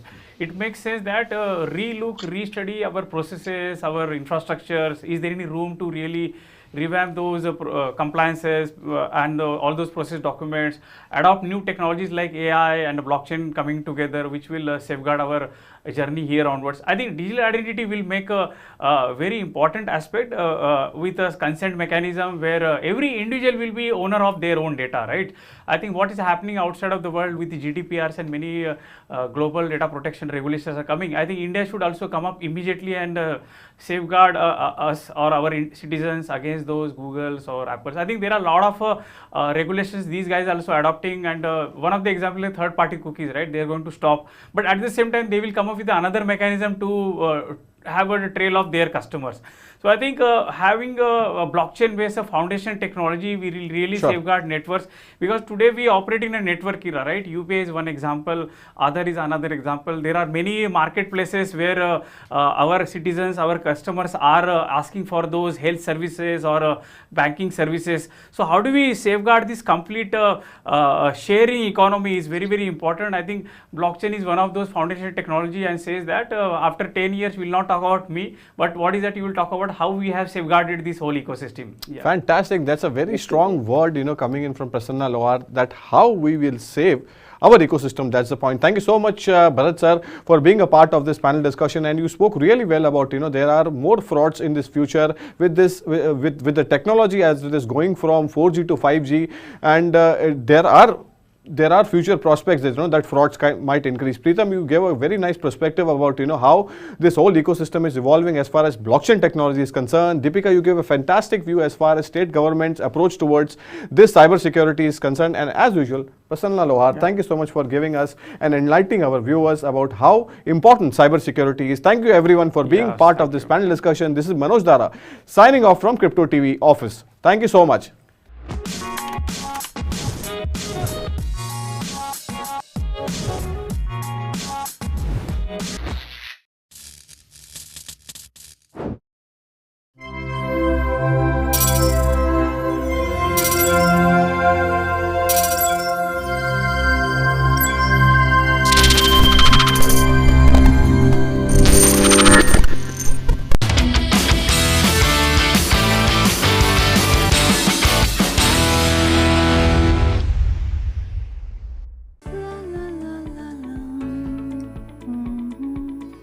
ओह हाय, आप आ गए। आजकल क्या है ना, मैं बहुत busy हूँ। मेरे अंदर का आर्टिस्ट आजकल बहुत एक्साइटेड है। मैं अपने इस मास्टरपीस पर काम जो कर रही हूँ, इसे जल्दी कंप्लीट करना है मुझे, क्योंकि मैं इसकी NFT बनाऊंगी और फिर मिलियंस कमाऊंगी। अरे लेकिन इससे पहले तो मुझे ये सोचना होगा कि इसे मैं किस डिजिटल वॉलेट में स्टोर करूं। सबसे पहली बात, क्रिप्टो वॉलेट में सिर्फ क्रिप्टो ही नहीं बल्कि NFTs भी स्टोर की जाती हैं, और इसके लिए दो तरह के वॉलेट्स यूज होते हैं, कस्टोडियल वॉलेट और नॉन कस्टोडियल वॉलेट। अगर आप एक कस्टोडियल वॉलेट के लिए ऑप्ट करते हैं तो आपको अपनी प्राइवेट कीज पर फुल कंट्रोल नहीं मिलता। कोई थर्ड पार्टी जैसे कि कोई एक्सचेंज या फिर कस्टोडियल सर्विस प्रोवाइडर आपके बिहाफ पर आपके एसेट को स्टोर करते हैं और आप अपनी प्राइवेट कीज एक्सेस नहीं कर पाते। लेकिन इसमें कुछ गलत या खतरे वाली बात नहीं है। एक्चुअली ये डिसीजन पूरी तरह से आपकी नीड पर डिपेंड करता है। ब्लॉकचेन एक डिसेंट्रलाइज्ड लेजर है। ऐसे में अगर आप अपनी प्राइवेट कीज मिसप्लेस कर देते हैं तो आप अपने वॉलेट का एक्सेस खो देते हैं। वहीं अगर आप कस्टोडियल सर्विस के लिए ऑप्ट करते हैं तो अपनी कीज के साथ साथ आप अपनी रिस्पॉन्सिबिलिटी भी हैंड ओवर कर देते हैं। फिर आपकी प्राइवेट कीज को सेफगार्ड करने की जिम्मेदारी भी कस्टोडियल की होती है। तो अगर आप अपनी एक्सचेंज का पासवर्ड भूल भी जाते हैं तो कस्टोडियल सर्विस का कस्टमर सपोर्ट आपको उसे रिकवर करने में मदद करता है। सो कन्वीनियंट है ना। और अब बात नॉन कस्टोडियल वॉलेट की। एक नॉन कस्टोडियल वॉलेट में होल्डर के पास होता है प्राइवेट कीज का फुल एक्सेस एंड कंट्रोल। जिन यूजर्स को अपने फंड्स पर ज्यादा कंट्रोल चाहिए उनके लिए नॉन कस्टोडियल वॉलेट परफेक्ट है। लेकिन याद रखिएगा कि अपने वॉलेट को सेफ रखने के लिए कीज की रिस्पॉन्सिबिलिटी भी आपकी है। अगर किसी वजह से आप अपनी प्राइवेट कीज खो देते हैं तो कोई उसे रिकवर नहीं कर पाएगा। लेकिन फिक्र मत कीजिए, कई ऐसे नॉन कस्टोडियल वॉलेट्स और एप्स हैं जो यूजर्स को अपनी कीज सेफगार्ड करने में हेल्प करते हैं, जैसे कि ट्रस्ट वॉलेट और मेटामास्क। इतना ही नहीं, tor.us जैसे वॉलेट प्रोवाइडर भी हैं जो सोशल मीडिया लॉगिन के थ्रू यूजर्स को की सिक्योर करने की सेफ्टी और कन्वीनियंस देते हैं। तो चलिए और ज्यादा क्लैरिटी के लिए स्टडी करते हैं कस्टोडियल वॉलेट और नॉन कस्टोडियल वॉलेट के बीच मेजर डिफरेंसेस। सबसे पहले private keys, third party ownership और wallet holder ownership. Point number 2, accessibility. Accessible to register accounts, accessible to anyone. Point number 3, transaction cost. Typically higher or typically lower. Point number 4, security. Typically lower, typically higher. Point number 5, support. Typically higher and typically lower. Point number 6, KYC. Yes and no. अब तो मैं पूरी तरह clear हूं कि मुझे कौन सा वॉलेट चाहिए। And now that even you know about custodial wallets and non-custodial wallets, make a wise decision. अरे मैं तो भूल ही गई बातों में कि मुझे तो अपना मास्टरपीस कंप्लीट करना है। Time for me to go. लेकिन आप मेरी यानी कि रुचि शर्मा की ऐसी ही कई इंटरेस्टिंग स्टोरीज के लिए देखते रहिए क्रिप्टो टीवी।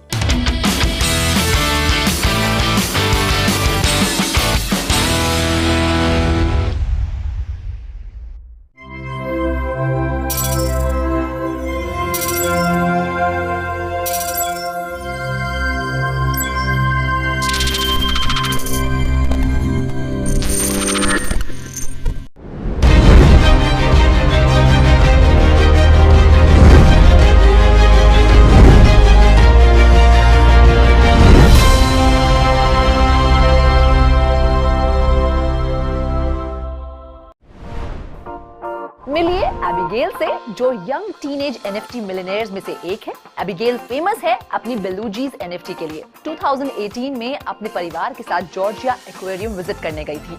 वहां उसने पहली बार बेलुगा व्हेल्स को देखा and it was love at first sight.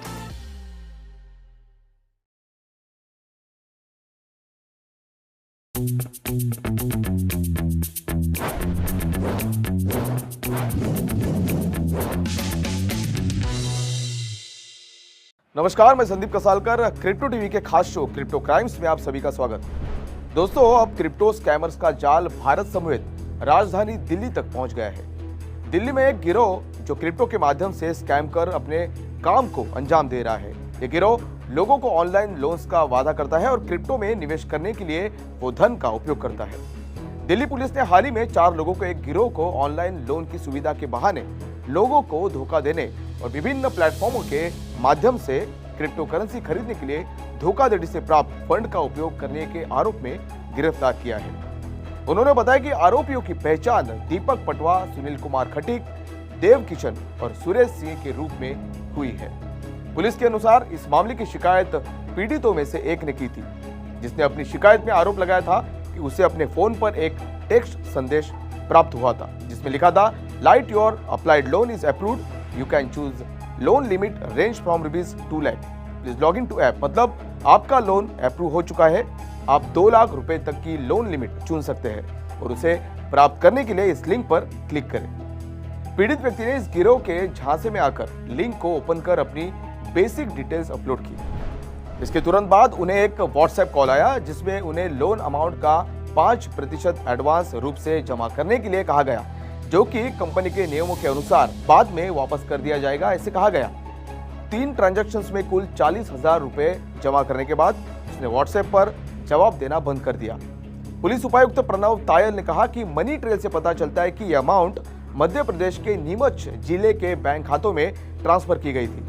आगे ये भी पता चला कि 2 दिनों के भीतर कथित खाते में 75 लाख रुपए से अधिक ट्रांसफर कर दिए गए थे और उस पैसों का उपयोग करके विभिन्न प्लेटफॉर्मों पर क्रिप्टो करेंसी खरीदी जा रही थी। उन्होंने कहा कि इस अपराध में कुछ सस्पेक्ट्स को चिन्हित किया गया और उन पर तकनीकी निगरानी की गई, जिसके बाद वे राजस्थान के चित्तौड़गढ़ से सक्रिय पाए गए। फिर उसके बाद चित्तौड़गढ़ में छापेमारी की गई और तकनीकी विश्लेषण के साथ ह्यूमन इंटेलिजेंस के आधार पर चारों आरोपियों को आखिरकार गिरफ्तार कर लिया गया। पूछताछ के दौरान आरोपियों ने खुलासा किया कि उन्हें यूट्यूब के जरिए इस तरह की धोखाधड़ी का विचार आया था। वे टेलीग्राम ऐप पर कुछ चाइनीज नागरिकों के संपर्क में आए, जो ऑनलाइन लोन की सुविधा के बहाने निर्दोष लोगों को ठगते थे। वे बैंक अकाउंट्स की खरीद करते थे और अकाउंट्स ओनर्स को 1.5% का भुगतान करके रजिस्टर सिम कार्ड और आगे टेलीग्राम के माध्यम से धोखा देने वालों को प्रदान करते थे।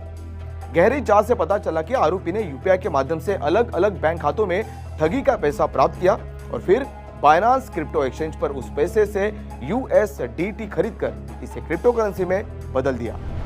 अधिकारी ने कहा कि आरोपी दीपक पटवा को USDT में कमीशन मिलता था और बाद में हवाला के जरिए अपने खातों में उसे रिडीम करता था। अधिकारी ने यह भी कहा कि यह भी पता चला है कि कथित व्हाट्सएप नंबर का IP एड्रेस चाइना का था। उस नंबर से संवाद करने के लिए दीपक चाइनीज भाषा में प्राप्त संदेश का हिंदी में अनुवाद गूगल ट्रांसलेटर की मदद से करता था। अपराध में इस्तेमाल किए गए 15 डेबिट कार्ड, 7 मोबाइल फोन और 27 सिम कार्ड के साथ डोंगल, लैपटॉप, टैबलेट और 20,000 रुपए का अन्य सामान बरामद किया गया है। पुलिस ने कहा कि मामले की जांच जारी है और पीड़ितों की पहचान की जा रही है। तो दोस्तों, दुनिया में जितने प्रकार की क्रिप्टो करेंसीज है उतने प्रकार के क्रिप्टो क्राइम्स और स्कैम्स हो रहे हैं और दुर्भाग्य से आगे भी होते रहेंगे। कहते हैं ना, prevention is better than cure. ऐसे स्कैमस्टर्स को तो पकड़कर सख्त से सख्त सजा देनी चाहिए, लेकिन बेहतर तो ये होगा कि ऐसे स्कैमस्टर्स के जाल में कोई भी विक्टिम ना फंसे और ये बिल्कुल मुमकिन है। इसे आप और हम मिलकर पॉसिबल बना सकते हैं। इस डेली ऑनलाइन लोन स्कैम के सारे विक्टिम इस स्कैम से बच सकते थे अगर वो फॉरवर्डेड मैसेज में आई लिंक पर क्लिक करके फेक लोन पाने के झांसे में न आते। तो मैंने क्रिप्टो क्राइम्स के कई एपिसोड्स में कई बार कहा है और आज भी दोहराऊंगा कि no matter what, forwarded messages, WhatsApps, emails, Telegram या किसी भी सोशल मीडिया ग्रुप में आई हुई लिंक्स पर क्लिक ना करें। आपके क्लिक करने से कोई शातिर हैकर आपका अकाउंट जीरो कर सकता है या फिर इस केस की तरह आपको फेक लोन देने के प्रलोभन में फंसाकर आपसे पैसे निकलवा सकता है। अगर आप भी अपने ऑनलाइन बिहेवियर में जैसे मैंने कहा वैसे थोड़ी सावधानी बरते, स्पैम मेल्स और मैसेजेस की लिंक पर क्लिक न करें तो बाय डिफॉल्ट आप कई क्रिप्टो स्कैम्स और क्राइम्स के विक्टिम बनने से बच जाएंगे। तो आज के लिए बस इतना ही। ऐसे ही क्रिप्टो स्कैम्स और क्राइम से जुड़ी स्टोरीज के साथ मैं संदीप कसालकर फिर आपसे मिलूंगा। तब तक के लिए देखते रहिए क्रिप्टो टीवी।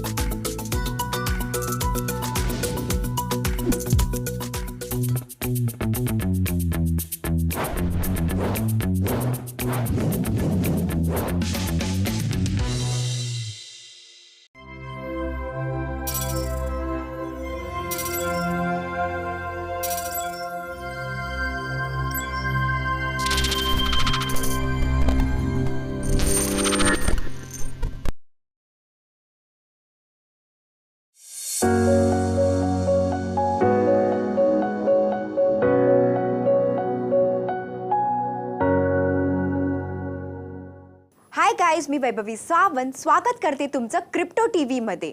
आज आपण ब्लॉकचेन विषयी माहिती घेणार आहोत। पण ब्लॉकचेन नेमकं आहे तरी काय? क्रिप्टो करन्सी सध्या अगदी प्रत्येकाचे लक्ष केंद्रित करत आहे। लोकांना यामध्ये इन्व्हेस्ट सुद्धा करायचं आहे आणि यामधून भरपूर प्रॉफिट सुद्धा कमवायचं आहे।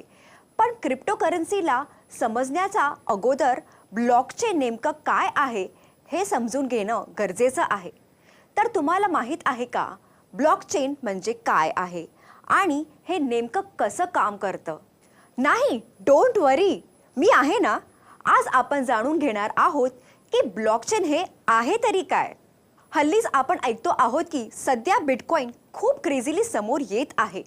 लोकांमध्ये बिटकॉइनला घेऊन खूप विश्वास वाटू लागला आहे, कारण बिटकॉइनची किंमत प्रत्येक दिवशी वाढत चालली आहे। पण तुम्हाला माहित आहे का बिटकॉइनच्या मागे टेक्नॉलॉजी काय आहे? जर तुमचं उत्तर हो असेल तर तुम्हाला ही स्टोरी नक्कीच आवडेल, कारण बिटकॉइनचा संबंध हा ब्लॉकचेन सोबत आहे।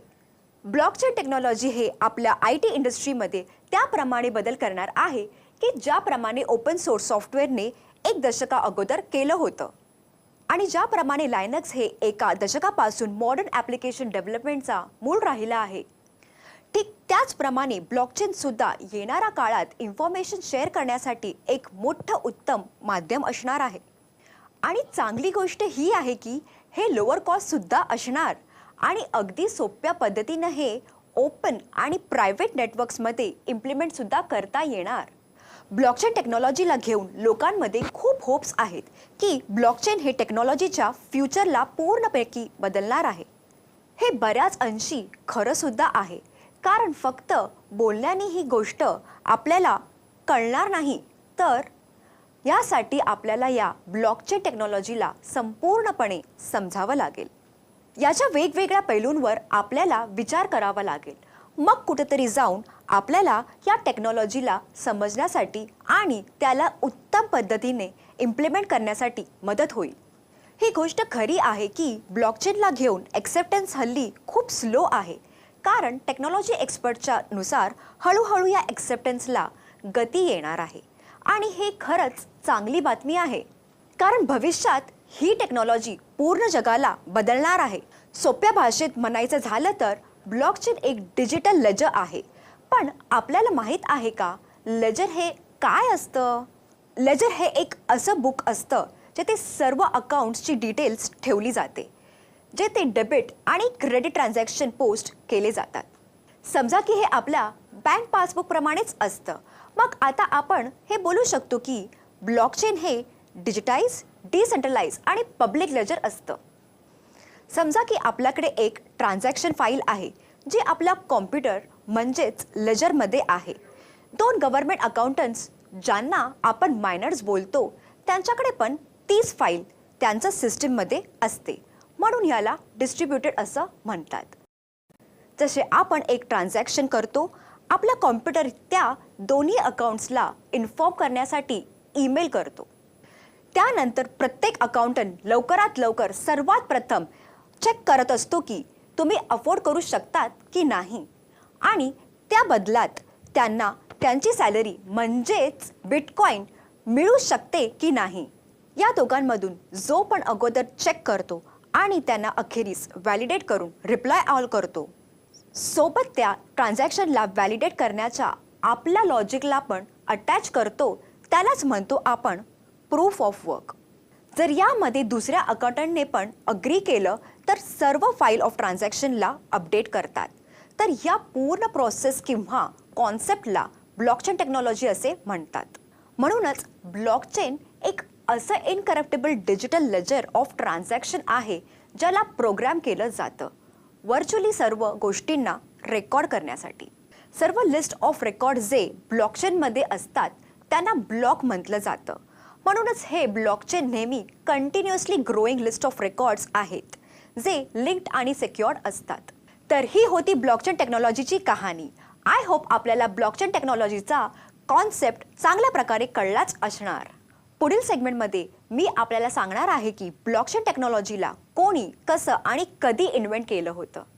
तर मित्रांनो, पुन्हा भेटूया क्रिप्टोविषयी नवीन गोष्टी घेऊन. तोपर्यंत पाहत रहा क्रिप्टो टीव्ही. मी वैभवी सावंत, आपली क्रिप्टो फ्रेंड, तुर्तास येथेच थांबते.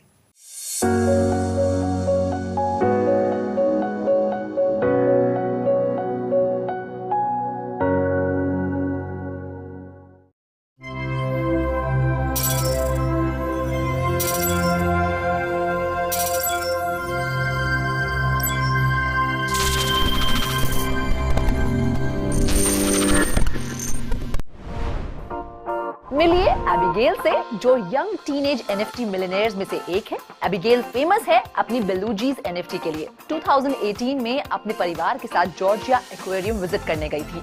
वहां उसने पहली बार बेलुगा व्हेल्स को देखा and it was love at first sight.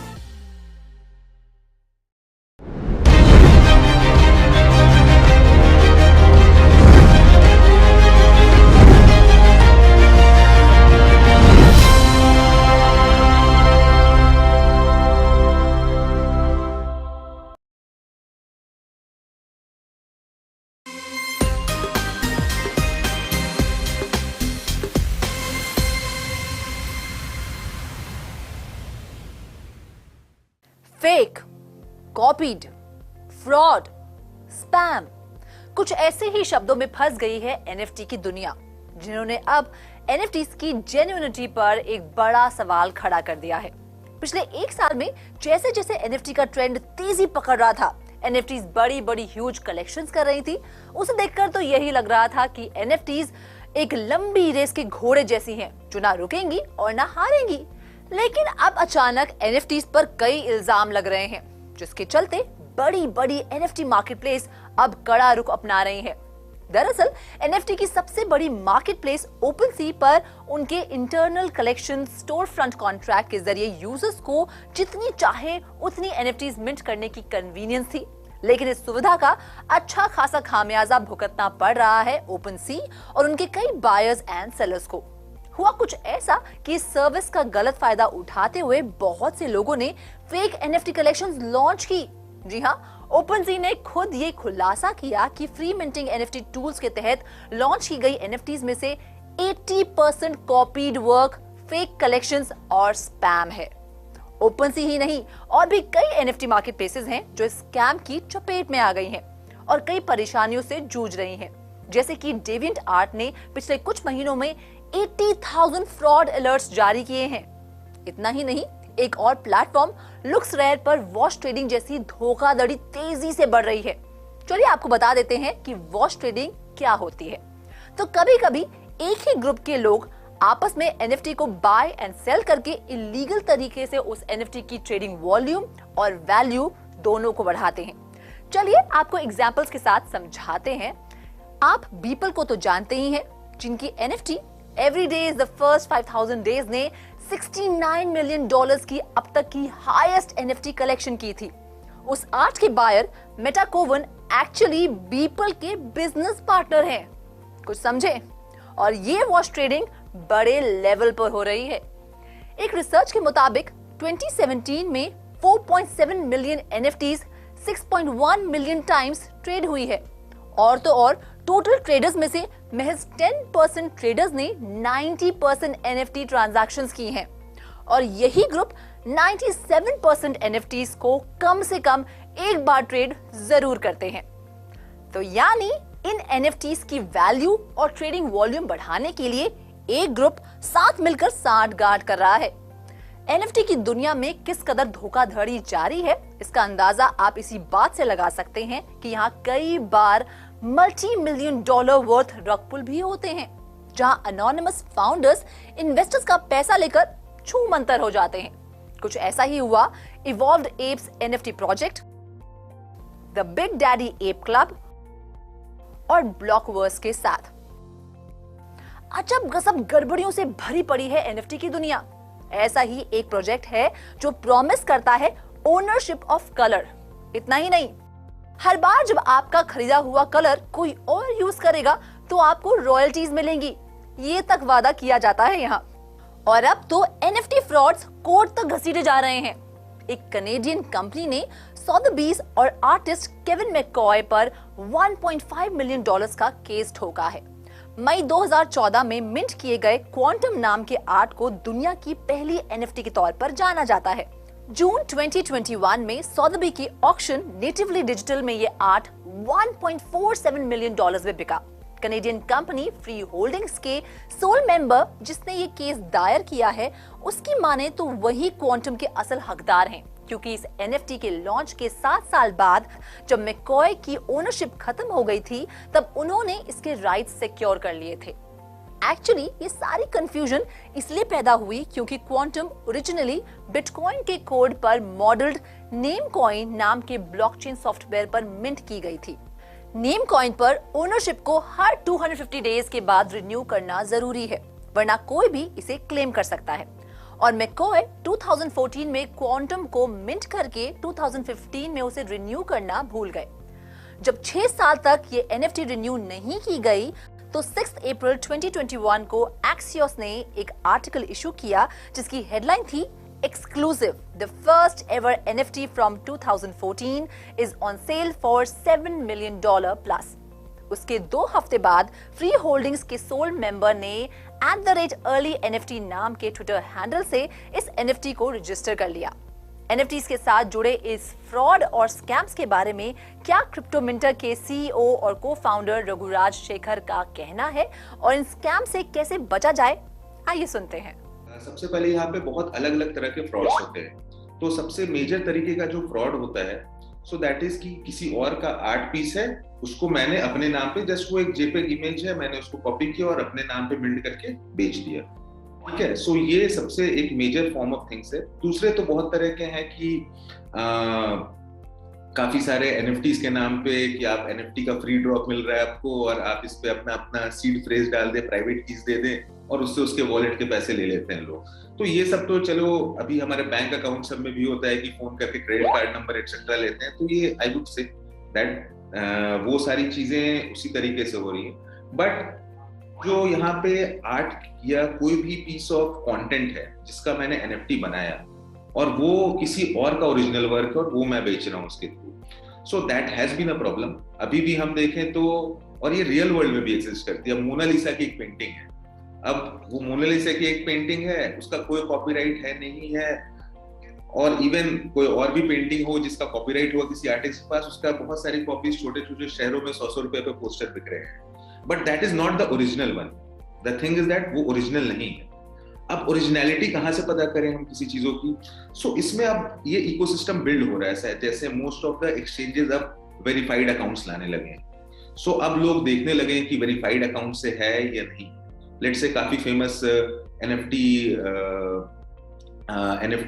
Collection है बोर्ड एप याच क्लब, तो उसके मैं देखूंगा कि बहुत लोग बोर्ड एप याच क्लब के सिंपल क्लोन्स ले आकर के डाल दिए हैं एंड वो बेच भी दे रहे हैं और काफी ज्यादा अमाउंट के आइटम्स बेच दिए हैं। बट उसमें है कि यूजर को थोड़ा सा सतर्क रहना पड़ेगा कि वो देख ले कि वेरीफाइड अकाउंट्स है या नहीं। यानी इन टोटल NFT की दुनिया फिलहाल कटघरे में खड़ी है। जब तक यहाँ कुछ स्ट्रिक्ट रूल्स एंड रेगुलेशंस जारी नहीं किए जाएंगे तब तक इसमें हाथ ना ही डालें तो अच्छा है, वरना हाथ जल भी सकते हैं। इस स्पेशल स्टोरी में फिलहाल इतना ही। ऐसी ही बहुत सी इंटरेस्टिंग स्टोरीज मैं रुचि शर्मा आपके लिए लाती रहूंगी। Till then goodbye, keep watching crypto TV.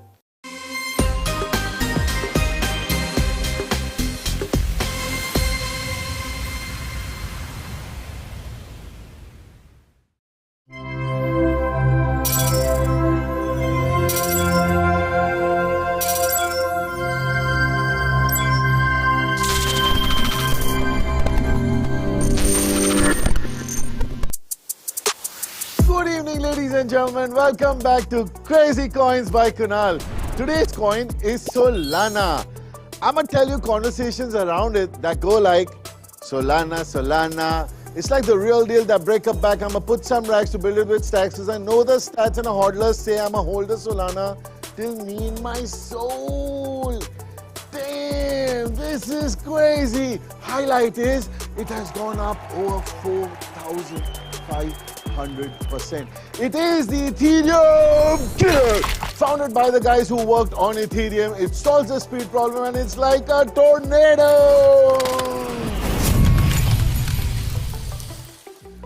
If Ethereum is proof of work, this is proof of history and already on the top market capitalization after Bitcoin and Ethereum. It is the favorite app for all DeFi app developers, but now has gained huge attention from NFT developers as well, which now makes it the only L1 technology that allows DeFi and NFT and blockchain integration services, that too at high speeds with minuscule cost, which is huge. However, most of the time Solana is known for having a congested network because everyone has jumped onto it. So the real question is, with saving costs and tornado speed, faster validation, no mining, will Solana be the Ethereum killer? Until then, stay tuned till I bring you more Crazy Coins by Kunal.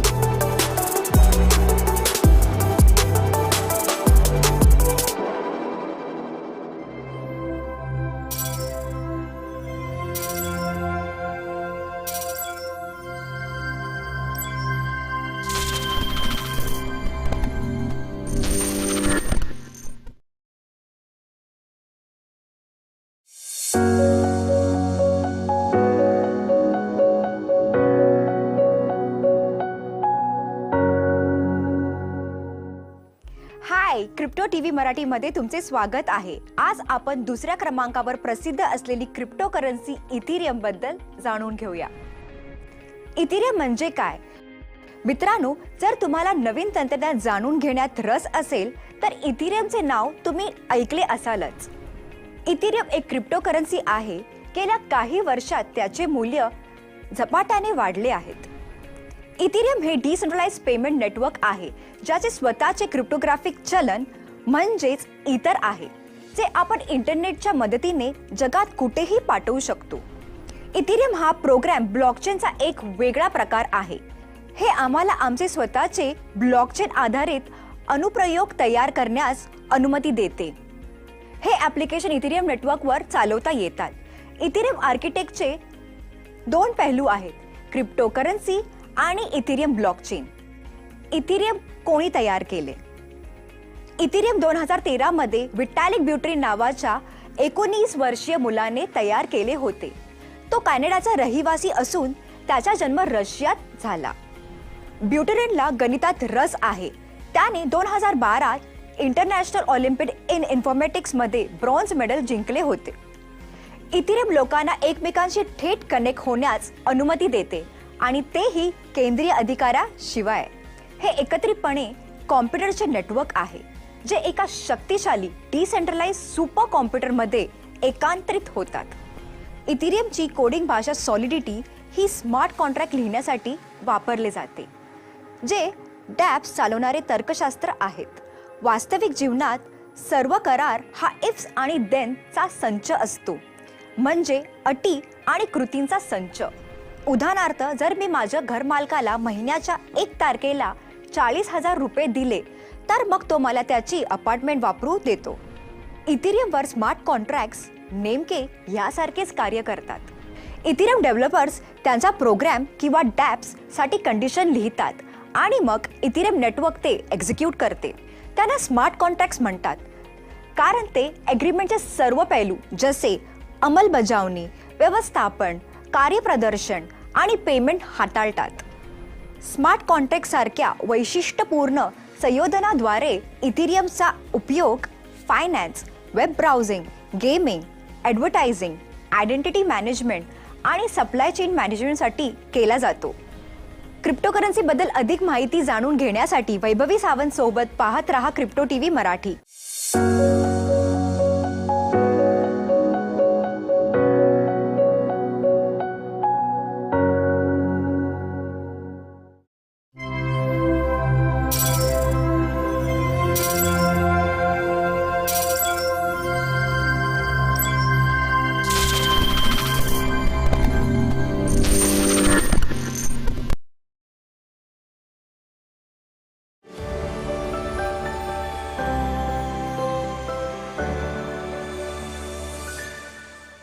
Hi, this is me, Yashasvi Acharya.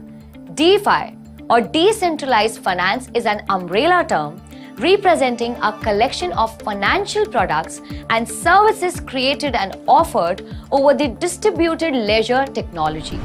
The intermediation of financial institutions is denecessitated by these protocols with the use of cryptographic proof of transactions.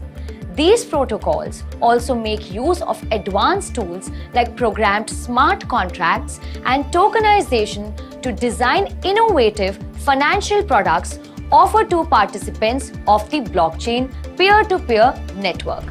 The DeFi ecosystem appeared with smart contract-enabled blockchain platform Ethereum going live in 2015.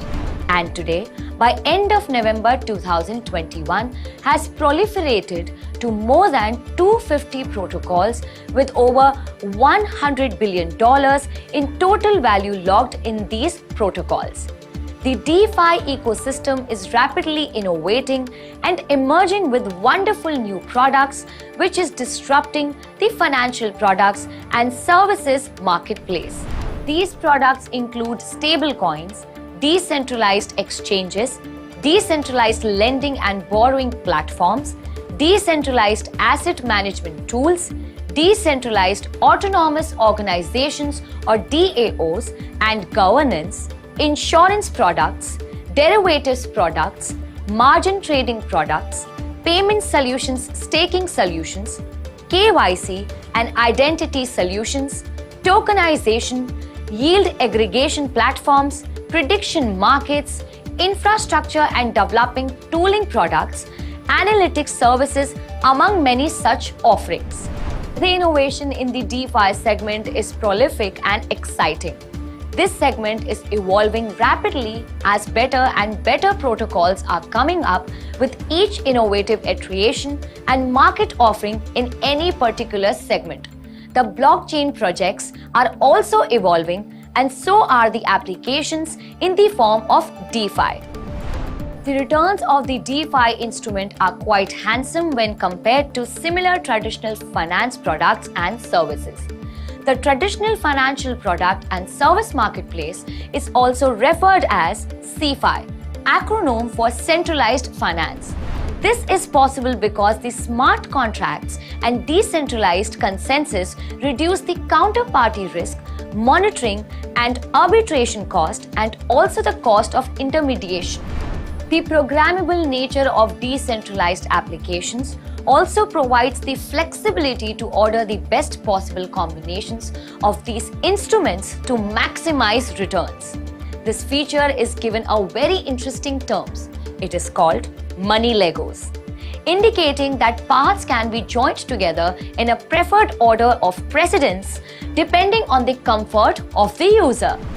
Oracles on the decentralized ecosystem connect the real-world trigger events to smart contracts, enabling conditional execution of the same. This enables creation of derivatives, prediction markets, and a lot of other possibilities. Tokenization of the real-world assets helps granularization of high-value assets, helping address a wider investor base, and also brings them into digital realm, transcending the geographical boundaries, helping cater to a larger digital global audience.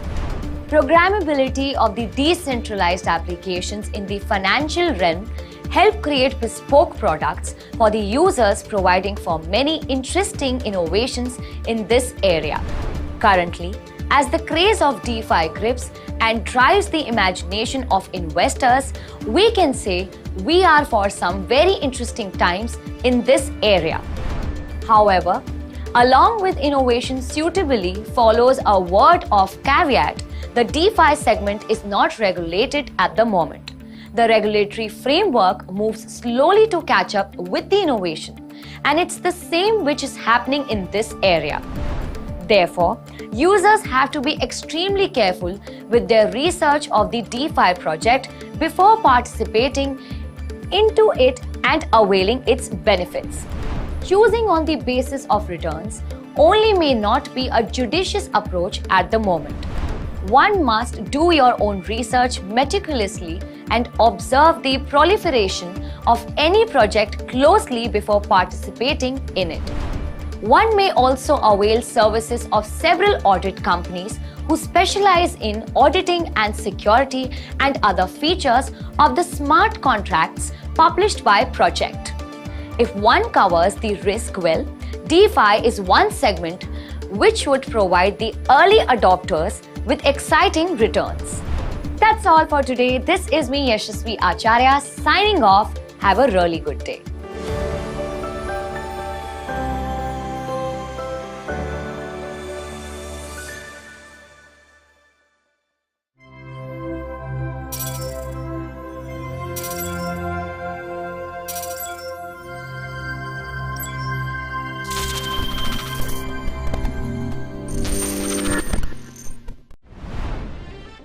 Her century के दौरान technology में बड़ा बदलाव होते हुए देखा गया है। 21वीं सेंचुरी में ब्लॉकचेन पर बेस्ड क्रिप्टो करेंसी से आई बदलाव की लहर यंगस्टर्स को अपनी तरफ अट्रैक्ट कर रही है।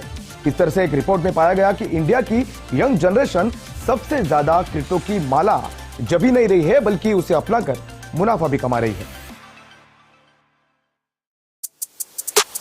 Ladies and gentlemen, welcome to Crazy Coins with Karnal. Today's coin is Phantom. It is the talk of the town. It's going ballistic on social media. It is changing the way people are exchanging money because it solves the ledger distribution problem. Highlight is it has given a crazy 12,000% in 1 year. 1,000% is 10x, 10,000% is 100x. You have 12,000 bucks today. It is the Ethereum killer. If Ethereum is one decentralized network, FTM is a network of decentralized network. That's crazy. It's undervalued than any of Ethereum's killers, which means Ethereum valued at $335 billion. FTM is only $7.5 billion. So now the real question is, will it kill its Ethereum killers. And only time will tell. Until then, stay tuned for next week till I bring you more crazy coins with Kanav.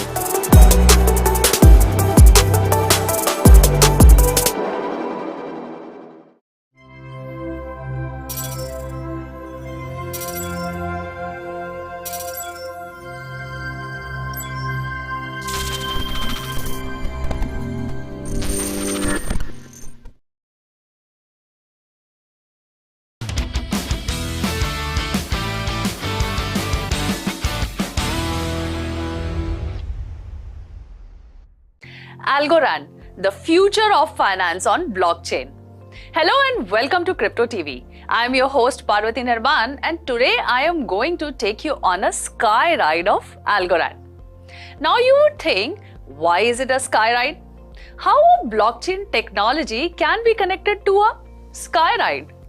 Well, then let me tell you, Algorand is the latest technology buzz in the market as Drone Racing League DRL is going crypto. DRL has announced to launch its play-to-earn crypto game on Algorand blockchain. So there begins the ride. Together, DRL and Playground Labs will build a virtual version of the Drone Race League on Algorand. And not just that, Algorand or Algo, being the layer 1 blockchain for decentralized and traditional finance, has added direct fiat payment channels into their network by integrating with Alchemy Pay, which is ACH. Alchemy Pay is a payment solutions provider that connects fiat and crypto economies, and its global merchant network now supports Algorand's Algo token for payments in 65 countries. Even more, Marshall Island is adopting Algorand for the issue of its sovereign currency. So the Marshall Islands is the first country to adopt a national digital currency built on Algorand blockchain. Algorand's Algo token ranked 20th on the Forbes list of most influential digital assets, has the 18th highest market cap of any cryptocurrency, hovering around $11 billion as of 5th Jan 2022. So we know now how Algorand is one of the fastest growing blockchain technology today. Let's find out a little bit of the history of Algorand. Algorand was founded by Silvio Micali, a computer science professor at the Massachusetts Institute of Technology. Silvio received the 2012 Turing Award for his innovative contributions in cryptography, blockchain, and cryptocurrency protocols and electronic cash, making him a leading mind in the cryptocurrency and blockchain industry. Silvio Micali has been a professor of cryptography since 1980s. Around 2015, he started researching how to create a better blockchain technology instead of criticizing Bitcoin. Well thought. He was then approached by Nikolai Zeldovich, an MIT professor, and based on the success of testing the new blockchain technology with different simulated transactions, the Algorand company was incorporated in 2017. Algorand's white paper was co-authored in 2017 by Silvio Micali and Jing Chan, a professor at Stony Brook University. This blockchain is particularly carbon negative, as it operates on pure proof-of-stake network, which is the need of the hour as everyone is eyeing green blockchain initiatives. That's true. So well, in today's time, the Algorand protocol is chosen for its speed, scalability, security, and its ability to effectively implement the required compliance controls and the transactional finality needed for the digital currency. Just like other competitors like Solana, Cardano, Algorand intends to displace Ethereum as the primary blockchain home for decentralized apps, DeFi projects, and crypto-native games of the future, or in crypto speak, the metaverse. So what exactly is this Algorand and how does this new blockchain technology functions? Well, Algorand serves as the infrastructure layer on which we can build crypto networks, decentralized apps, and crypto tokens. It is one of the most prominent layer 1 blockchains available in the ecosystem and include fungible, non-fungible, restricted fungible and restricted non-fungible assets. Yes, Algorand is the new gen blockchain and is bridging the decentralized and centralized world of finance. Algorand has the biggest advantage as higher transaction speed. It is officially launched in 2019 with its native crypto as Algo with a maximum supply of 10 billion Algo. Algorand maintains a block explorer which keeps an official count of its circulating supply of Algo. Algorand also enables users to create smart contracts and tokens that can represent both new and existing assets. The code for Algorand is open source and can be cloned, copied, otherwise used in private or permission blockchains.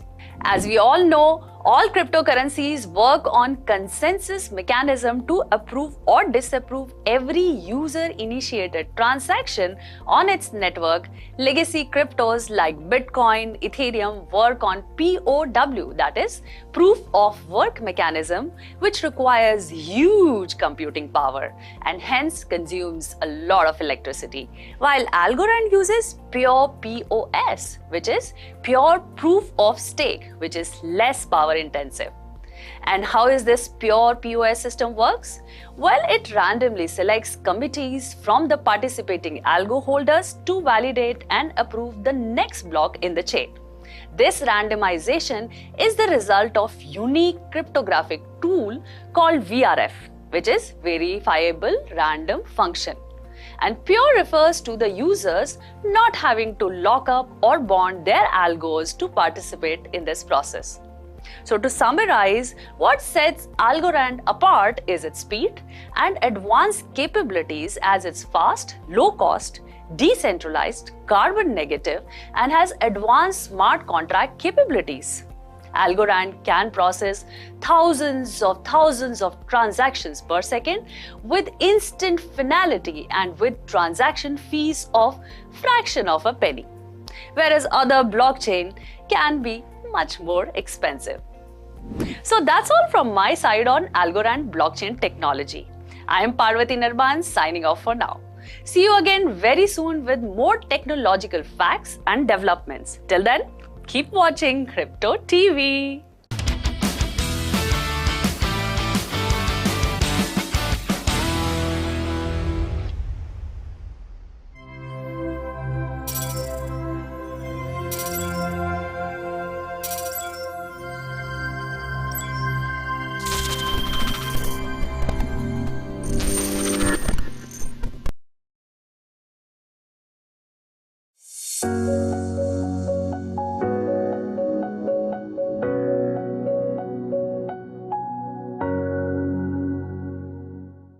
Hi guys, crypto TV मराठीमध्ये तुमचे स्वागत आहे.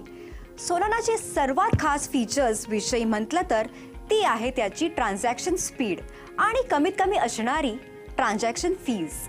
मला माहित आहे की आपल्याला वाटत असेल की मी फक्त सहजच सांगते आहे.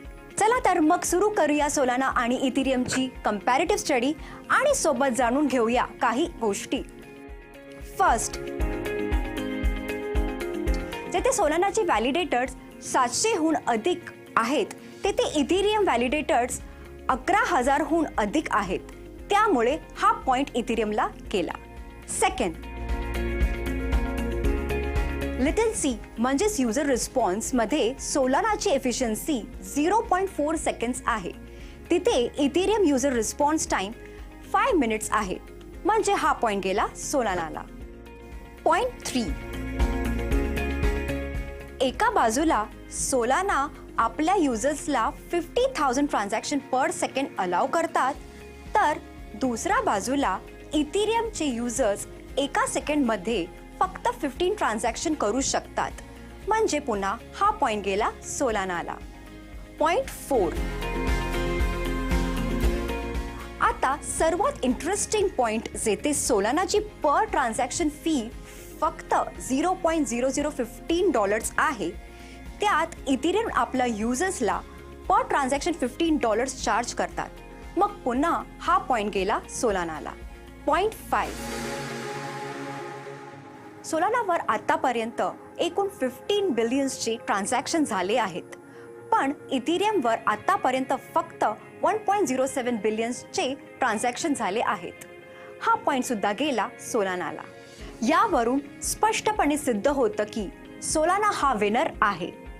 सोलानाचे स्पीड विषयी याचे फाउंडर अॅनाटॉली यानकोवेन्को यांनी 17 नोव्हेंबर 2017ला व्हाईट पेपरमध्ये प्रूफ ऑफ हिस्ट्री नावाच्या एका टेक्निकला डिस्क्राईब केलं आहे की तुम्हाला तुमचे सोलाना टोकन डेलिगेट करावे लागतील किंवा टोकन एका व्हॅलिडेटरसह लॉक करून ठेवावे लागतील, ज्यावर तुम्हाला रिटर्न देखील मिळेल. या टेक्निकनुसार अननोन कॉम्प्युटर जे एकमेकांसोबत ट्रस्ट करत नाहीत त्यांच्यामधील वेळेला ट्रॅक केलं जातं. खरं तर अॅनाटॉलीने बऱ्याच वेळापासून बिना क्लॉकवाली ब्लॉकचेन सिस्टीम्स जसे की बिटकॉइन आणि इथिरियमला स्टडी केलंय. नॉर्मली ही सिस्टीम्स लार्ज स्केल वर वर्ल्ड वाईड पर सेकंड 15 पेक्षा जास्त ट्रान्झॅक्शन नाही करू शकत. जेव्हा सेंट्रलाइज पेमेंट सिस्टीम ज्याप्रमाणे विजाला 65,000 ट्रान्झॅक्शन पर सेकंडची रिक्वायरमेंट असते, आपल्याला या स्टडीमुळे अॅनाटॉलीला एक गोष्ट समजली की क्लॉक शिवाय ही सिस्टीम्स ग्लोबल पेमेंट सिस्टीम किंवा ग्लोबल सुपर कॉम्प्युटर नाही बनू शकत. जेव्हा अॅनाटॉलीने असे कॉम्प्युटर्स जे एकमेकांसोबत ट्रस्ट करू शकत नाहीत त्यांना एका म्युच्युअल टाइम सोबत अग्री करण्याचा जो प्लॅटफॉर्म होता त्याला अखेरीस सॉल्व करून टाकले. त्यांना माहीत होतं की त्यांची 40 वर्षाची डिस्ट्रीब्युटेड सिस्टीम रिसर्चला ब्लॉकचेन या दुनियेमध्ये इंट्रोड्यूस करण्याची आता वेळ आली आहे. त्यामुळे परिणामी याचे क्लस्टर फक्त 10 पटीने, 100 पटीने किंवा 1000 पटीने नसून तब्बल 10,000 पटीने वाढले आहेत. सोलाना प्रोटोकॉलमध्ये POH म्हणजे प्रूफ ऑफ हिस्ट्री एक मेन कॉम्पोनंट आहे. POH बल्क ऑफ ट्रान्झॅक्शनची एक प्रोसेसिंग करतात. सक्सेसफुल ऑपरेशन सोबत त्यांना प्रोसेस करताना पास झालेल्या वेळेला सुद्धा रेकॉर्ड करतात आणि याप्रमाणे या ब्लॉकचेनला ट्रस्टलेस नेचर एन्शोर करतात. सोलानाचे व्हॅलिडेटर्स पूर्ण नेटवर्कमध्ये आपली ओव्हरऑल होल्डिंगनुसार निवडले जातात. म्हणून ज्यांच्याकडे जेवढी जास्त होल्डिंग तेवढेच त्याचे व्हॅलिडेटर बनण्याचे चान्सेस असतात. याप्रमाणे ही स्ट्रॅटर्जी एन्शोर करत असते की जी लोक नेटवर्क होल्ड्समध्ये पूर्णपणे वेस्टेड आहे त्यांना ही पोझिशन मिळेल. जेव्हा कोणी व्हॅलिडेटर कोणत्याही ट्रान्झॅक्शनला अप्रूव्ह करून ब्लॉकचेनमध्ये ॲड करतात तेव्हा त्याला यासाठी रिवॉर्ड मिळत असतात. आणि जी लोक व्हॅलिडेटर नाही आहेत ती लोक पण कुणा दुसऱ्या व्हॅलिडेटरला आपल्या होल्डिंग्सला डेलिगेट करून अगदी इझिली प्रॉफिट कमवू शकते. POH प्रोसेसला मॉनिटर करण्यासाठी प्रूफ ऑफ स्टेक म्हणजेच POS कॉन्सेन्ससला यूज केलं जातं. सोलानाबद्दल अधिक माहिती मिळवण्यासाठी पाहत रहा crypto TV with your favourite host Vaibhavi Sawant.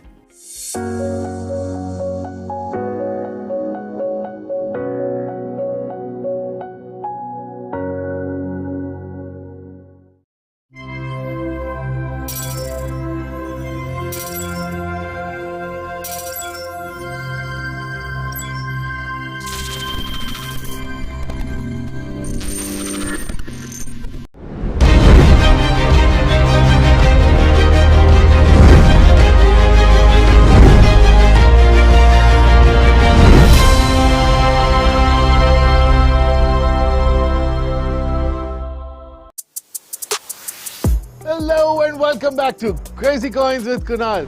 Today's coin is next level crazy. It's called Shiba Inu, also known as Sheep.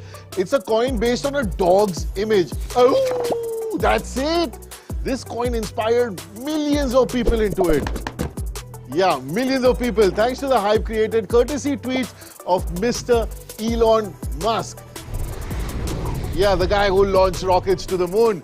The highlight is one guy risked $8,000 into this coin when it launched and landed up being a billionaire.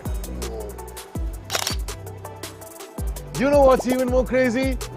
The founder of Ethereum is the guy who apparently promoted sheep. Rumors say he even provided liquidity. All this made the price almost head to the moon. But then he also decided to burn 90% of his sheep holdings and give away balance 10% to charity. He took this step because he didn't want to be the locus of power.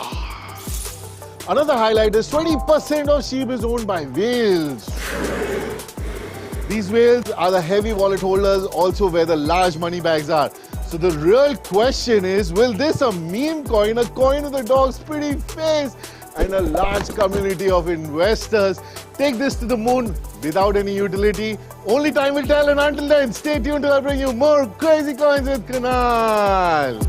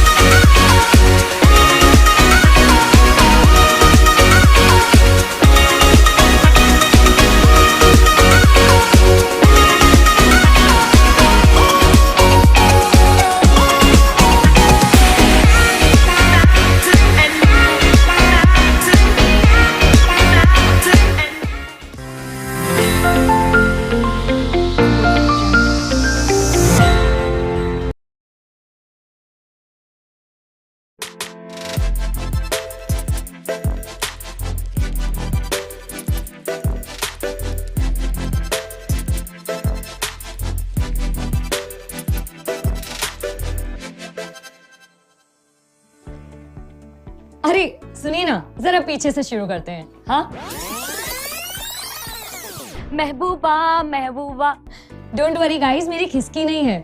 मैं महबूबा का नाम इतनी बार इसलिए ले रही हूँ क्योंकि हमारी सेकंड क्रिप्टो क्वीन का नाम है रोया महबूब। हाय गाइस, मेरा नाम है यशस्वी और इस खास सेगमेंट में हम लोग बात कर रहे हैं किसकी? क्वीन ऑफ क्रिप्टोस की। और यहाँ पर मैं बात करने जा रही हूँ रोया महबूब के बारे में। इनकी अचीवमेंट ऑल ओवर वर्ल्ड की विमेन के लिए एक इंस्पिरेशन है क्योंकि ये अफगानिस्तान से बिलोंग करती हैं, जहां तालिबान के डर से लड़कियां ABCD पढ़ने तक स्कूल नहीं जा सकती, आवाज उठाकर बात नहीं कर सकती हैं। ऐसी देश में टेक कंपनी का CEO बनना कौन छोटी बात नहीं है, क्या समझे? रोया महबूब अफगानिस सिटाडेल सॉफ्टवेयर कंपनी की फाउंडर भी हैं और इंटरनेशनली रिकॉग्नाइज्ड एक्टिविस्ट भी हैं। इनकी कंपनी के 50% से भी ज्यादा कर्मचारी वैसे लेडीज हैं। अनफॉर्चुनेटली सितंबर में जब तालिबान ने अफगानिस्तान को फिर से टेक ओवर कर लिया था, मिस रोया महबूब को अफगानिस्तान छोड़कर जाना पड़ा था, लेकिन उन्होंने अपने एम्प्लॉयज के लिए लड़ना नहीं छोड़ा। तालिबान के आने के बाद अफगानिस्तान की औरतों के पास ट्रेडिशनल बैंक अकाउंट का भी एक्सेस नहीं था, इसलिए मिस रोया महबूब ने अपने अफगानी एम्प्लॉयज को बिटकॉइन से सैलरी देना शुरू कर दिया। इतना ही नहीं, मिस महबूब डिजिटल सिटीजन फंड यानी कि DFC की प्रेसिडेंट और बोर्ड मेंबर भी हैं। Boss lady. अगर DCF की बात करें तो ये एक ऐसा NGO है जो कि डेवलपिंग कंट्रीज की लड़कियों और औरतों को टेक्नोलॉजी और फाइनेंस के बारे में एडुकेट करने के लिए काम करता है। Bravo miss Mahbooba, bravo. Moving on to our next Bitcoin queen, इनका नाम है अलकलानी एथरेलेंगे। वैसे काफी टंग ट्विस्टिंग नाम है ना? डोंट वरी, जितना टंग ट्विस्टिंग इनका नाम है उतनी सिंपल एंड स्ट्रेट इनकी मनी मेकिंग स्ट्रैटेजीज है।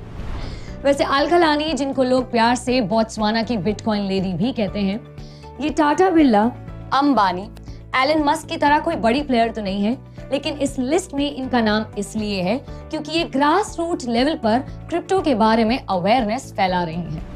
बोत्सवाना जैसे अफ्रीका की डेवलपिंग कंट्रीज में पढ़ते पढ़ते ये लेडी अपनी फैमिली के लिए ऑनलाइन साइड इनकम कमाने के तरीके ढूंढ रही थी कि तभी इनकी नजर जो है वो बिटकॉइन के ऊपर पड़ी और इसके बारे में इन्होंने पढ़ना शुरू किया। बैठे बैठे इतनी रिसर्च कर डाली कि इन्होंने अक्टूबर 2013 में बोत्सवाना का फर्स्ट बिटकॉइन मीट ऑर्गेनाइज कर डाला। बस फिर क्या था, इन्होंने अपनी कंपनी सतोशी सेंटर स्टार्ट कर दी, जिसके थ्रू वो अपनी कम्युनिटी की वुमनिया और उनके हस्बैंडवा एंड एवरी अदर मर्दवा को एजुकेट करते हुए नजर आई।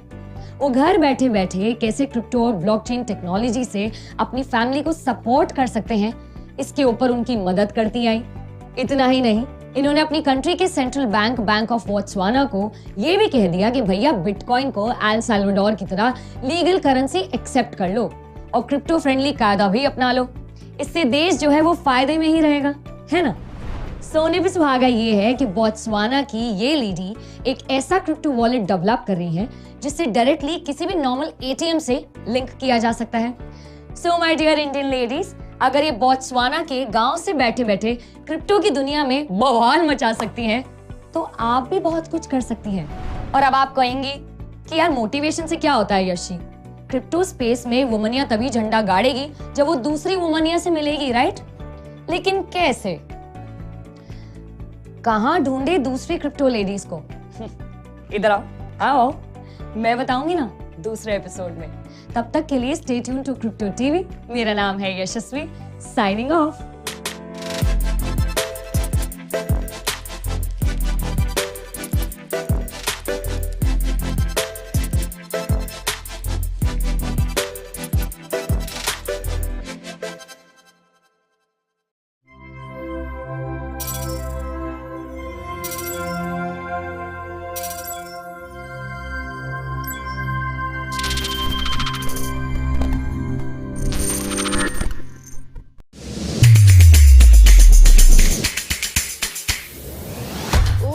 World of crypto.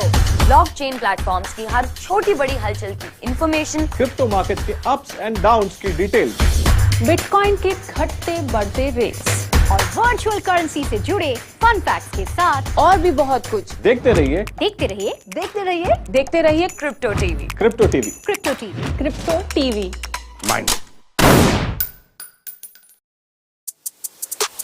Good evening, ladies and gentlemen. Welcome back to Crazy Coins by Kunal. Today's coin is Solana. I'm gonna tell you conversations around it that go like Solana, Solana. It's like the real deal, that breakup back. I'm gonna put some rags to build it with stacks, because I know the stats and the hodlers say I'm a holder Solana till me in my soul. Damn, this is crazy. Highlight is it has gone up over 4,500%. It is the Ethereum killer, founded by the guys who worked on Ethereum. It solves the speed problem and it's like a tornado.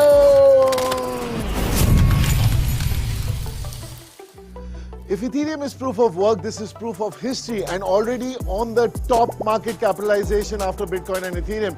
It is the favorite app for all DeFi app developers, but now has gained huge attention from NFT developers as well, which now makes it the only L1 technology that allows DeFi and NFT and blockchain integration services, that too at high speeds with minuscule cost, which is huge. However, most of the time Solana is known for having a congested network because everyone has jumped onto it. So the real question is, with saving costs and tornado speed, faster validation, no mining, will Solana be the Ethereum killer? Until then, stay tuned till I bring you more Crazy Coins by Kunal.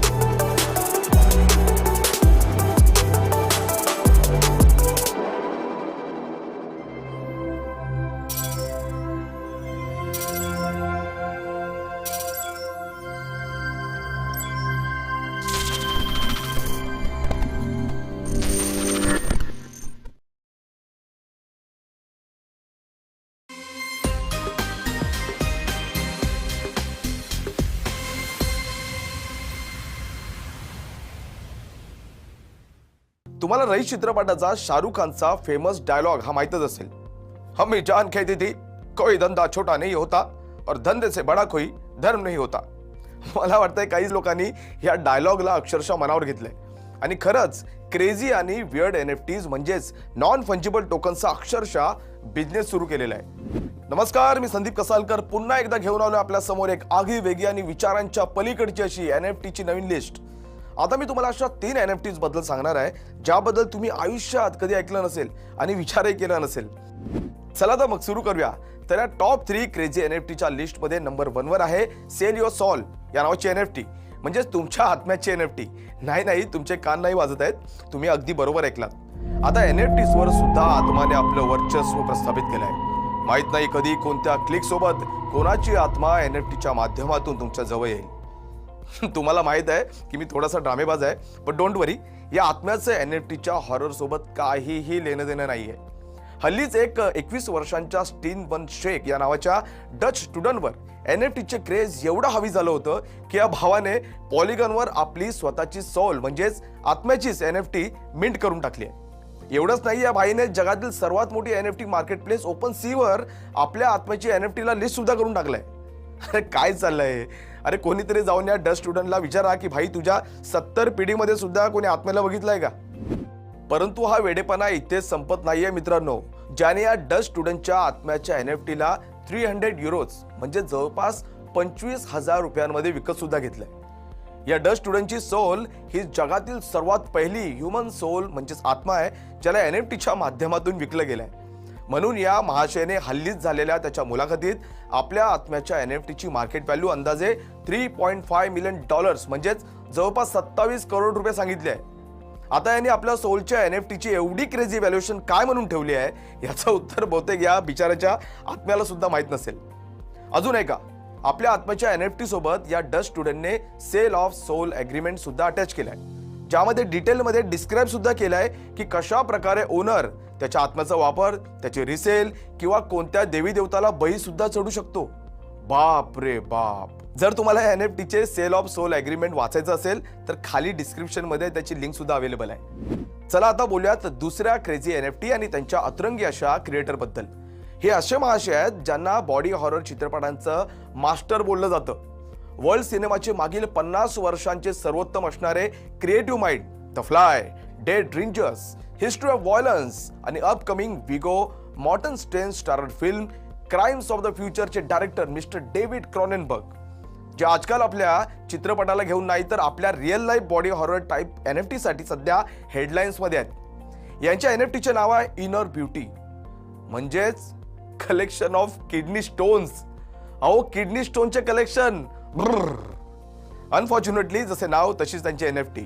Director साहेबांनी आपल्या kidney stone मध्ये काय नेमकी inner beauty दिसली की त्याने आपल्या kidney स्टोनच्या फोटोलाच NFT बनवून टाकली आणि सुपर रेअर नावाच्या क्रिप्टो आर्ट मार्केट प्लेसवर 28 मार्च 2022ला किडनी स्टोनच्या फोटोचीच NFT रिलीज सुद्धा करून टाकली. अहो भला किडनी स्टोनला जगाला दाखवून विकण्यासारखी का गोष्ट आहे का? पण लोक NFT बनवून विकतायत आणि असेही काही नमुने आहेत जे अशा NFTला विकत सुद्धा घेत आहेत. खरं तर क्रॉनेनबर्गने या अगोदर सप्टेंबर 2021 मध्ये द डेथ ऑफ डेव्हिड क्रॉनेनबर्ग नावाची शॉर्ट फिल्मला NFT बनवून नॉन फंजिबल टोकनच्या जगात पहिल्यांदा सुरुवात केली होती. ही 1 मिनिटाची शॉर्ट फिल्म सुद्धा खूप वेळ होती, ज्यामध्ये डेव्हिड क्रॉनेनबर्ग आपल्या स्वतःच्या डेड बॉडीकडे पाहतात आणि नंतर आपल्या शरीरावर चादर ओढून बाजूला झोपून जातात. आता या वेड NFTचा नेमका काय अर्थ काढायचा? कारण कोणी या NFTला $90,000 म्हणजेच अराउंड 69 लाखांमध्ये विकत घेतलं होतं. मित्रांनो, हे सुपर श्रीमंत आणि सुपर क्रिएटिव्ह लोकांचे फंडे बाबा आपल्या डोक्याच्या बाहेर आहेत. 1 मिनिटाच्या शॉर्ट फिल्म मध्ये 69 लाख रुपये उडून टाकले. माहित नाही यांच्या किडनी स्टोनची NFT कितीमध्ये विकली जाईल. ही kidney stone at the end of the day खरी तर आहे, परंतु आपली पुढची NFT आहे एका अशा रॉक बद्दल जे रियालिटीमध्ये अस्तित्वातच नाहीये. तरी एक क्रेझी NFT लव्हरने या व्हर्च्युअल रॉकच्या NFT साठी अक्षरशः $1.3 मिलियन म्हणजेच अराउंड 10 करोड रुपये खर्च केले आहेत. आणि या NFTचे नाव आहे clip art of ether rock. खरं तर ही कार्टून रॉकची JPEG इमेज जगात फक्त 100 आहेत, ज्याला 2017 मध्ये क्रिप्टोपंक्सच्या नंतर as a Ethereum blockchain collectible NFT launch केलं गेलं होतं. बाईंग, कलेक्टिंग आणि सेलिंगच्या व्यतिरिक्त याची कोणतीही रिअल वर्ल्ड व्हॅल्यू नाही आहे. परंतु याला ट्रॉन ब्लॉकचेन आणि क्रिप्टो करन्सीचे फाउंडर जस्टिन सनने फक्त आपली कॉलर टाईट करून इम्प्रेशन झाडण्यासाठी विकत घेतलं होतं. भाई, मोठी लोक, मोठ्या वार्ता. व्हर्च्युअल रॉकच्या फोटोग्राफला करोडोंमध्ये विकत घेत आहेत. वाव. आम्हाला जर साधं किचन मध्ये नवीन मार्बल बसवायचं असेल तरी 10 वेळा विचार करावा लागतो. एनिवेज, आतासाठी ही होती माझी 3 क्रेझी एनएफटीज. अशाच प्रकारच्या अतरंगी एनएफटीची अजून एक नवीन क्रेझी लिस्ट घेऊन मी संदीप कासालकर पुन्हा तुमच्या भेटीला येणार आहे. तोपर्यंत पाहत रहा crypto TV.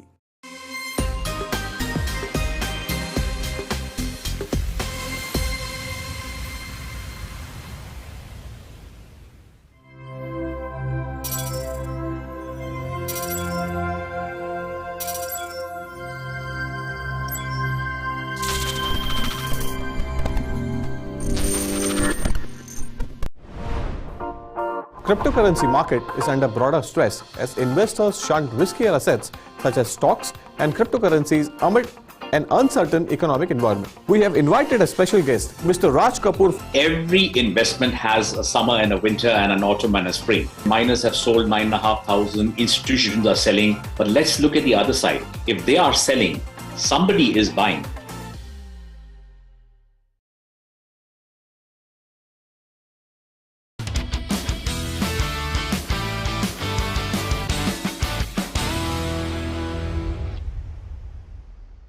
Hello and welcome to crypto TV. मैं हूं आपकी होस्ट और दोस्त विनीता और आज मैं आपको रूबरू कराऊंगी ब्लॉकचेन टेक्नोलॉजी से जुड़े हुए अनसुने, अनकहे, इंटरेस्टिंग एंड एक्साइटिंग फैक्ट्स के साथ। ब्लॉकचेन टेक्नोलॉजी, ये ब्लॉकचेन टेक्नोलॉजी क्या है वो जानने से पहले ये जानना जरूरी है कि ये क्या नहीं है। फर्स्ट ऑफ ऑल, ये कोई सॉफ्टवेयर नहीं है, ये कोई डिवाइस या मशीन भी नहीं है। अब नाम में टेक्नोलॉजी है तो जरूर ये कुछ टेक्नोलॉजी से जुड़ा हुआ ही होगा, है ना। सिंपल लैंग्वेज में कहे तो ब्लॉकचेन टेक्नोलॉजी का मतलब एक डिजिटल लेजर है। चाहे गांव का छोटा सा बनिया हो या कोई बड़ा बिलियनर, हाउसवाइफ हो या कोई बड़ी हीरोइन, हर कोई अपने लाइफ के इम्पोर्टेंट हिसाब किताब के लिए जरूर एक लेजर रखता है।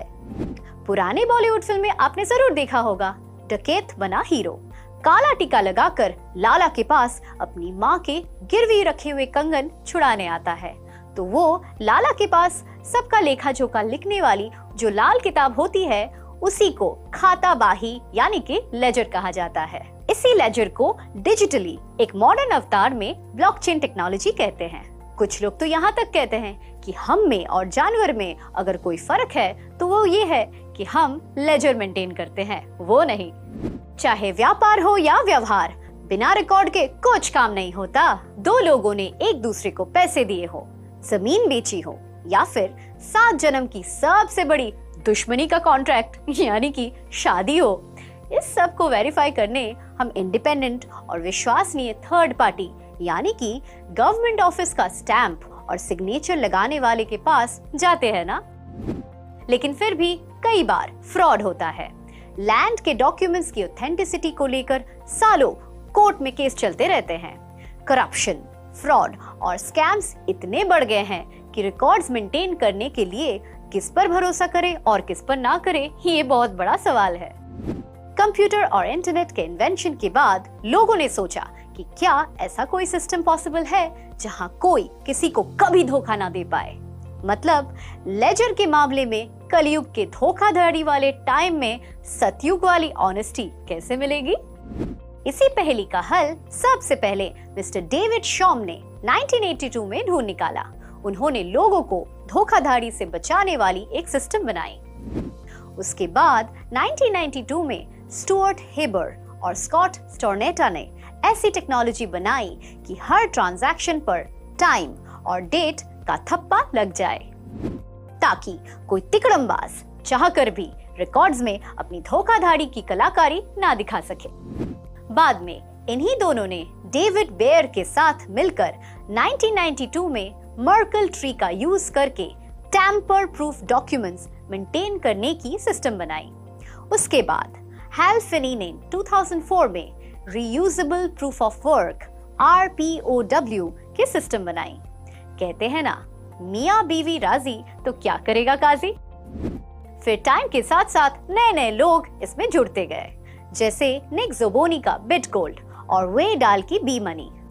पर बोले तो ये सारे सिस्टम्स के पास डबल स्पेंडिंग के प्रॉब्लम का कोई सोल्यूशन ही नहीं था। अब डबल स्पेंडिंग बोले तो डिजिटल कॉइन्स की कॉपी 24/7 बनती ही रहती है और उसको जितनी बार यूज करना चाहो उतनी बार कर सकते हैं। अब ज्यादा सोचिए मत, आपको एग्जाम्पल के साथ ही समझाते हैं। रिजर्व बैंक की जगह हर कोई अगर घर घर में 500 और 2000 के नोट छापने लग जाए तो ये कितनी बड़ी प्रॉब्लम हो जाएगी। डिजिटली स्पीकिंग, इन अ वे ये कुछ इतनी ही बड़ी प्रॉब्लम थी। फाइनली 2008 में सातोशी नाकामोटो ने Bitcoin, a peer to peer electronic cash system नाम का एक 9 पन्नों का डॉक्यूमेंट बनाया, जिसमें उन्होंने चौम से जालसाजी से सुरक्षित करने वाला सिस्टम, स्टोरनेटा हेबर से टाइम स्टैंपिंग वाला सिस्टम, स्टोरनेटा हेबर बेयर का मर्कल ट्री वाला सिस्टम और फिनेकी आरपीओ वाले सिस्टम को मिलाकर एक ऐसा धांसू और टनाटन सिस्टम बनाया जिससे दुनिया भर में लोग ब्लॉकचेन टेक्नोलॉजी के नाम से जानने लगे। बेसिकली जब हम लोग मिक्स वेज की सब्जी बनाते हैं तो दुनिया भर की सब्जी उसमें डालकर चटाकेदार डिश बनाते हैं ना, वैसे ही नाकामोटो ने भी सारी पुरानी सिस्टम्स को मिलाकर अपना तड़का डालकर ब्लॉकचेन टेक्नोलॉजी बना डाला और ऑल ओवर द वर्ल्ड सबने बोला चिंगा लाला। अब आप पूछेंगे ये ब्लॉकचेन टेक्नोलॉजी सही मायने में कैसे काम आती है? बेसिकली ये ब्लॉकचेन टेक्नोलॉजी एक ऐसा हैक प्रूफ, फ्रॉड प्रूफ और सिक्योर सिस्टम है जिसमें ना तिकड़मबाजी चलती है ना कोई थर्ड पार्टी की रिक्वायरमेंट। अब किसको चाहिए कबाब में हड्डी? ब्लॉकचेन ने बोला निकालो इसे। जिस काम को पहले राजा महाराजा और उसके बाद सरकारी कर्मचारी ठप्पा लगाकर करते थे, वही काम आज क्रिप्टोग्राफी नाम के टेक्नोलॉजी से फटाफट हो जाता है। आप तो जानते ही हैं कि हमारी रोजमर्रा की जिंदगी में इतने सारे ट्रांजैक्शंस होते हैं और उन सब के रिकॉर्ड रखने का खर्चा इतना बढ़ गया था कि मत पूछो। ऊपर से वो रिकॉर्ड टैम्पर प्रूफ भी नहीं था। ब्लॉकचेन टेक्नोलॉजी के जरिए ये कॉस्ट बहुत ही कम हो गया क्योंकि इसमें आप अपने ट्रांजैक्शंस का रिकॉर्ड खुद ही रख सकते हैं। इस टेक्नोलॉजी का सबसे बड़ा खासियत यही है कि कोई भी माइका लाल कितना भी चाहे इसको हैक या टैम्परिंग नहीं कर सकता। ब्लॉकचेन टेक्नोलॉजी में इतना ट्रांसपेरेंसी और ईज ऑफ एक्सेस है कि भैया आजकल हर कोई एफिशिएंट तरीके से स्मार्ट कॉन्ट्रैक्ट बनाकर ब्लॉकचेन टेक्नोलॉजी का यूज कर सकता है। लेकिन एक बात मैं आपको शुरू में ही क्लियर करना चाहती हूँ कि बिटकॉइन और ब्लॉकचेन टेक्नोलॉजी ये दोनों अलग अलग हैं। ब्लॉकचेन एक टेक्नोलॉजी है और बिटकॉइन इस टेक्नोलॉजी से बना हुआ फर्स्ट प्रोडक्ट। मान लीजिए कि ब्लॉकचेन अगर पेड़ है तो बिटकॉइन उसका पहला फल है। दोस्तों आपको जानकर झटका लगेगा, ब्लॉकचेन टेक्नोलॉजी के बर्थ सर्टिफिकेट में उसके पापा के नाम के आगे सातोशी नाकामोटो नहीं बल्कि स्कॉट स्टोरनेटा का नाम लिखा जाता है। जैसे इंटरनेट के इंट्रोडक्शन से ऑल ओवर द वर्ल्ड में जो टेक्नो रेवोल्यूशन आया था, उससे भी बड़ा टेक्नोलॉजिकल रेवोल्यूशन ब्लॉकचेन की वजह से आने वाला है। तो जैसे प्लेन में बैठने पर कहते हैं ना, कृपया आप अपनी कुर्सी की पेटी बांध लीजिए क्योंकि ब्लॉकचेन टेक्नोलॉजी तेज गति से हम सब की लाइफ बदलने वाली है। तो दोस्तों कैसी लगी आपको आज की ब्लॉकचेन की ABCD? ऐसे मजेदार कंटेंट देखने के लिए देखते रहिए आपका फेवरेट चैनल क्रिप्टो टीवी और मैं हूँ आपकी होस्ट और दोस्त विनीता। आज के लिए आपको कहना चाहती हूँ टाटा बाय बाय सायोनारा, क्योंकि मैं तो चली ब्लॉकचेन के प्लेन में उड़ान भरने। आप चल रहे हो क्या? चलना है तो आ जाइए मेरे साथ और देखते रहिए crypto TV. Like, comment, share, subscribe करना बिल्कुल मत भूलिए।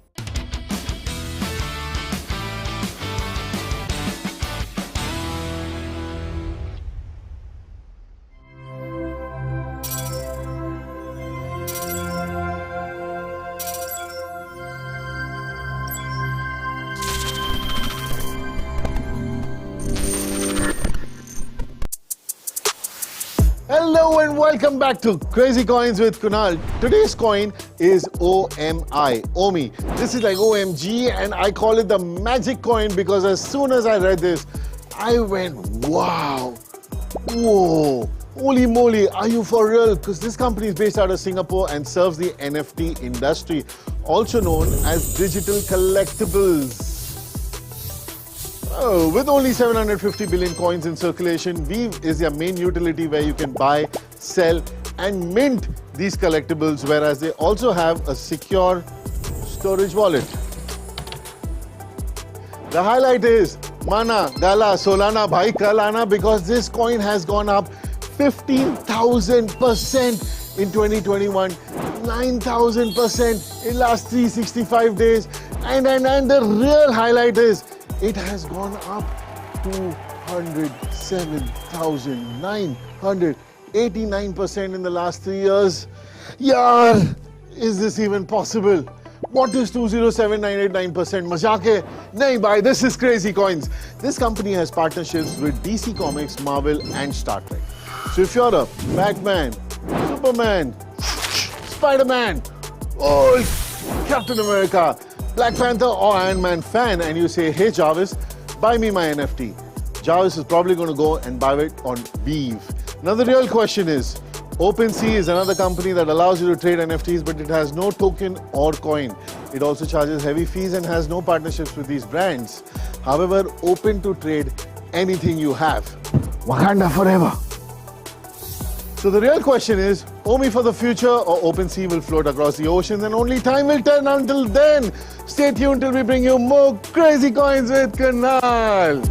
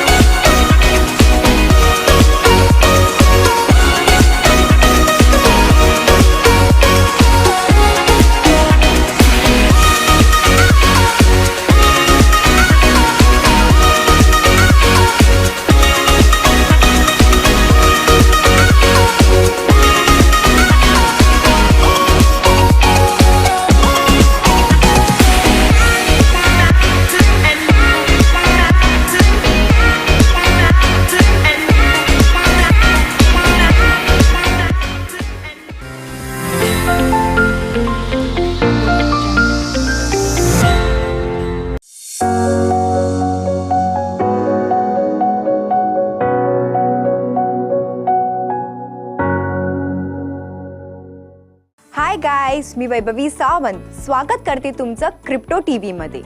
मागच्या भागात आपण पाहिलेलं नेमकं ब्लॉकचेन टेक्नॉलॉजी म्हणजे काय. आज आपण पाहणार आहोत ब्लॉकचेन टेक्नॉलॉजीला इन्व्हेंट कोणी केलं.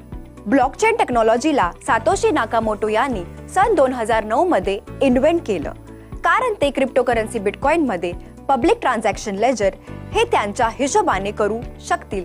तसेच हे सर्व करण्याच्या पाठी सातोशी नाकामोटो यांचे मूळ उद्देश होता की ते एक decentralised Bitcoin ledger the blockchain बनवणार होते, की ज्याद्वारे लोकांना त्यांच्या पैशांचे कंट्रोल करण्याची क्षमता देते, की ज्यामुळे कोणीही थर्ड पार्टी अथवा कोणतेही सरकार सुद्धा या पैशांना ऍक्सेस किंवा मॉनिटर करू शकणार नाहीत. सातोशी जे बिटकॉइनचे क्रिएटर आहेत ते अचानक 2011 ला गायब झाले आणि त्यांनी आपल्या पाठी बिटकॉइनच्या युजर्ससाठी अपडेट आणि इम्प्रूव्ह करण्यासाठी ओपन सोर्स सॉफ्टवेअर सोडून गेले. अनेकांना असं वाटतं आहे की सातोशी नाकामोटो नावाचा असा कोणताच व्यक्ती नाही आहे, हे तर फक्त काल्पनिक कॅरेक्टर आहे आणि याविषयी कोणाकडेही खरी माहिती अद्याप उपलब्ध नाही आहे. बिटकॉइनसाठी ब्लॉकचेनची इन्व्हेन्शन एक अशी प्रथम डिजिटल करन्सी आहे की जी ट्रस्टेड सेंट्रल ऑथॉरिटी किंवा सेंट्रल सर्व्हर्सच्या मदतीशिवाय डबल स्पेंडिंग प्रॉब्लेमला सॉल्व्ह करू शकते. यासाठी ही ब्लॉकचेन टेक्नॉलॉजी दुसऱ्या अनेक ऍप्लिकेशनसाठी इन्स्पिरेशन सुद्धा राहिली आहे. आपल्याला ब्लॉकचेन विषयी का माहिती असली पाहिजे याचे 3 मुख्य कारण आहेत की का आपल्याला ब्लॉकचेन विषयी जाणून घेतले पाहिजे. नंबर 1, ब्लॉकचेन टेक्नॉलॉजीला पब्लिकली एक्झिस्ट करण्याची काहीही गरज नाही आहे.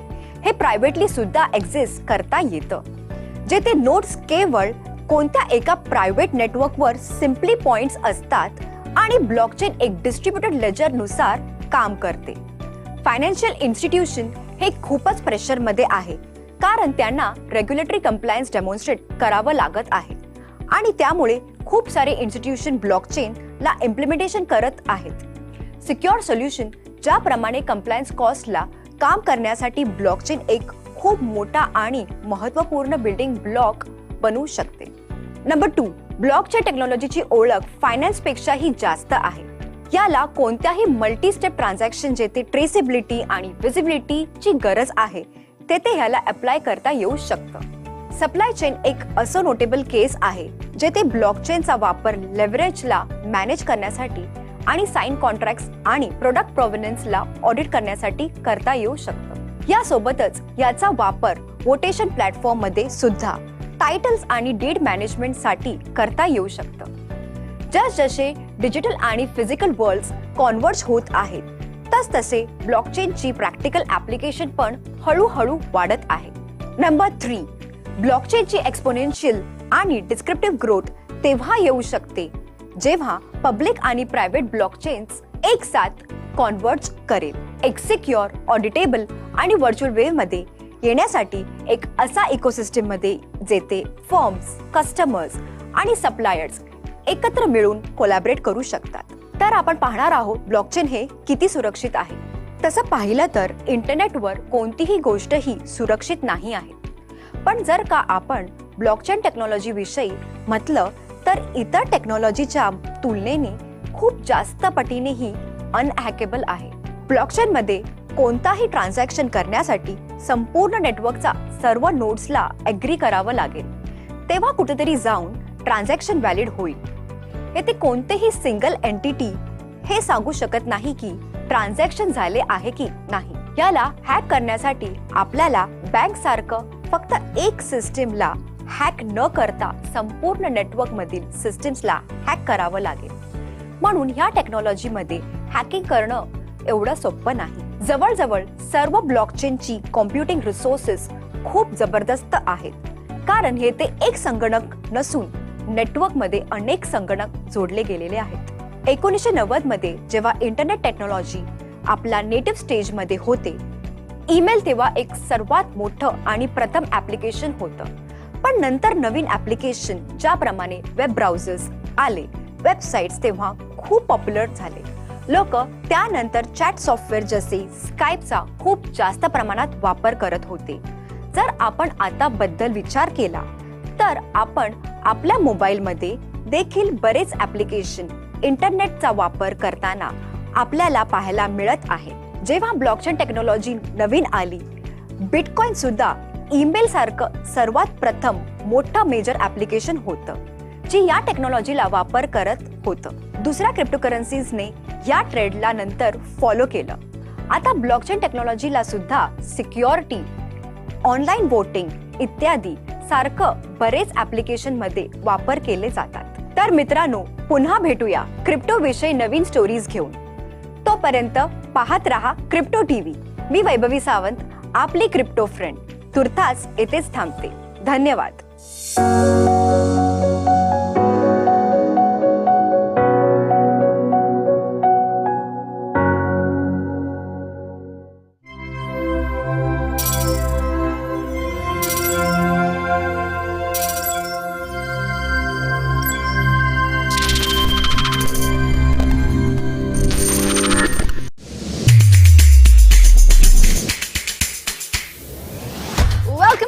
of crypto.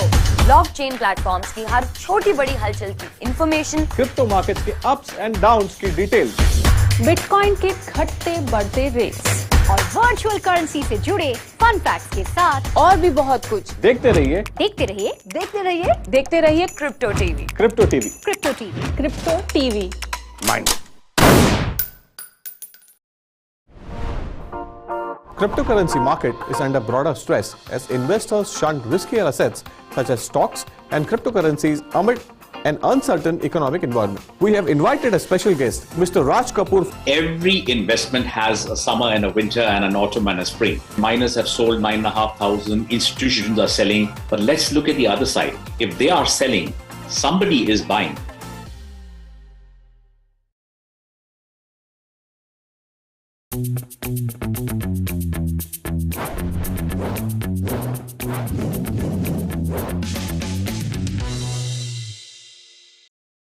कई बार थोड़ा सा प्रॉफिट कमाने के चक्कर में हम कुछ ऑफर्स और कुछ कोइंसिडेंट पर हद से ज्यादा भरोसा करके अपना बहुत बड़ा नुकसान कर बैठते हैं और स्कैमस्टर्स के हाथ की कठपुतली बन जाते हैं। नमस्कार, मैं संदीप कसालकर क्रिप्टो टीवी के इस खास शो क्रिप्टो क्राइम्स में आज मैं आपको ऐसी एक क्रिप्टो करेंसी के नाम पर बुनी हुई ठगों की रोमांच, धोखे और ड्रामे से भरी आमची मुंबई के गिरोह के बारे में बताऊंगा, जिनकी क्रिमिनल क्रिएटिव थिंकिंग और स्कैम के टेक्निक के चर्चे देश विदेश में वायरल हो रहे हैं। मुंबई में स्थित माटुंगा पुलिस के लिए दिन रोज की तरह था, लेकिन जो मामला उनके पास आया था वो शायद आम दिनों जैसा नहीं बल्कि बेहद अलग था।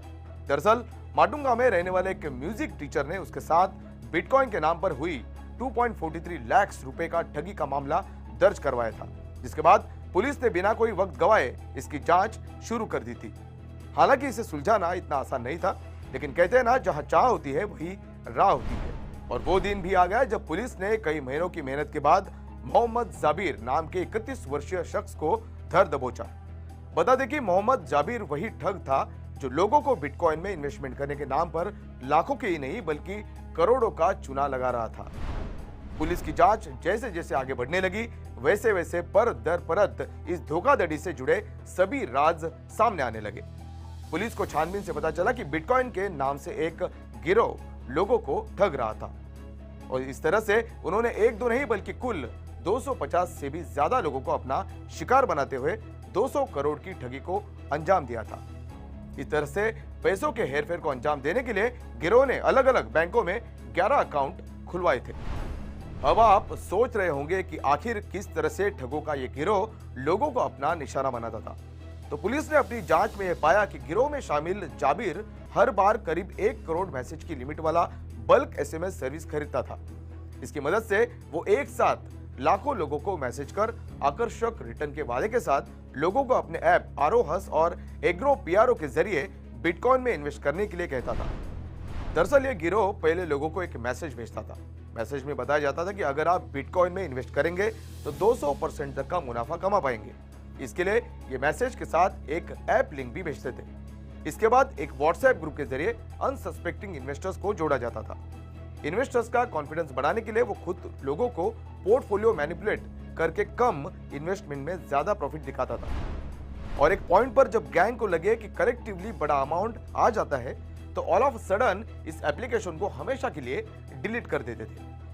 कुछ दिन शांत रहने के बाद एक गैंग फिर नए नाम वाली सिमिलर एप्लीकेशन बनाकर उसकी लिंक बल्क एसएमएस से शेयर करके बेचारे मिडिल क्लास इनोसेंट लोगों को टारगेट करती थी। इस एसएमएस कम क्रिप्टो स्कैम की चेन शायद और भी लंबी चलती, लेकिन ऐन मौके पर माटुंगा पुलिस ने विक्टिम्स के बैंक अकाउंट्स के थ्रू डिडक्ट हुए मनी को फॉलो करके इस पूरे गैंग को अरेस्ट कर लिया है। इस पूरे मामले पर बात करते हुए माटुंगा पुलिस के वरिष्ठ पुलिस निरीक्षक दीपक चौहान ने बताया कि बैंक खातों में से एक के स्टेटमेंट से पता चलता है कि उसने अक्टूबर और फरवरी के बीच बिटकॉइन में इन्वेस्ट करने के लिए लोगों को धोखा देकर 200 करोड़ रुपए कमाए। जांच में यह भी पता चला कि यह गैंग जुलाई 2021 से सक्रिय था। होपफुली लीगल प्रोसीडिंग्स के बाद विक्टिम को उनके पैसे मिल जाएंगे। अब जो मैं आपको बताने जा रहा हूं, आप उसे ध्यान से समझिए और सतर्क हो जाइए। अगर आपको बिटकॉइन माइनिंग के नाम पर किसी भी तरह का कॉल आता है तो सावधान हो जाइए, क्योंकि हो सकता है कि आप किसी ठग का शिकार बनने जा रहे हैं। इस तरह से कभी भी इन्वेस्ट करने से पहले कंपनी से लेकर एक्सचेंज के रूप में खुद को पेश करने वाले किसी भी शख्स की पूरी तरह से जांच किए बिना कभी भी अपनी मेहनत की कमाई को इन स्कैमस्टर्स को देने से बचिए। सिर्फ कॉल से नहीं, लेकिन व्हाट्सएप, टेक्स्ट मैसेज या मेल से आने वाली किसी भी प्रकार की क्विक प्रॉफिट स्कीम से आप जितना दूर रहेंगे, आप फाइनेंशियली उतने ही सेफ रहेंगे। ऐसे में हाल के लिए बस इतना ही। ऐसे ही स्कैम और स्कैमर्स की क्राइम कुंडली से जुड़ी खबरों के साथ मैं संदीप कसालकर आपसे फिर मिलूंगा। तब तक के लिए keep watching crypto TV.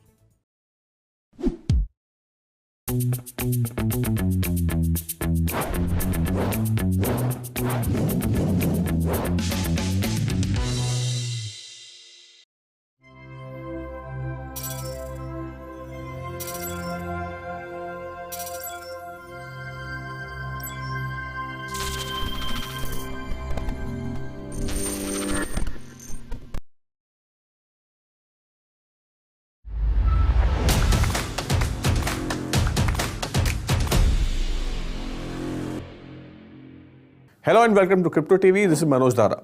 Bitcoin has fallen below $22,000 mark and is down by over 65% from the peak hit in November 2021. Crypto derivatives are diverging from their underlying assets, and a large crypto lender, Celsius, has stopped customer withdrawals, which triggered the panic button in the markets. The largest altcoin, Ethereum, is underperforming, similar to the downturn in 2018. Market participants believe that the potential difference in the current downturn is largely institutional crypto participation selling, as opposed to 2018 when the retail participation trading activity was much higher.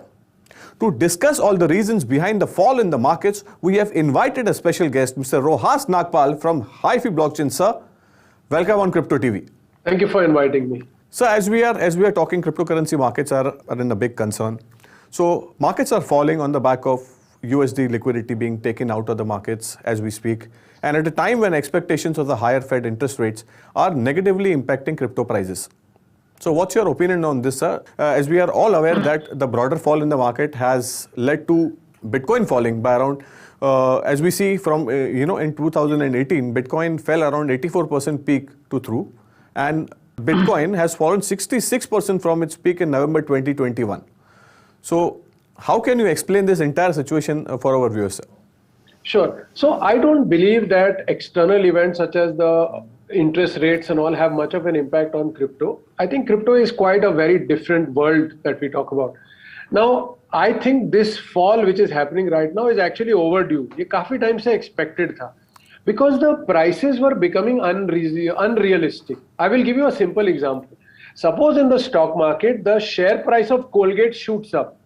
Will that make the toothpaste more expensive? No. Toothpaste का दाम change नहीं होगा. Right. But crypto में ऐसा नहीं होता है. Ethereum, which is the most important platform, every time you do a transaction, you have to pay ETH. If the value of ETH goes up, automatically transactions become expensive and people stop using Ethereum for transaction and they move to other platforms. So in crypto, there is a direct relationship between the usability of the product and the price of the native token. But that is not the case in conventional world like toothpaste, for example. So because since last year, Ethereum prices were constantly going up, naturally a lot of people were moving to other platforms. And at some point of time, correction had to come in and markets had to become reasonable. So a lot of the projects which are otherwise not having good use cases, they are all going to fail and they will never come back again. And we will probably now see better projects with more realistic use cases coming back. Sir, as we are talking about broader fall in the cryptocurrency market, there are a lot of external factors. What is, according to you, is the pain point in this market, and a lot of retail investors are also losing money? Sure. So we can divide the crypto investors into three categories. So one I would say would be the institution. The second could be the retail investors, individuals like you and me. And third would be the actual projects that are really using the blockchain, and thereby they need to keep buying tokens to pay for transaction fee. So someone like a Bitcoin miner would also come into category 3. So we can say those are the actual blockchain and crypto users. And purely investors, we are talking about retail versus institutional. Now, when interest rates change and when various things happen at the global level, like say COVID lockdowns in China, the Russia-Ukraine war, that immediately impacts the institutional investors in a big way. And how they invest and what assets they hold completely starts to change. And definitely that also has a very negative bearish impact on crypto when such institutions are exiting the market. Right. The retail investors, unfortunately, they get stuck in the middle, because while they are not impacted much by these international events, but they don't have much control over the market. They are very small and fragmented. And that is why they end up paying the price for the bearish movements. So you mentioned about this third segment as we're talking about Bitcoin miners. There are a lot of newspaper reports and they have mentioned that Bitcoin miners are selling their Bitcoin because of the cost pressure. What is your opinion on that, sir? Sure. So what happens is when we look at a proof of that has actually triggered a broader fall in the cryptocurrency market as well. Sure. So what happens is when you look at proof of work blockchains like Bitcoin, the miner has to spend a lot of money for computational power, electricity, heating, cooling, so many things they have to spend on. So their natural incentive is that the moment you are given a block reward or transaction fee, you have to sell part of it because you have to pay your bills. So a proof of work blockchain always creates selling pressure. Proof of stake blockchain on the other hand is reverse. It creates a buying pressure because you hold the crypto, only then can you stake and make more out. But the biggest blockchains in the world, which is Bitcoin and Ethereum, both run on proof of work. And because of that, that selling pressure is always there. And when the prices are falling, the miner is now forced to sell more and more of his past holding also, because he has to continue doing his expenditures. So definitely that creates a lot of selling pressure also. Sir, you spoke about institutional investors, you spoke about retail investors, and you also highlighted about how Bitcoin miners are suffering losses, and hence they are selling their Bitcoin to just cover up their losses as well. So there is one more category that has been impacted as we speak, is the largest centralized crypto lender, which is called Celsius. It has paused customer withdrawals due to the lack of crypto and fiat liquidity, which is actually, sir, has triggered users' withdrawals on other platforms and exchanges. So what is the reason behind it? And actually this news is of Celsius is triggered by when the market started falling. So how can you explain this entire episode for our viewers, sir? Sure. So see, Celsius has about 1.7 million users, and they have about $12 billion of assets under management, and they are basically like a bank, but bank for the crypto world. And they have made more than $8 billion in loans because they were promising 18% per annum return, which is an extremely high return, right? So a lot of people felt that, okay, this is very good. I can borrow cheaply and then lend the money through platforms like Celsius and get 18% return. Now imagine if you are able to borrow at 3 and 4% and lend at 18%, you will make a huge profit. But these are very unrealistic and they can work for a very short run. But other than that, it defies the laws of economics. If it is actually possible for you to borrow at 2 and 3% and lend at 18 safely, then everybody will only do that. Everyone will leave their jobs and only start doing this lending. But the moment more and more people put that money, you cannot get those returns. And that is exactly what Celsius is now facing. So, but what happens is, if you want to compare this to the NPAs of regular banks, in a regular bank, you are lending in the fiat currency. Now the value of the rupee in India doesn't keep going up and down, right? But crypto banks are not lending in fiat, they are lending in crypto itself. And the value of the crypto fluctuates wildly. So you cannot afford to keep giving that 18% rate of return anymore. And that's the reason now, one by one, so many platforms are beginning to crash because it is not sustainable. Their economics doesn't make sense. So sustainable business model is something which you are highlighting as of now. Actually, this is the cause, why there was a big sell-off in Bitcoin yesterday. Sir, there are a lot of reasons as we speak. There are a lot of reasons and questions which investors are worried about. One is, of course, as we go back a bit, there was an episode of Terra Luna which happened last month, and that was a trigger, and that was a point when the entire thing happened. Roughly around $1.5 billion worth of Bitcoin were sold. Roughly around 88,000 Bitcoins were sold by the Terra Luna to protect their stablecoin.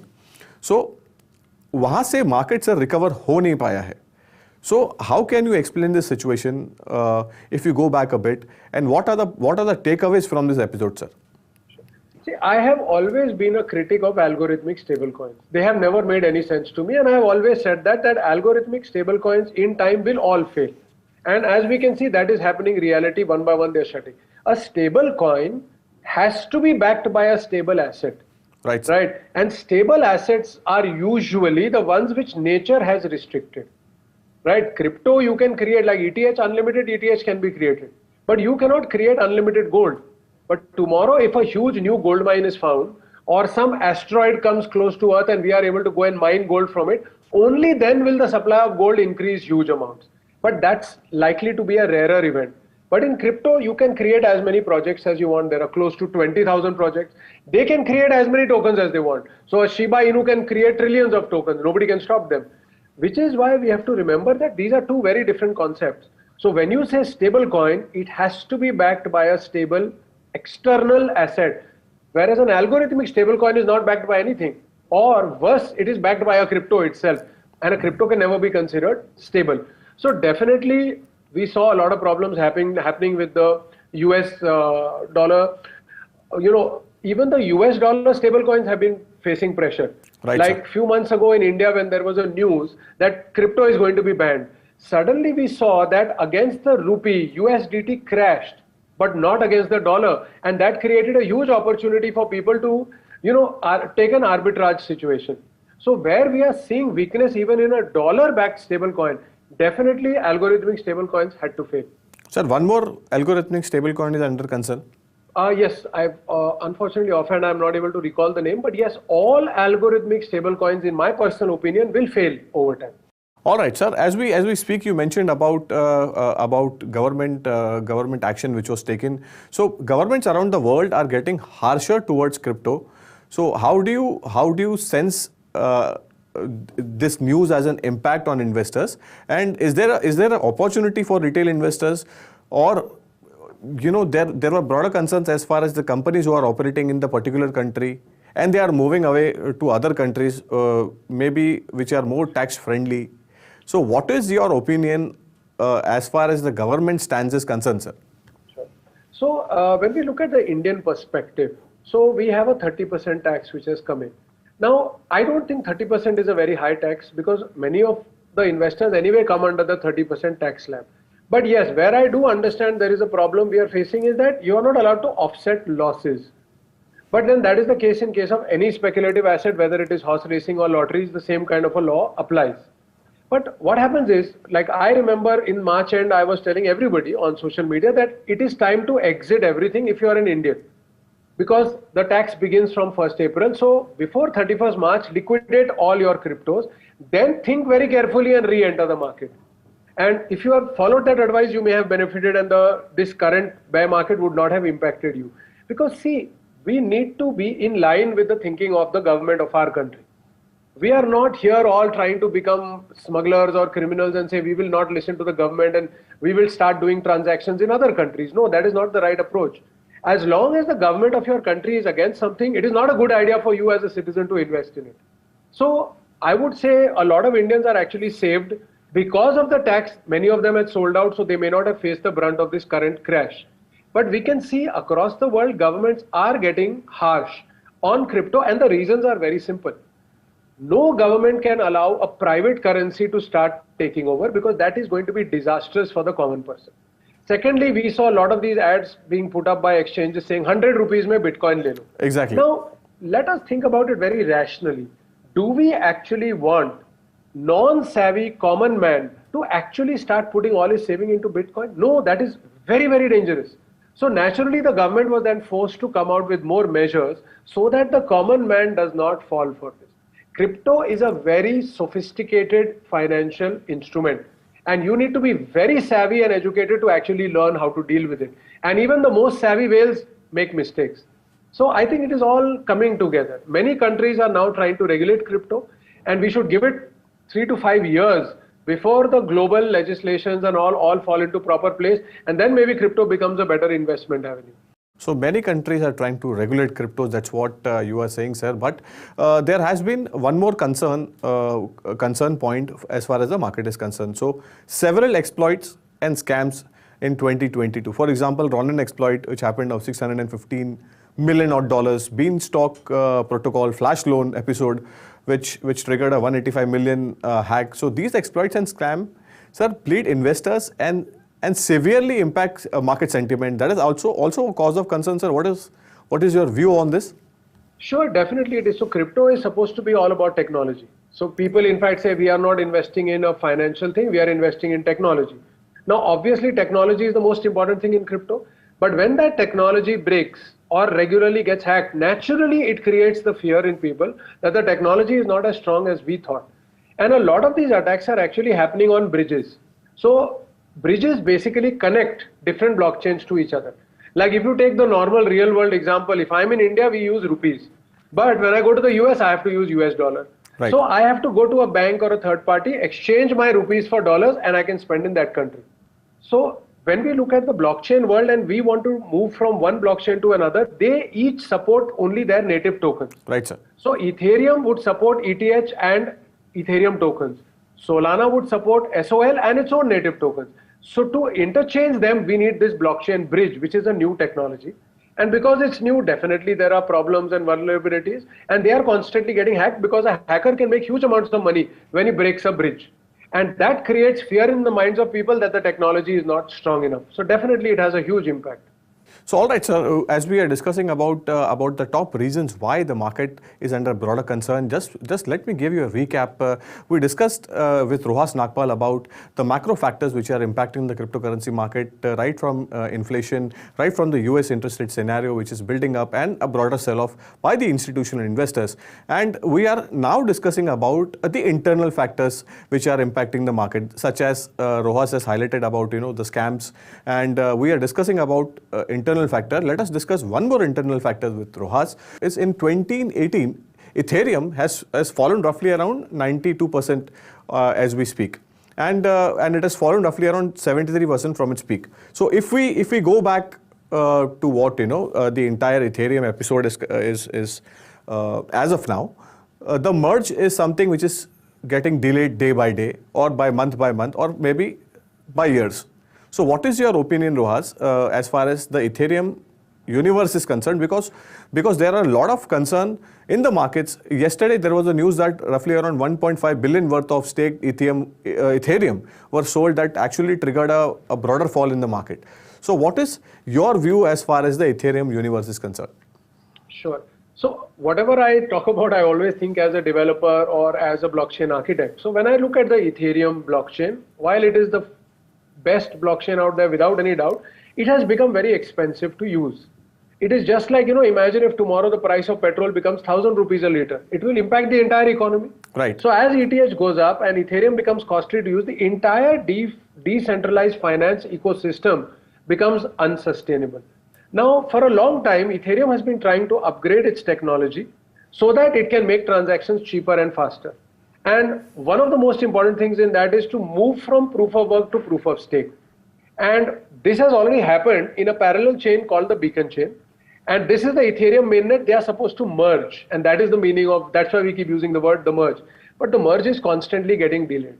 So people are now beginning to become disillusioned with it and thinking maybe it will not really come soon. And maybe the whole ecosystem is going to fall apart. This was the reason why the Ethereum staked Ethereum was sold, sir?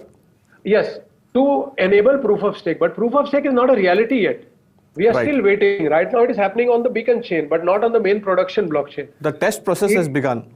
Yes, the test process began quite some time ago. But unfortunately, we are not able to get a concrete date on when the real thing will happen. And it's constantly getting pushed, which obviously means there are some serious technological difficulties. Another thing we have to remember is that proof of work has been very secure so far, but proof of stake is not tested enough in the world. So it is possible that once Ethereum moves to proof of stake, new technological challenges may arise and the whole Ethereum ecosystem could collapse. The technology could actually break. So that is actually a bigger concern as we speak. Sir, there is one more topic which I wanted to discuss with you is the layer 2 solutions which are attached to this Ethereum ecosystem.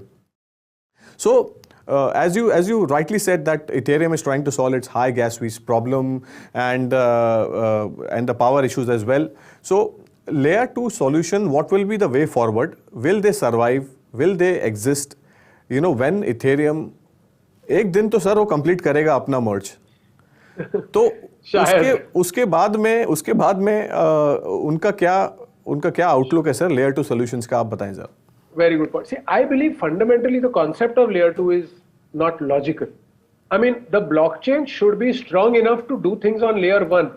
The moment we start doing this patchwork of putting band-aid on top of the blockchain, we are heading in the wrong direction. See, I believe ideally Polygon should be just a pure independent blockchain of its own. Perfect. It should not be a sidechain of Ethereum. Ethereum itself should grow properly that the L1 is able to do all the things that it is required to do. So fundamentally, I'm not convinced with the whole concept of L2. But if Ethereum's merge does not happen even this year, I think then it is better to move on to, like I personally, since last year, I moved on to the Binance Smart Chain. All right. Sir, as you're talking about Binance Smart Chain, there are broader concerns as far as the BNB coin is concerned.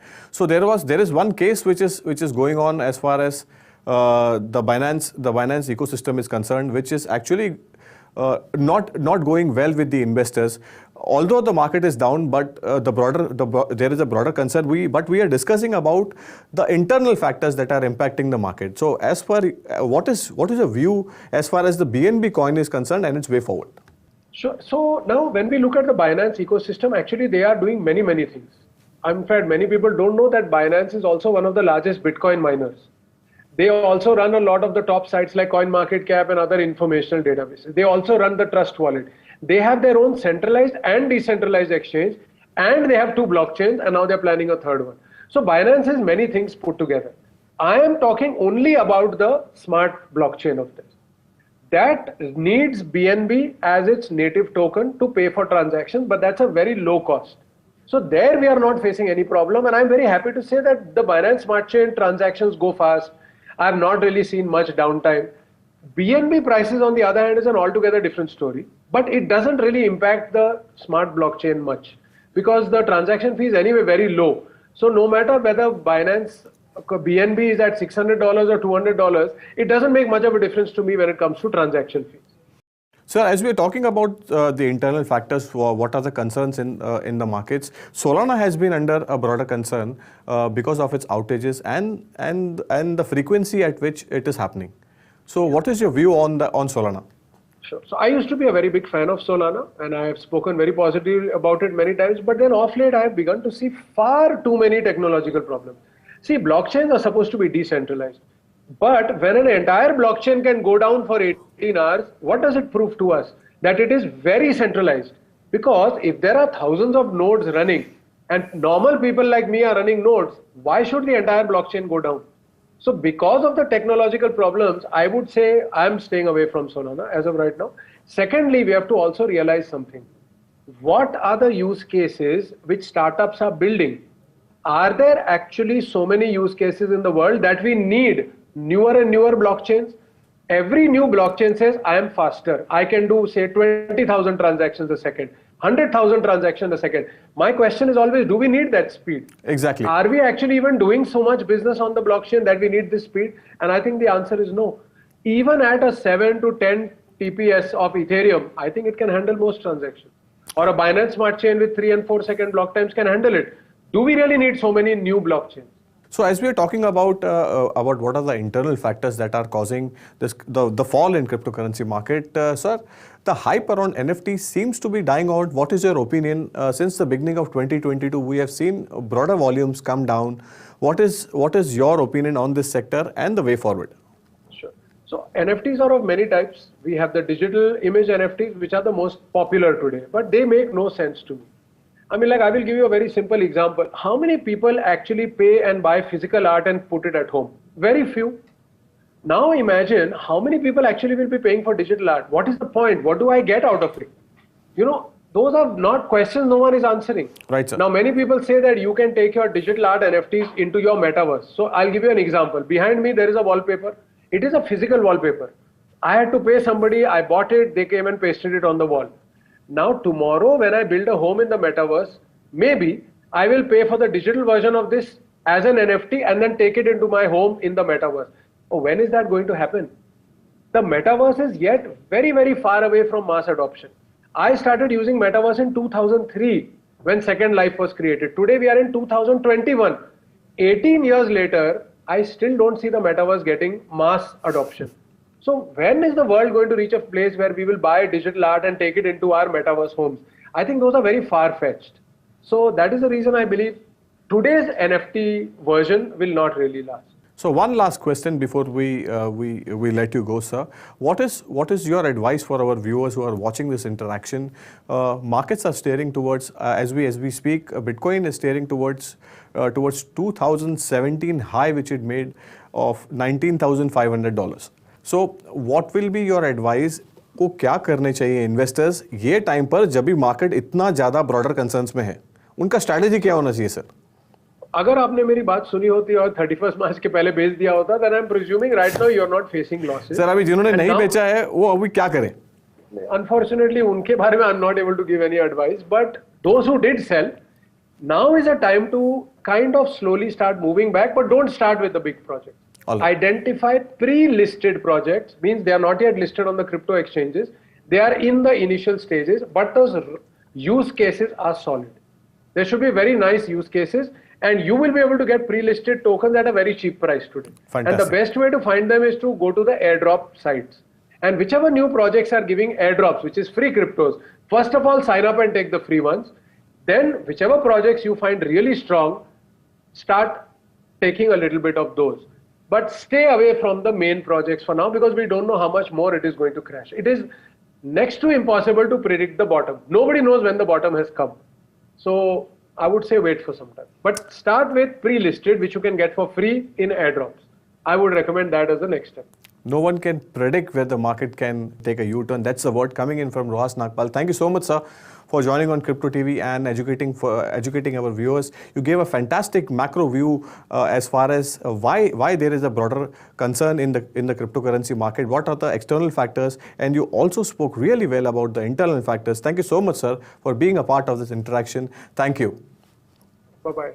So that's all there is in today's interaction with Rohas Nagpal. Keep watching Crypto TV for more such interesting interactions. Thank you so much.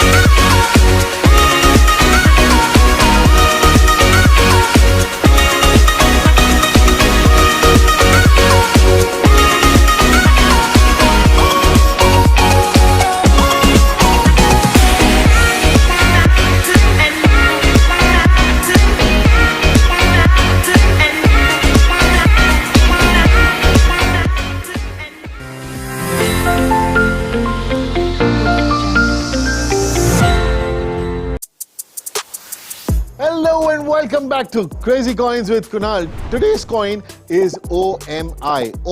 This is like OMG, and I call it the magic coin because as soon as I read this, I went, wow, whoa, holy moly, are you for real? Because this company is based out of Singapore and serves the NFT industry, also known as digital collectibles.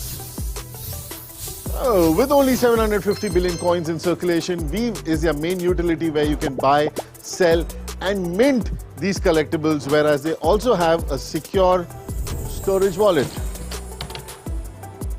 The highlight is Mana, Gala, Solana, Bhai Kalana, because this coin has gone up 15,000% in 2021, 9,000% in last 365 days, and the real highlight is it has gone up 207,989% in the last 3 years. Yaar, is this even possible? What is 207,989%? Mazak hai? Nahi bhai, this is Crazy Coins. This company has partnerships with DC Comics, Marvel and Star Trek. So if you're a Batman, Superman, Spider-Man, or Captain America, Black Panther or Iron Man fan and you say, hey Jarvis, buy me my NFT, Jarvis is probably going to go and buy it on Weave. Now the real question is, OpenSea is another company that allows you to trade NFTs, but it has no token or coin. It also charges heavy fees and has no partnerships with these brands. However, open to trade anything you have. Wakanda forever. So the real question is, OMI for the future or OpenSea will float across the oceans, and only time will tell. Until then, stay tuned till we bring you more Crazy Coins with Kunal.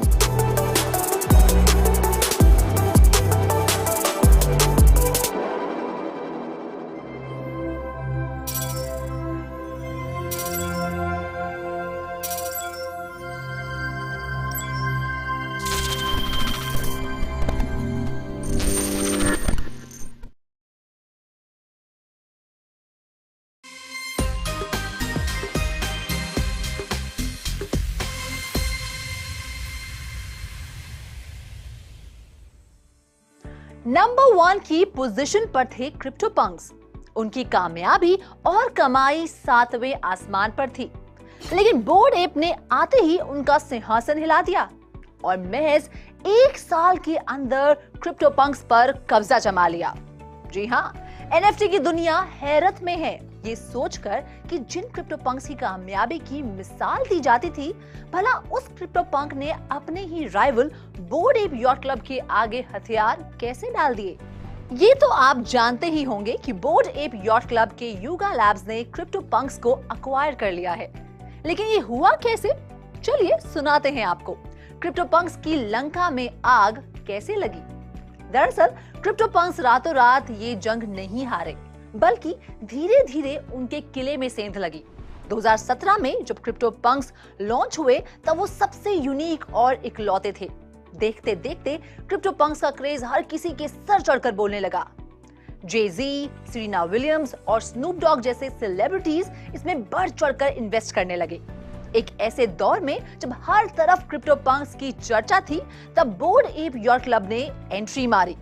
अप्रैल 2021 में launch हुए board app ने आते ही अपनी fan following बनानी शुरू कर दी। जैसे जैसे बोर्ड एप की कामयाबी बढ़ी, इन्वेस्टर्स और एनएफटी होल्डर्स को क्रिप्टो पंक्स की खामियां चुभने लगी। दरअसल ऐसी बहुत सी चीजें थी जो बोर्ड एप की स्ट्रेंथ थी और क्रिप्टो पंक्स की सबसे बड़ी कमजोरी। जैसे कि बोर्ड एप के एनएफटी ओनर्स को एनएफटी के कॉपीराइट भी मिलते हैं, जिससे वो प्रॉफिट कमा सकते हैं और डेरिवेटिव्स बना सकते हैं, लेकिन क्रिप्टो पंक्स के ओनर्स के पास ये फायदे नहीं थे। लेकिन अब एक्विजिशन के बाद यूगा लैब्स क्रिप्टो पंक्स के एनएफटी ओनर्स को आईपी, कमर्शियल और एक्सक्लूसिव लाइसेंसिंग राइट्स देने का मन बना चुके हैं। क्रिप्टो पंक्स और बोर्ड एप दोनों भले ही एनएफटी अवतार प्लेटफॉर्म है, लेकिन दोनों की अप्रोच बहुत अलग है। क्रिप्टो पंक्स जहां सिर्फ डिजिटल पिक्चर एनएफटी है, वहीं बोर्ड एप एक क्लब की तरह फंक्शन करता है, जहां क्लब मेंबरशिप के साथ साथ कई बेनिफिट्स और सेलिब्रिटी अट्रैक्शन भी मिलता है। इतना ही नहीं, लॉन्च के महज 2 महीने बाद बोर्ड एप यॉट क्लब ने 2 और फ्री एनएफटीज लॉन्च की, the Bored Ape Kennel Club और म्यूटेंट एप यॉट क्लब, जिन्हें लोगों ने बेहद पसंद किया। इसके साथ ही एनएफटी होल्डर्स एक्सक्लूसिव मर्चेंडाइज खरीद सकते हैं। सोने पर सुहागा तो ये है कि इन एप इमेजेस को कमर्शियलाइज किया जा सकता है, यानी होल्डर्स इन्हें प्रोडक्ट मार्केटिंग और पैकेजिंग के लिए यूज कर सकते हैं। यहाँ तक कि इससे वर्चुअल बैंड्स तक क्रिएट कर सकते हैं। बोर्ड एप यॉट क्लब अपने एनएफटी होल्डर्स को इस हद तक पैम्पर करता है कि पिछले साल न्यूयॉर्क सिटी में खास एप क्लब मेंबर्स के लिए फ्री कॉन्सर्ट रखा गया, जिसमें द स्ट्रोक्स, क्रिस रॉक और कई स्टार्स ने शिरकत की।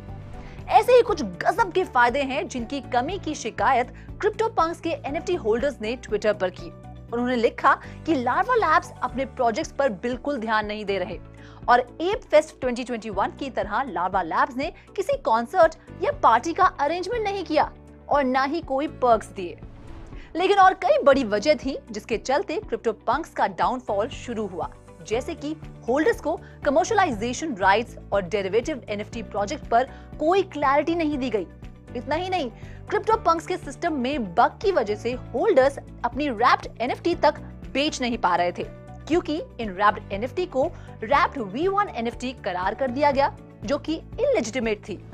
खैर, बाद में लावा लैब्स के क्रिएटर ने अपने इस एक्शन को स्टूपिड कहा और V1 प्रोजेक्ट को ओपन सी मार्केट से हटा लिया गया।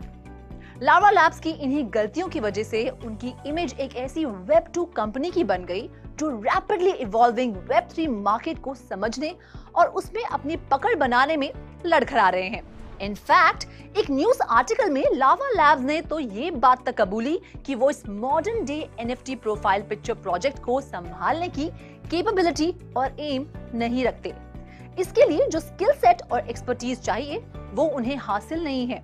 उन्होंने ये तक कहा कि यूगा लैब्स इस प्रोजेक्ट के इनोवेटर हैं और इस प्रोजेक्ट को ऑपरेट करने और इसके इर्द गिर्द कम्युनिटी बिल्ड करने में माहिर हैं।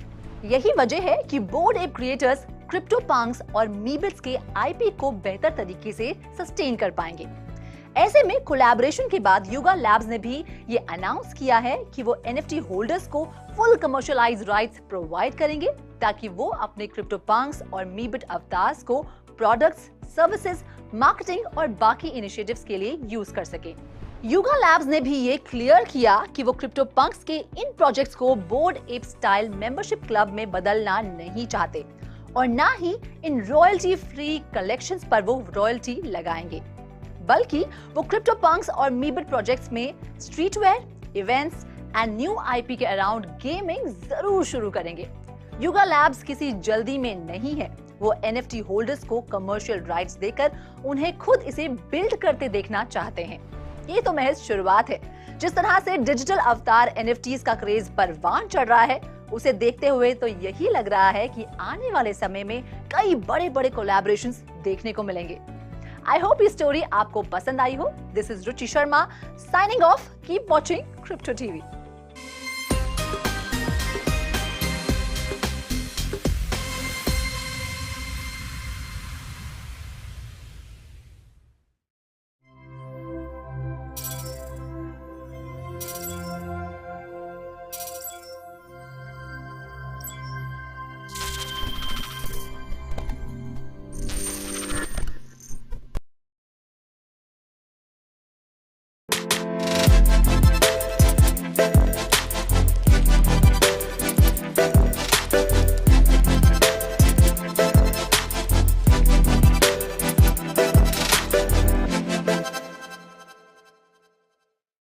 We won't make any big promises, but we will do everything to make this work.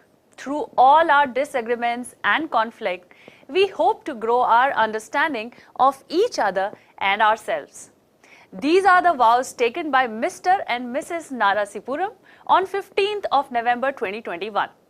Now you would be wondering what is so special about these vows that I'm standing here and talking about it. Well, then let me tell you that these are not just the vows taken during the Feras in Hindu marriage ceremony or in any church. These are the vows actually taken on blockchain. Hello and welcome to our show of fun facts. I'm your host Parvati Nirvan, aka Paro, with me having no Deva in life, but I'm glad that this couple has found each other. And not just that, they have also immortalized their marriage on blockchain. Yes, you heard it right. And I have with me this cute couple who took the vows. Let's meet and greet them.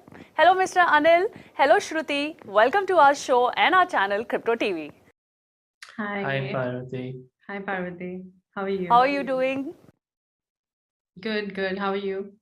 So I'm pretty excited, and let me just fire my first question. Who got the idea? Like, how did this whole journey of taking your marriage to a new platform that is on blockchain technology happened? Well, it was all Anil. It was his idea. It was his brainchild, and it was his passion.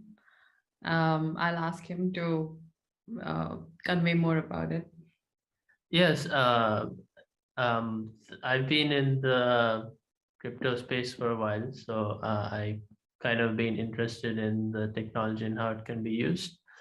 And we got married in November last year.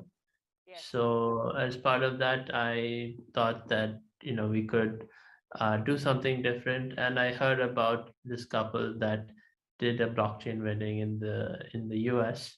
So I thought, why not give that a try? And it was especially appropriate given that given the times that we live in with the pandemic, we try to keep our wedding small and, limit the number of people as much as possible. And given the situation we're in, it just seemed appropriate to also do it in the blockchain. So that's how it came about.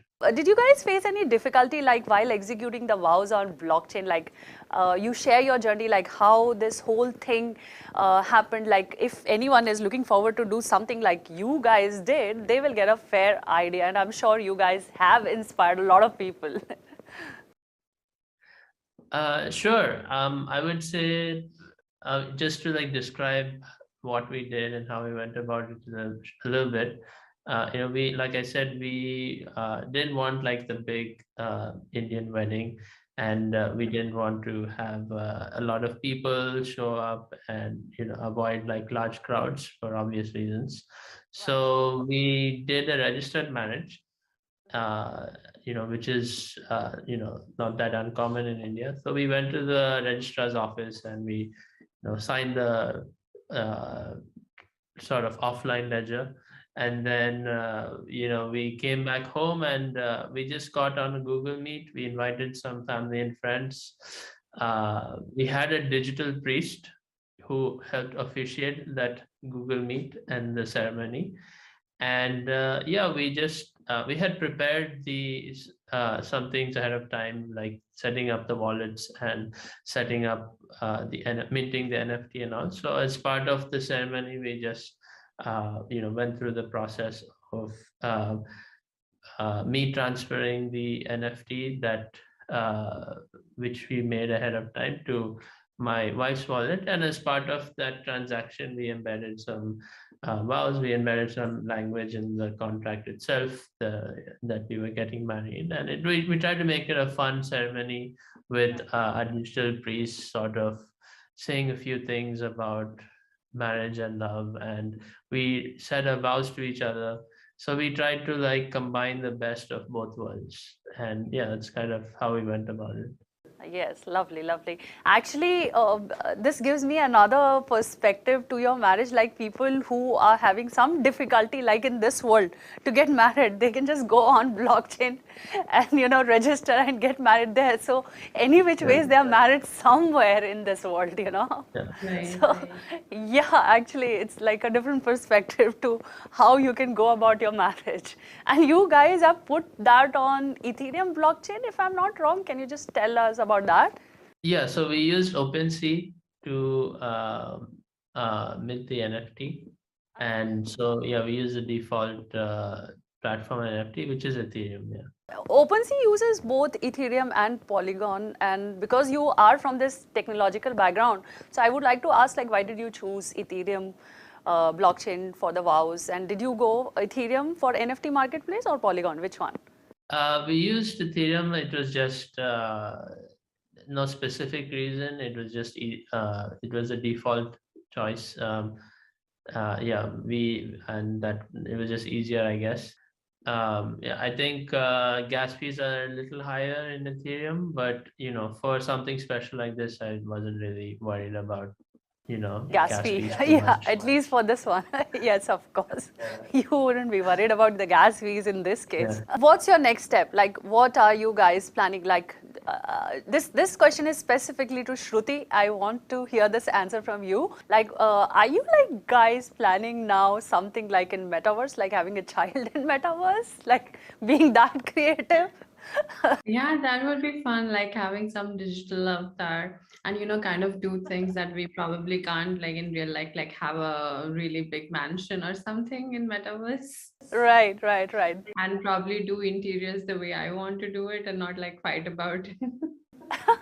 I know. Choose your own color, pick your own stuff to decorate it and stuff. Yeah, not a bad idea. And the kid also there. What do you say? Yeah, somewhere playing it. And maybe have a nice infinity swimming pool or something. Yeah. Just elaborate me, hypothetically, what would it look like if you would? So, probably a really beautiful big mansion, something like what Kim and Kanye used to have. Correct. And a big pool with a nice, cute library somewhere, and he has his own office space with his computers and all the gears, right. And probably some mining machine somewhere. Anything else you would like to speak before we close? I mean, anything you would want to go about? It's just that one thing that this whole blockchain wedding and using blockchain to get married, as technically amazing as it sounds, for me it was more like having this personalized way of declaring the love for each other. And it made it more special that he made that effort to create the image that we used for our NFT. And it's a great memory more than anything, and no matter what the gas fees, it's still worth it. Yes. It is kind of very cute, and that's why I was very curious to talk to you both of the guys, like, what it would be like. And you've actually given a lot of people a new relationship goals in case if you're not aware about it,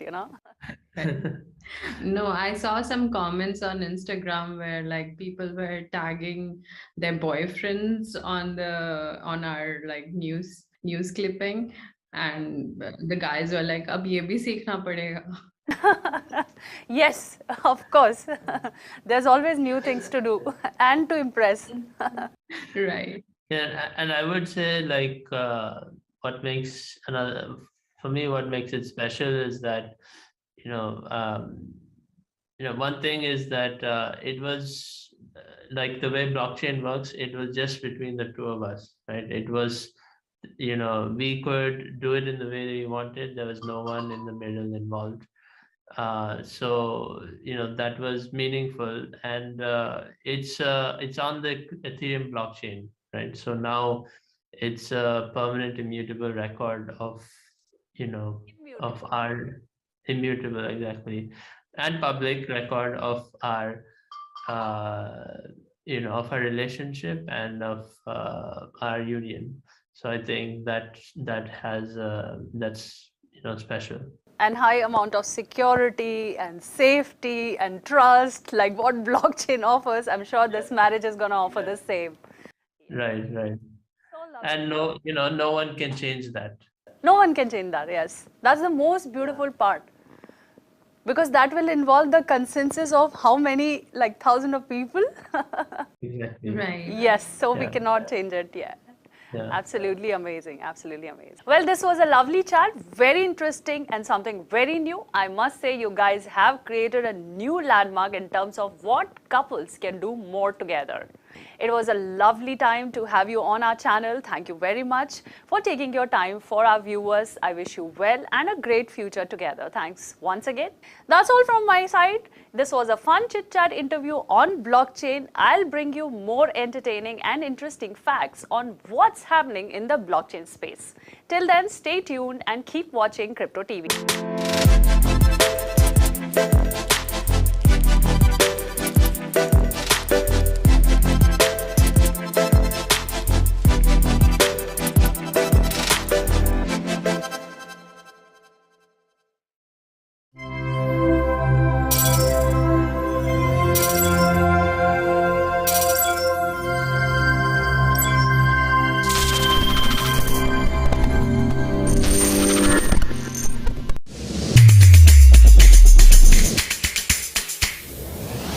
Welcome to the world of crypto. Blockchain platforms की हर छोटी बड़ी हलचल की information, crypto markets के ups and downs की details, bitcoin के घटते बढ़ते रेट्स और वर्चुअल करेंसी से जुड़े फन फैक्ट्स के साथ और भी बहुत कुछ देखते रहिए crypto TV. Crypto TV mind. Today, we are extremely excited to have Mr. Abhijit Hajra with us. Would you kindly tell us how blockchain technology can impact cybersecurity? In virtual world, we do a lot of transactions. We do a lot of information exchange. Always there are element of risks. When the data is in rest, we have to secure the data. And when the data is in move, we need to also secure the data.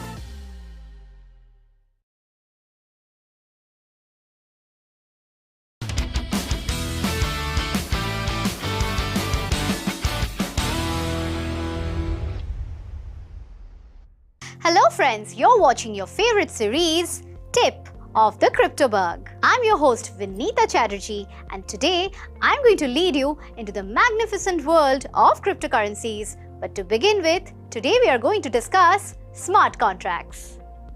How often have you seen in your life people who have committed to use something and then they have gone back on their words? Well, that is called breach of contract. But with the advent of smart contracts, we can have a technology that will never allow such a kind of breach of trust.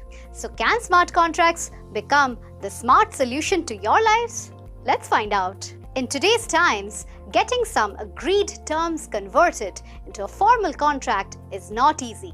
and it involves cost because of legal fees or a large team of people needed to ensure the execution of the terms and conditions. However, there is a simpler alternative to all these forms of contracts, and they are known as smart contracts. Stumped? Never heard of it? Don't you worry, because I will help you with simplifying this term. So what are smart contracts? Smart contracts are digital contracts stored on a blockchain that are automatically executed when predetermined terms and conditions are met. Smart contracts are used to automate the execution of an agreement so that the participants can be immediately certain of the outcome without any intermediary involvement or time loss. Smart contracts can automate workflow, triggering the next action when the conditions are met. The term smart contract was first used by Nick Szabo, the creator of BitGold. The new contracts are called smart because they are far more functional than their inanimate paper-based ancestors. No use of artificial intelligence is implied. A smart contract is a set of promises specified in a digital form, including protocols within which the parties perform on these promises. Nick coined the term in 1994 and wrote out this paper in 1996. In 2013, Vitalik Buterin incorporated this concept in the domain of blockchains and made it possible to use blockchains in a plethora of use cases. And today we know smart contracts as the base for decentralized applications and even decentralized autonomous organizations built on smart contracts. Now let's find out, how do smart contracts work? Smart contracts work by following a simple protocol: if, when, then. These are the statements that are written into a code on the blockchain. A network of computers executes the action when predetermined conditions have been made and verified. These actions could include releasing funds to the appropriate parties, registering a vehicle, sending notifications, or simply issuing a ticket. The blockchain is then updated when the transaction is completed. That means the transaction cannot be changed, and only parties who have been granted permission can see the results. Within a smart contract, there can be as many stipulations as needed to satisfy the participants that the task will be completed satisfactorily. To establish the terms, participants must determine how transactions and their data are represented on the blockchain and agree on the if, when, and then rules that govern those transactions. Explore all the possible exceptions and define a framework for resolving disputes. That is when the smart contract can be programmed by a developer. Although increasingly organizations that use blockchain for business provide templates, web interfaces, and other online tools for simplifying, structuring smart contracts. Now, in today's episode, we are going to discuss the most essential benefits of smart contracts: speed, efficiency, and accuracy. Once a condition is met, the smart contract is executed immediately. Because smart contracts are digital and automated, there is no paperwork to process and no time spent reconciling errors that often result from manually filing in documents. Trust and transparency. Because there is no third party involved, and because encrypted records of transactions are shared across participants, there is no need to question whether information has been altered for personal benefit. Security. It enables processes to work in a secure manner. Blockchain transaction records are encrypted, which makes them very hard to hack. Moreover, because each record is connected to the previous one and subsequent records on a distributed ledger, hackers would have to alter the entire chain to change a single record. The encryption also makes smart contracts work as intended. As smart contracts run on networks with immutable data, the data generated by them cannot be changed or altered in any way. This way, all information is kept secure. Cost effectiveness. Smart contracts make transactions more cost effective. This is done with the removal of intermediaries from the process. By doing so, it makes the transaction faster and also removes the cost associated with it. The biggest benefit of smart contract is the automation that it offers. In simple terms, it means that there is no interruption and no third party can make changes in the agreement and the decision. This automation can go a long way as it helps organizations to automate certain aspects of their business. Smart contracts are interruption-free. This means once they start execution, they cannot be interrupted. It is trustless. The entire system is trustless. This means that there is no need to trust the parties to carry out a transaction. A transaction or a trade does not require trust as its integral part. As smart contracts run on a decentralized network, this means that the entire network is trustless. Its fast performance.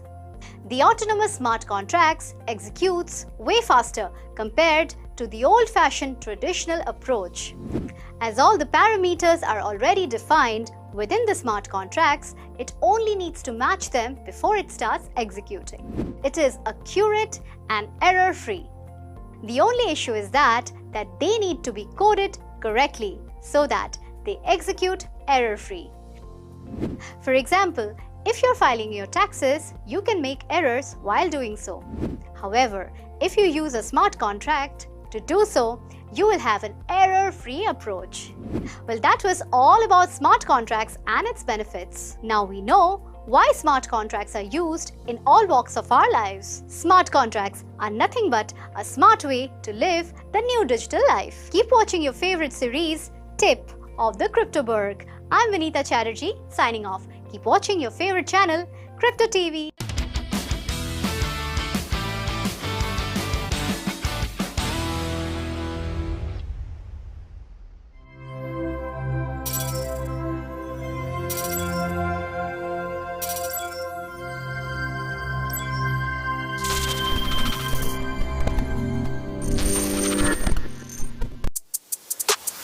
Hello and welcome back to Crazy Coins with Kunal. With the power out now, NFTs and gaming, we present to you Sand. Okay, yes, sorry, today's coin is Sand. Coming from the land of virtual reality, it is one of the oldest companies in the blockchain's virtual world under the name of Pixowl that allows you to buy, sell and trade digital assets. Can you imagine that? It introduces blockchain to gaming and creates a metaverse where gamers and creators both are involved together to build and earn within the platform. It has attracted support from Atari, Helix and CryptoKitties. The highlight is it has gone up 12,975% in 2 years. The gaming industry is huge and metaverse, which may be the future, which equals to having a platform that revolves around creators and gamers that runs on decentralizations, NFTs and gaming with play to earn. It is in a very sweet spot.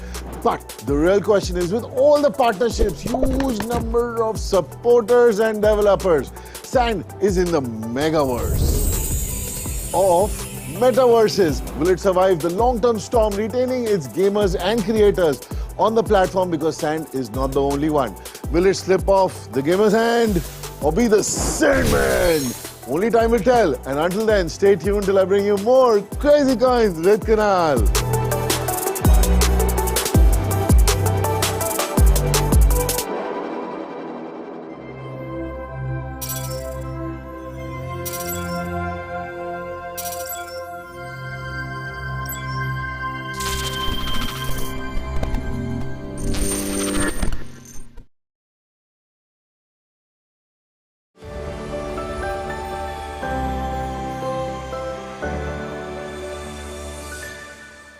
जैसे gold के बाद silver की चमक और खनक सबसे famous है, वैसे ही crypto के वर्ल्ड में डिजिटल बिटकॉइन के बाद डिजिटल सिल्वर यानी कि इथेरियम सबसे फेमस है। आज मैं आपको तनिक तनिक करके इथीरियम का एक ऐसा टॉनिक दूंगी कि अगर आपको कोई नींद में भी उठा करके पूछेगा ना कि भाई इथीरियम क्या है, तो आपको उसकी पूरी कुंडली, हिस्ट्री, ज्योग्राफी सब पता होगी। हे गाइस, मेरा नाम है यशी, आप देख रहे हैं क्रिप्टो टीवी और आज के इस एपिसोड में हम फन वे में जानेंगे कि आखिर इथीरियम क्या है, इथीरियम की डिजिटल इमली आखिर खट्टी है या मीठी, और थोड़े से समय में ही इथीरियम का पौधा पेड़ कैसे बन गया, जानना है राइट?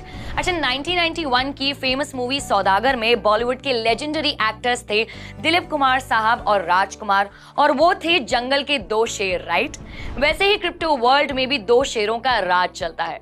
बिटकॉइन के बारे में हम थोड़ा सा बाद में जानेंगे, आज हम इथीरियम पर कॉन्सेंट्रेट करते हैं। सो लेट्स गेट स्टार्टेड। इथीरियम आखिर है क्या? इथीरियम वर्ल्ड की सेकंड लार्जेस्ट क्रिप्टो करेंसी है, जिसे ईथर या फिर इथीरियम भी कहा जाता है। फॉर एग्जाम्पल, अगर बिटकॉइन मिस यूनिवर्स है तो इथीरियम मिस वर्ल्ड है, यानी कि दोनों चीजें अपनी जगह जगह इंपॉर्टेंट है, राइट? क्या आप जानते हैं 2015 में लॉन्च होने से लेकर अब तक इथीरियम की प्राइस में अप्रोक्सीमेटली 36,000% का उछाल आया है। अगर स्टॉक मार्केट में हमारा पोर्टफोलियो 20 से 30% बढ़ जाता है तो हमारे पांव जमीन पर रहते ही नहीं है, right? And now just imagine 36,000% का रिटर्न कितना होता है बॉस। यार मैं जरा काउंट करने की कोशिश करती हूँ, दिमाग घूमा, मन में लड्डू फूटा। अब आप लोग भी यही सोच रहे हैं जो मैं सोच रही हूँ कि इथीरियम में जाकर के इन्वेस्ट करना चाहिए। रुको जरा, वेट करो, पहले इथीरियम को पूरी तरह समझ तो लो।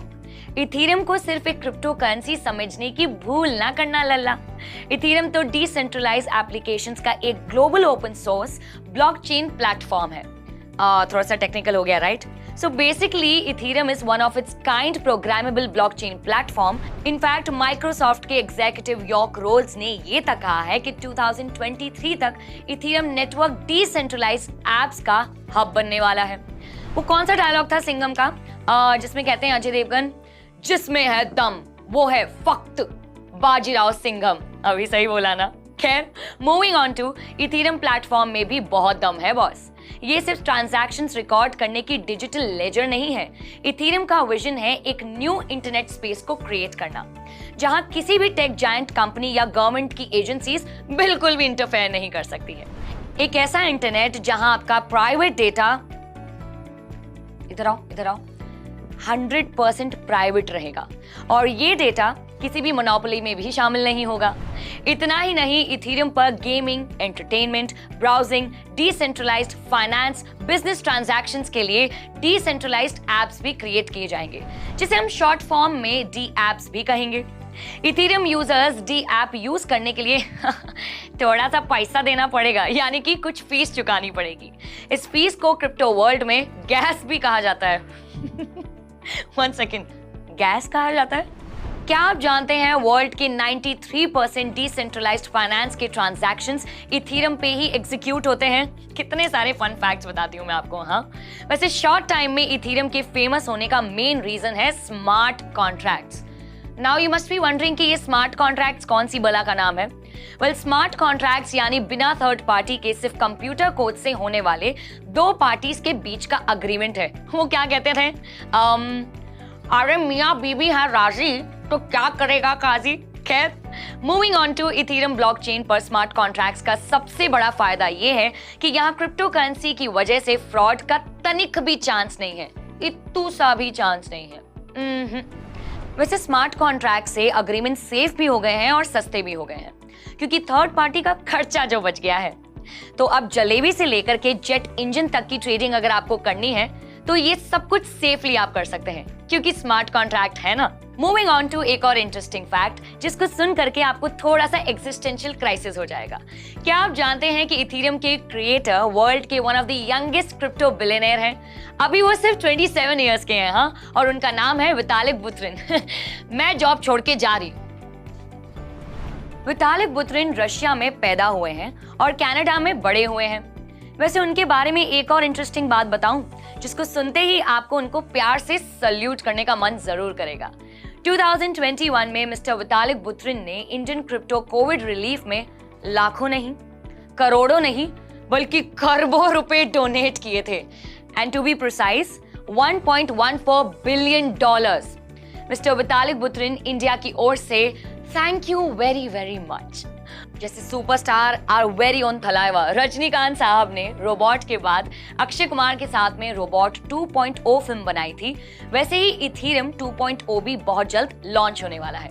इथीरियम 2.0 का दूसरा नाम है सेरेनिटी। किसी भी ब्लॉकचेन को 3 फैक्टर्स पर इवैल्यूएट किया जाता है। अभी बताती हूँ आपको किस किस पर। स्केलिंग, सिक्योरिटी और डिसेंट्रलाइजेशन।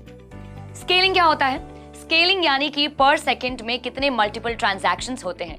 सिक्योरिटी मींस कि ये प्लेटफॉर्म कितना हैकिंग और फ्रॉड प्रूफ है। डिसेंट्रलाइजेशन मींस इस प्लेटफॉर्म को कोई एक कंपनी, गवर्नमेंट या कोई इंडिविजुअल नहीं ओन करता है। इथीरियम में करंटली स्केलिंग का इशू है। फॉर एग्जाम्पल, वीजा पर सेकंड में 1700 ट्रांजैक्शंस हैंडल करती है। एक बार फिर से समझाती हूँ। फॉर एग्जाम्पल, वीजा पर सेकंड में 1700 ट्रांजैक्शंस हैंडल करती है, यानी वीजा की स्केलिंग हुई 1700 TPS, whereas इथीरियम करंटली सिर्फ 15 TPS यानी कि 15 ट्रांजैक्शंस पर सेकंड ही हैंडल करती है। I know the number is quite low, पर फिकर नॉट, 2022 में जो इथीरियम 2.0 लॉन्च होने वाला है वो पर सेकंड 15,000 ट्रांजैक्शंस हैंडल करेगा। ओह माय गॉड, यानी कि कहां 15 TPS और कहां 15,000 TPS। मतलब इथीरियम 2.0 स्केलिंग में सबको धो डालेगा। इट मींस 2022 में इथीरियम प्लेटफॉर्म तो फुल स्पीड से भागने वाला है और क्रिप्टो वर्ल्ड में तूफान लेकर आने वाला है। ऐसे ही फन फैक्ट्स और जानने हैं, राइट? डू नॉट वरी, मैं हूं ना यहाँ पर। देखते रहिए crypto TV. This is me Yashasvi signing off. Do not forget to like, subscribe and hit the bell icon. तब तक के लिए मैं चलती हूँ, फिर मिलती हूँ।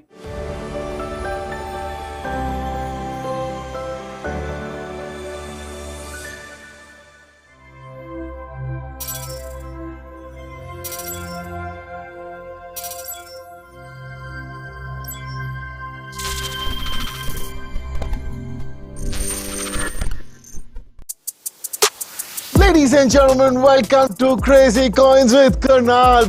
Today's coin is Phantom. It is the talk of the town. It's going ballistic on social media. It is changing the way people are exchanging money because it solves the ledger distribution problem. Highlight is it has given a crazy 12,000% in 1 year. 1,000% is 10x, 10,000% is 100x. You have 12,000 bucks today. It is the Ethereum killer. If Ethereum is one decentralized network, FTM is a network of decentralized network. That's crazy. It's undervalued than any of Ethereum's killers, which means Ethereum valued at $335 billion. FTM is only $7.5 billion. So now the real question is, will it kill its Ethereum killers? And only time will tell. Until then, stay tuned for next week till I bring you more Crazy Coins with Kanal.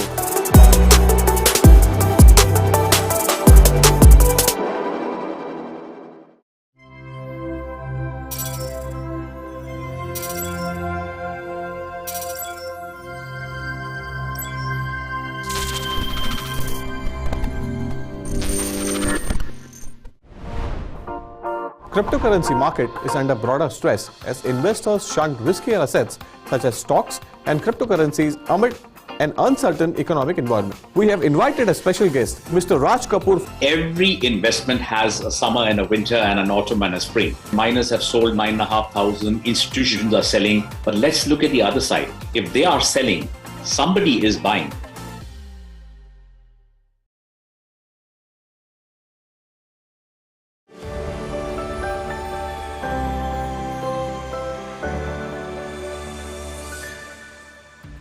Hello and a very warm welcome. I am Ruchi Sharma and today we are going to talk about consensus algorithm. Consensus is key to the decentralized participation in the distributed ledger environment. The participants should arrive at a consensus about what is good and should be included and what is bad should be excluded. It is important for the entire community to function in an orderly fashion and realize the purpose of the collaboration. Without consensus, there will be chaos. Chaos would be detrimental to the sustainability of the system. In the blockchain ecosystem, a consensus algorithm is a defined programmed procedure. It is a set of rules which defines how the peer participants of the peer-to-peer network conduct themselves in the environment. These rules will help the participant decide on which of the transactions are to be accepted to be included in the immutable digital ledger and which ones are not to be. Why is a consensus algorithm needed? The peers in the network will never know each other.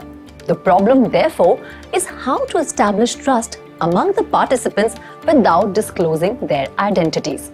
In order to achieve that, the activities allowed to one needs to be restricted and strictly defined. So once you know that the other participant can't really misbehave, you can participate in the network with trust and together can achieve reliability. This will help a larger participation and will in turn lend security to the entire process. The consensus algorithm has 5 objectives in the DLT environment. First of those objectives is that it wants to achieve unified agreement among participants. In centralized systems, trusting the central authority is mandatory. Here, the participants need to trust the system, and they need to do this without having to establish trust among each other. Only then this environment can achieve unified agreement. Secondly, the network participants should be motivated to achieve common alignment of all the economic incentives.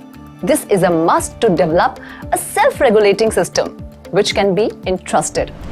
Thirdly, the system should not allow anyone to cheat. It must prevent double spending. Fourthly, the system is supposed to be fault tolerant. So much so that if a section of the network fails to perform at any point of time, the rest of the network should be able to continue business seamlessly and keep providing consistent and reliable results. Last but not the least, the consensus algorithm must be designed in a way that ensures equality among all participants so that no one can take any unfair advantage from the system. Safety first. The algorithm are capable of generating valid results and does not entertain false attempts. It should be participatory, without any discrimination towards any participant, and should allow and incentivize participation. Egalitarian. It must treat every participant as an equal member of the whole community. A faulty consensus algorithm will split the decision of the community and may even result in the duplication of the records, creating conflicting transaction history and failing to perform as a single source of truth. This results from failure of the community to arrive at a consensus. Subsequently, this will make some nodes or participants confused about the right course of action and result in malfunction. A section of the community could get conflicted and will increase the latency in internodal communication, dispute resolution, increasing the application latency and reducing the network efficiency. In other terms, it will make the objectives of the blockchain project fail. Consensus algorithms are commonly termed as proof of something.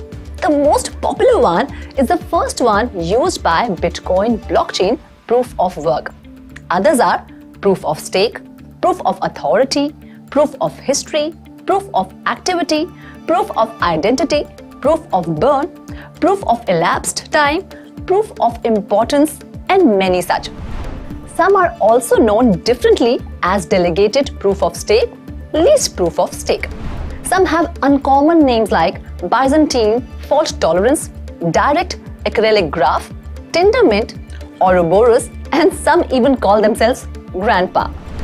Grandpa may sound funny, but it's actually an acronym for ghost-based recursive ancestor deriving prefix agreement. Thank you. We will keep coming back with more interesting stories. I'm Ruchi Sharma. Have a great day.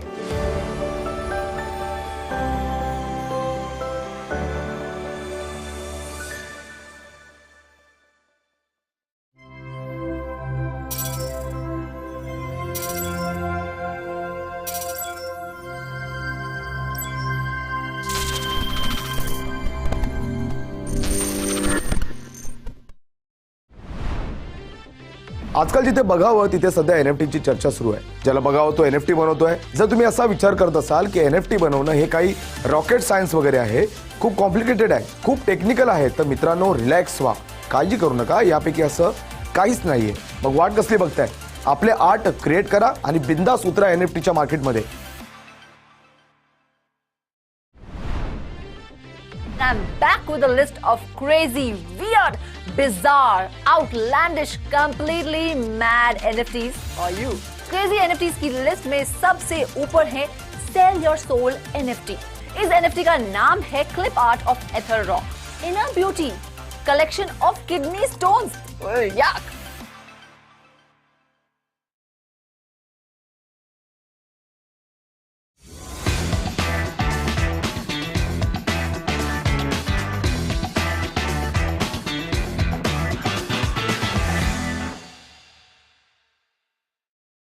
अरे मनोज, ये हटाओ ना newspaper. अरे क्यों? मेरी बात सुनो. You will be so impressed and so proud of me. चलो बताओ आपकी क्या बात है. मैंने कहा था ना कि मैं पूरी रिसर्च करके आऊंगी क्रिप्टो करेंसी पे. That's great. बहुत ही बढ़िया रिसर्च की है और मैंने ये देख लिया है कि जैसे बिटकॉइन इतना ऊपर चढ़ रहा है, मैं बिटकॉइन में इन्वेस्ट करूंगी.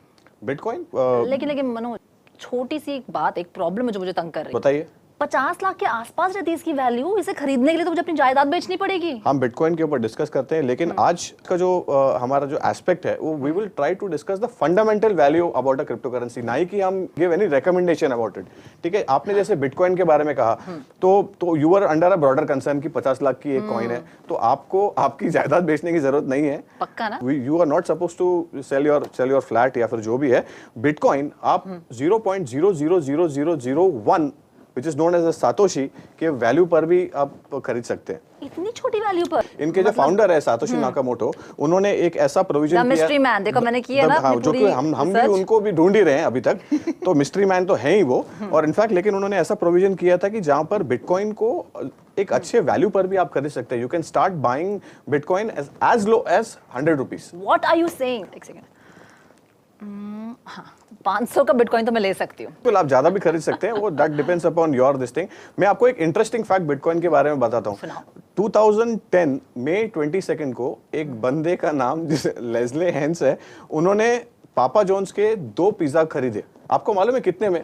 कितने में? 10,000 बिटकॉइंस में. व्हाट? 10,000 बिटकॉइंस मतलब 10,000 इंटू 50 लाख, मतलब मैं तो इतने जीरोस भी नहीं गिन सकती. जीरो की गिनती में नहीं चलते. और वो उस इंसान को तो शॉक लग गया होगा बाद में. आई थिंक इससे ज्यादा स्मार्ट तो वो थे, क्रिस्टोफर कॉच. 2009 में उन्होंने द एक्सीडेंटल मिलेना. या द एक्सीडेंटल मिलेना $26 इन्वेस्ट किए 2009 में. उसके बाद भूल गए वो, और 4 साल बाद 5,000 बिटकॉइंस की वैल्यू हो गई थी लगभग $1 मिलियन, जिसमें से उन्होंने सिर्फ 1,000 बेचे, एक अपार्टमेंट खरीदा, और आज भी उनके पास 4,000 बिटकॉइन है. मुझे अगर जहां तक मुझे याद है कि उनकी गर्लफ्रेंड ने उनको रोका था. और अच्छा, वो पहली बार गर्लफ्रेंड की बात नहीं सुनी थी. हमेशा अच्छा डिसीजन नहीं होता है गर्लफ्रेंड की बात सुनना. So basically we are trying to understand कि यहाँ पर बहुत ज्यादा अर्ली इन्वेस्टमेंट्स करके there are many people who had made value Bitcoin से लेकर. जैसे हमने एल सैल्वाडोर एक कंट्री का अपने नाम सुना है, नॉर्थ अमेरिकन कंट्री है. El Salvador has accepted Bitcoin as a legal tender. So there are many few currencies जिसको एक दर्जा मिला है, क्योंकि Bitcoin is the number 1 currency in the planet. आपने देखा, इनफैक्ट उनकी ट्रेजरी में लगभग 1300 से के करीब बिटकॉइंस भी ऑफिशियली वो होल्ड करते हैं. वाओ. मैं सोच रही हूँ ऑन द सेकंड थॉट, क्यों ना मैं भी किसी ऐसी करेंसी में इन्वेस्ट करूँ जिसके जो प्राइसेस बिल्कुल चांद तक जाए. मून कॉइन में इन्वेस्ट करूँ क्या? Madam, there are many currencies that will offer you to take you to the moon, but question mark ये है कि आप उतरोगे कैसे. मून से जमीन पे उतरते हैं. और let's talk about our other currency that is known as ETH, also known as Ethereum. तो वो तो ब्लॉकचेन है ना? बिल्कुल. या करेंसी है. हम तो करेंसी की बात कर रहे हैं. This is how we step in. We are here to explain the fundamentals of cryptocurrencies. So Ethereum एक प्लेटफॉर्म है, और उसका जो कॉइन जो वैल्यू है that is known as ETH. If you are getting confused, very basic fundamental principle that a coin derives value from its platform. जो भी economic activity a platform does or it considers, उसका impact जो है ना ETH पे आता है. That means उसकी जो क्रिप्टो करेंसी है उस पर आता है. एंड मैं आपको एक इंटरेस्टिंग फैक्ट थेरम के बारे में बता दूं. विटालिक बुटेरिन 13 साल के थे, जो इसके फाउंडर हैं.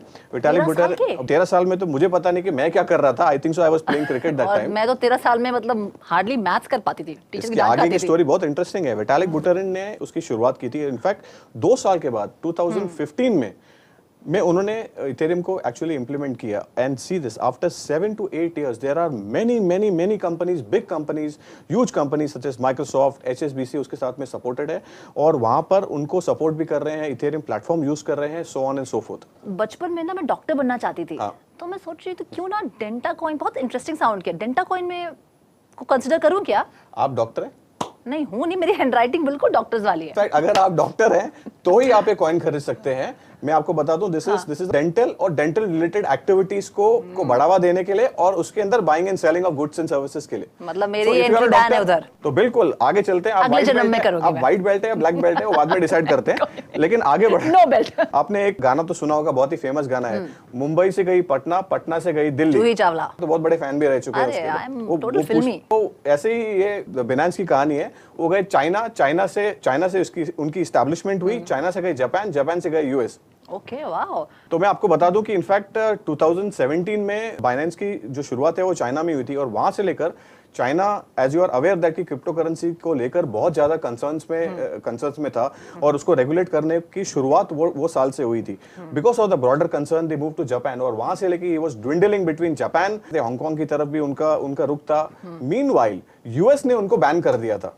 और आपको बता दूं, कहानी में ट्विस्ट है। कहानी में ट्विस्ट ये नहीं है, कहानी में ट्विस्ट ये है कि उन्होंने अपना नाम बिनांस यूएस कर दिया और आज की तारीख में क्रिप्टो करेंसी की दुनिया में सबसे बड़ा एक्सचेंज बाइनेंस है। Wow, that's amazing. और मैं आपको एक और बात बता दूं, उनका जो करेंसी है that is known as BNB। नाम तो याद रहेगा ना? बिल्कुल याद रहेगा, बहुत इजी है। मुझे अमेरिका बहुत पसंद है और अमेरिका से मुझे याद आए burgers. You know I am a foodie, तो कुछ बर्गर, गार्लिक ब्रेड, मैंने सुना वूपर कॉइन है, गार्लिक कॉइन है, इनमें इन्वेस्ट करूं, कंसिडर करूं? फिर से मेरा आइडिया खारिज मत कर देना प्लीज। बिल्कुल, एक काम करते हैं, आपके लिए गार्लिक ब्रेड मंगा लेते हैं। That is the only value it can derive for you if you order garlic bread और you opt for some stupid coins. तो आप उस पे फोकस मत कीजिए, let's focus more on stable coin. मैं आपको बता दूं कि उसका फंडामेंटल वैल्यू कहां से डिराइव करता है। So will talk about Tether. तो Tether is a crypto currency जहां पर it's a stable coin. Stable coin क्या होता है? मतलब बाकी कॉइन्स क्या बैलेंस में नहीं है? बिल्कुल ऐसे ही आप समझो। Tether derives value, it is associated with USDC। तो उसका मतलब ये है कि अगर समझो से for example you have invested in bitcoin और बिटकॉइन की वैल्यू 67,000 पे पहुंच गई है, आपकी रिसर्च के अनुसार आपको ऐसा लगता है कि वो बिटकॉइन की प्राइसेस कम होने वाली है, you will book profits in Bitcoin and you will park your money in Tether. So Tether क्या करता है कि being associated with a stable, I mean since it's a stable currency, तो उसका वैल्यू इतना फ्लक्चुएट नहीं होता है क्योंकि यूएस की जो करेंसी है वो बहुत ही ज्यादा रेगुलेटेड है और वहां पर उसमें इतना मूवमेंट नहीं होता है। So your investment is protected, तो it's very safe and secure. This is why उसका नाम ही है स्टेबल कॉइन। पर अमेरिका से ना मुझे UFO भी याद आते हैं। अच्छा, हाँ, तो क्या मैं UFO कॉइन में इन्वेस्ट करूं? क्या पता एलियंस खुद मेरे लिए बहुत सारे पैसे लेकर आए। Let's not get into the jadoo activity and we will focus more on. मेरे सारे कॉइन्स आपने रिजेक्ट कर दिए। नहीं, कॉइन रिजेक्ट करने ही है क्योंकि एकदम आपकी जो रिसर्च है वो एकदम बेकार है। मैंने रिसर्च तो अच्छी की थी। हाँ, रिसर्च अच्छी करी है आपने। This is what we are here for, only and only to make our viewers understand the basics and the fundamental principle behind cryptocurrencies, because cryptocurrency investments are highly volatile and it's a very volatile sector. You should be in a very sound position and you should always do your research before investing in cryptocurrencies. So Ruchi, आपका decision खुद लीजिए. You consult your financial advisor before doing any investments. So and let's focus on other aspects. What all aspects and fundamental coins are there that can be explored with us.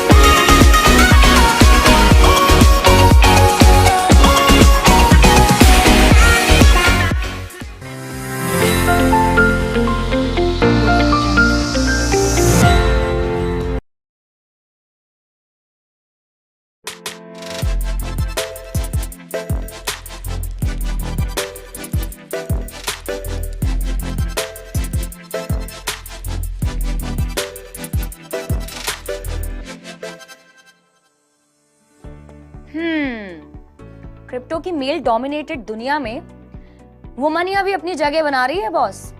Already IT world में women का contribution day and night बड़ी तेजी से आगे बढ़ता जा रहा है। And now it's time to conquer the world of crypto.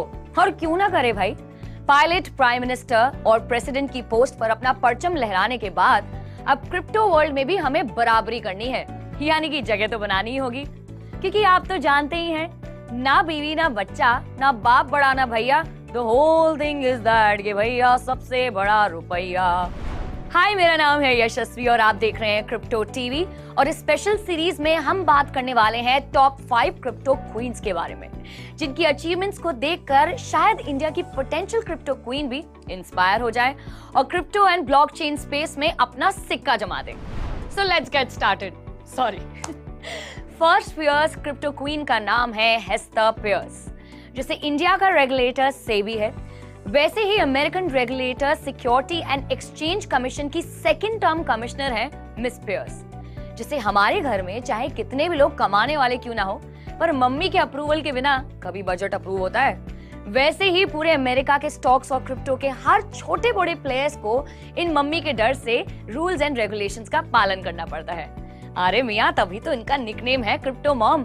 ऐसे ही नहीं पड़ा है। इस क्रिप्टो मॉम ने इकोनॉमिक्स में बीए किया है और येल लॉ स्कूल से पढ़ी है वकालत, और फाइनेंशियल मार्केट रेगुलेशन की ये है तुर्रम खान। इंटरेस्टिंगली, जब पूरी दुनिया अधूरे नॉलेज के साथ क्रिप्टो को लेकर के नेगेटिविटी फैला रही थी, तब मिस पियर्स ने क्रिप्टो रेगुलेशन को लेकर बड़ा ही सेंसिबल अप्रोच अपनाया था और कहा था कि यूएस एंड दुनिया वाले as far as crypto rules and regulations are concerned, we can do much better. जैसे यूएस अपने डॉलर से वर्ल्ड की इकोनॉमी कंट्रोल करता है, वैसे ही यूएस एसईसी के rules and regulations world wide crypto policy को अफेक्ट करते हैं। 2025 तक हेस्टर पियर्स यूएस एसईसी की कमिश्नर रहेंगी। तो लेट्स सी ये crypto mom crypto rules and regulations में क्या इनकलाब लेकर के आती हैं, क्योंकि इनके नॉर्म्स का इंडियन क्रिप्टो बिल पर भी डायरेक्टली और इनडायरेक्टली असर जरूर पड़ेगा। लेट्स होप कि क्रिप्टो मॉम का मूड जो है वो एकदम तरोताजा रहे, ताकि हम इंडियंस को भी अच्छा खासा फायदा हो सके। Let's move on to the next crypto queen, Mehbooba. But यहाँ पे मैं थोड़ा सा फुल स्टॉप लगाती हूँ। अरे आपको कहा था ना कि स्पेशल सीरीज है। जानना चाहते हैं इन फियर्स क्रिप्टो लेडीज के बारे में, तो watch out this space for more. तब तक के लिए this is me Yashasvi Acharya signing out. Keep watching Crypto TV and do not forget to like, subscribe and hit the bell icon. वापस यहीं आना अगर क्रिप्टो क्वींस के बारे में है जानना।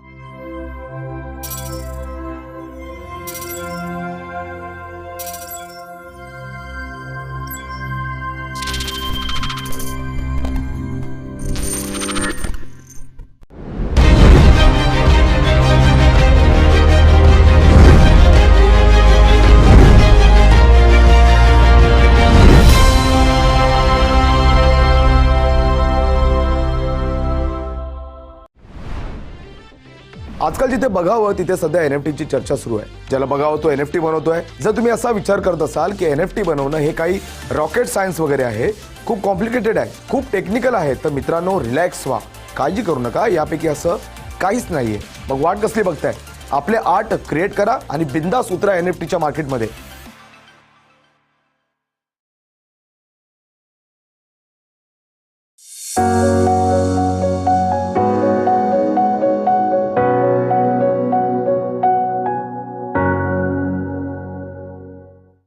नमस्कार, मी वैभवी सावंत। पुन्हा एकदा आपला शो क्रिप्टोची गपशप मध्ये आपले सर्वांचे स्वागत। तर मित्रांनो, मागील एपिसोडमध्ये आपण जाणून घेतलं की स्टेबल कॉइन म्हणजे काय, ते कशा प्रकारे काम करते आणि त्याचे प्रकार कोणते। तर आज आपण चर्चा करणार आहोत टॉप 5 स्टेबल कॉइन्स बद्दल। त्या अगोदर आपल्या माहितीसाठी रशियाने युक्रेनवर ताबा मिळवण्यासाठी आपली लढाई तीव्र करत असतानाच क्रिप्टोकरन्सीची किंमत ग्रो होताना पाहायला मिळाली, ज्यामुळे एकूण क्रिप्टोकरन्सी मार्केट कॅप हे $2 ट्रिलियन ओलांडले आहे। आता पाहूयात टॉप 5 स्टेबल कॉइन्स बद्दल. तर सर्वात प्रथम स्टेबल कॉइन आहे टेथर. टेथर हे 2014 मध्ये रिअल कॉइन म्हणून लॉन्च केलेले पहिले स्टेबल कॉइन होते. टेथर हे क्रिप्टो मार्केटमध्ये सर्वात मोठे आणि सर्वात प्रसिद्ध स्टेबल कॉइन आहे, ज्याचे एकूण मार्केट कॅप $77.5 बिलियन एवढे आहे. टेथर 428 एक्सचेंजेसवर उपलब्ध आहे, ज्यामुळे ते गुंतवणूकदारांना वापरण्यासाठी सर्वात जास्त प्रमाणात उपलब्ध असलेले स्टेबल कॉइन म्हणून ओळखलं जातं. टेथरची उत्कृष्ट कार्यक्षमता आणि मार्केट लीडरचा दर्जा असूनही वारंवार होणाऱ्या क्रिमिनल ऍक्टिव्हिटीमुळे आणि ऑडिट नाकारल्यामुळे टेथरला बऱ्याच लीगल सिक्युरिटीला समोर जावे लागत आहे. टेथरला $41 मिलियन एवढा दंड ठोठावण्यात आला आहे आणि न्यूयॉर्कमध्ये सराव करण्यास बंदीही घातली गेली. जरी या निष्कर्षाचा टेथरच्या क्रिप्टो मार्केटमधील दैनंदिन कार्यक्षमतेवर कोणताही परिणाम झाला नसला तरीही गुंतवणूकदारांनी काही प्रमाणात सावधगिरी बाळगून टेथरशी संपर्क केला आहे. दुसऱ्या क्रमांकावर आहे USD कॉइन म्हणजेच USDC. USDC कॉइन 2018 मध्ये कॉइनबेसद्वारे सादर केले गेले होते, जे जगातील पहिले पब्लिकली लिस्टेड क्रिप्टो एक्सचेंज आहेत. USDC सध्या मार्केट कॅपनुसार दुसरा सर्वात मोठा स्टेबल कॉइन आहे. त्याचे मूल्य $42.1 बिलियन आहे. USDC 294 एक्सचेंजेसवर उपलब्ध आहे आणि गुंतवणूकदारांसाठी अधिक सुरक्षित आहे आणि अधिक व्यापकपणे उपलब्ध आहे. दरम्यान फायनान्शियल इन्स्टिट्यूशन आणि रेग्युलेटर सोबत सुद्धा USDC काम करत आहे. तिसऱ्या क्रमांकावर आहे बायनान्स USD म्हणजेच BUSD. BUSD हे जगातील सर्वात मोठ्या क्रिप्टो एक्सचेंज बायनान्सने 2019 मध्ये लॉन्च केले होते. मार्केट कॅप सह BUSD सध्या तिसऱ्या नंबरवर असून $14.3 बिलियन एवढे आहेत, जे केवळ 103 एक्सचेंजवर उपलब्ध असून BUSD त्याच्या कॉम्पिटिटर पेक्षा लेस ॲसेसिबल आहे. BUSDच्या युजर्सना बायनान्सवर शून्य शुल्क ट्रेडिंग आणि कन्व्हर्शन प्रवेश मिळतो आणि त्याचे स्टेबल कॉइन्स लेंडिंग सर्व्हिसमध्ये जमा करू शकतात, ज्यात वार्षिक 15% पर्यंत उत्पन्न मिळतो. सुरक्षितेचा प्रश्न येतो तेव्हा गुंतवणूकदारही निश्चित राहू शकतात, कारण BUSD मासिक ऑडिट्स प्रकाशित करते आणि जे वॉल स्ट्रीट रेग्युलेटर्सनी मंजूर केलेल्या 3 स्टेबल कॉइन पैकी एक आहे. चौथ्या क्रमांकावर आहे टेरा USD म्हणजेच UST. टेरा हे ब्लॉकचेन पेमेंट नेटवर्क आहे, जे लुना टोकनद्वारे गव्हर्न्ड डिसेंट्रलाइज्ड अल्गोरिथमिक स्टेबल कॉइनचा सेट ऑफर करते. कॉइन मार्केट कॅपच्या डेटानुसार मार्चच्या सुरुवातीस लुना $90 खाली ट्रेड करत होता, परंतु 29 मार्च पहाटे आशिया वेळेनुसार लुना $106.14 चा नवीन सर्वकालीन उच्चांकावर पोहोचला. टेरा लुनाची भक्कम कामगिरी शक्यतो युक्रेनमध्ये युद्ध सुरू करण्यासाठी रशियन सेनेने प्रवेश केल्यापासून जागतिक बाजारपेठेला घेरलेल्या अनसर्टनिटीतून येते. अखेरीस 5व्या क्रमांकावर आहे डाय. डाय हे सर्वात लोकप्रिय कोलॅटरलाइज्ड स्टेबल कॉइन आहे आणि मार्केट कॅपनुसार एकूण 5व्या क्रमांकावर आहे. त्याचे मूल्य सध्या $9 बिलियन आहे. डाय मोठ्या प्रमाणावर उपलब्ध आहे आणि 221 वेगवेगळ्या एक्सचेंजेसवर प्रवेश केला जाऊ शकतो. स्ट्रक्चरली डाय इतर स्टेबल कॉइन पेक्षा कितीतरी जास्त तांत्रिक आहे.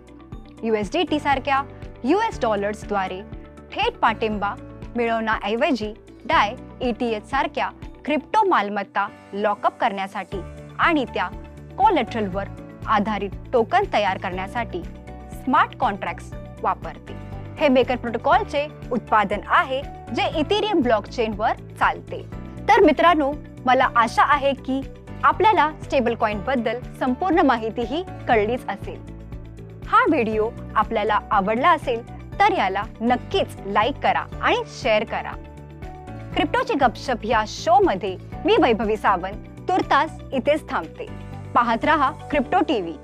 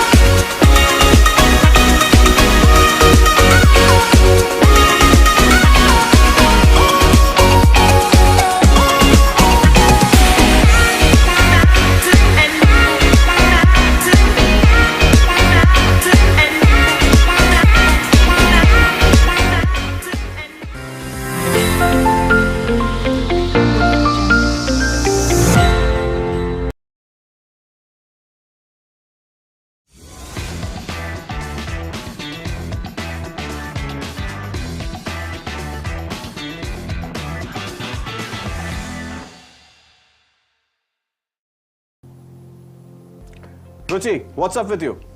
क्या मनोज, मेरा सुंदर सपना टूट गया. इतना अच्छा सपना देख रही थी मैं. You are daydreaming? Yeah, I am daydreaming. This is a crime. It is a crime. पर पता मैं क्या सोच रही थी? क्या? कि अपनी नई लग्जरी कार में मैं बैठी हुई हूँ Okay. और सीलिंग पर तेज रफ्तार से जा रही हूँ. लॉन्ग ड्राइव है, हवा आ रही है, मेरे बाल उड़ रहे हैं. इतना अच्छा सपना तुमने तोड़ दिया. मैडम, आपकी मोबाइल की तरफ आप देखिए, आपको आटे वाले की पर्ची आई होगी. हाँ, क्योंकि मैं 80 से ऊपर चला रही थी. Very true. So let's get back to the basics. आज का टॉपिक क्या है डिस्कशन का? ये कि मैंने सब तैयारी कर ली है, मैंने अकाउंट बना लिया है और मैंने कौन सी क्रिप्टो में इन्वेस्ट करना है वो भी सोच लिया है. तो बस अब मैं मिलियनेयर बनने वाली हूँ. अच्छा, तो आपने खरीद ली, गाड़ी वाड़ी खरीद ली आपने क्रिप्टो करेंसी से इन्वेस्ट करके? नहीं.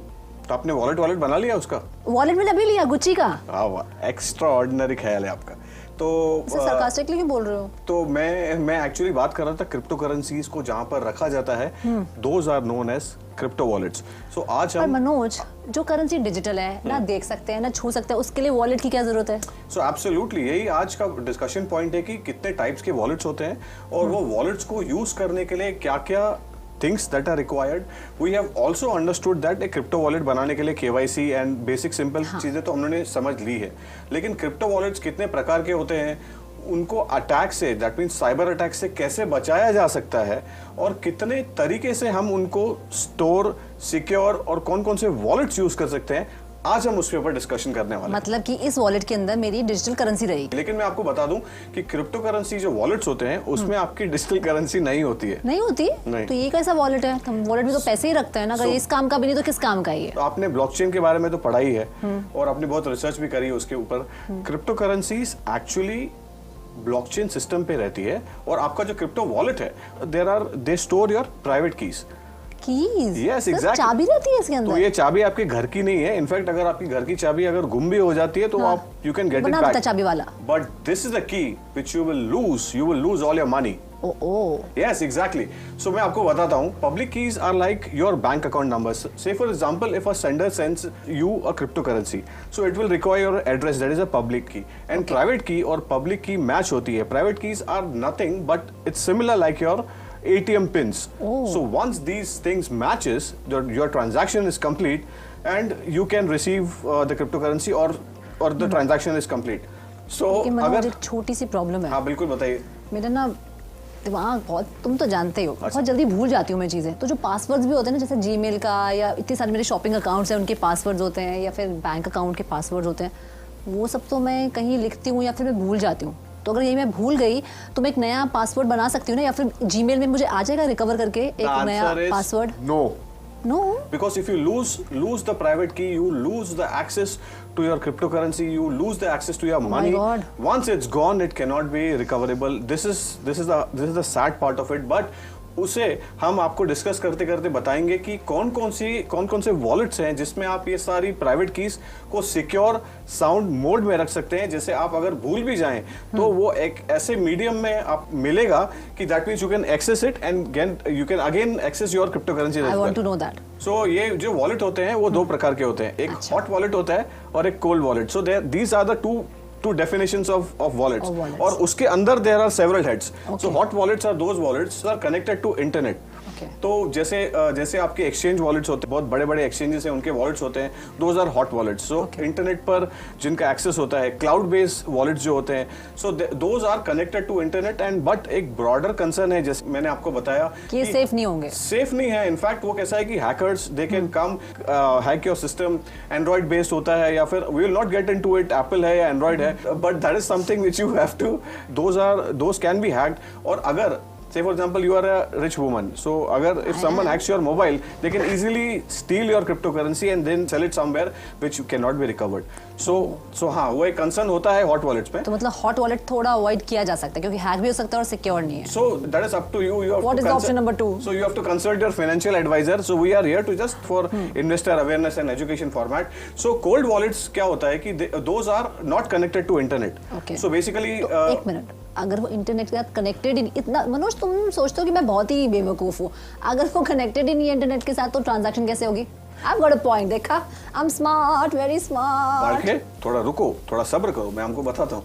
तो उसके अंदर there are two things which you have to really understand. So cold wallet, so it's like hardware and paper wallet as well. Okay. तो आपको आपकी क्रिप्टो करेंसी स्टोर करनी है और भी ध्यान देना है कि अगर hackers will not access those crypto currencies, आप उसको इंटरनेट से निकाल सकते हैं। You can store it, there are many exchanges who are providing these facilities, X and x.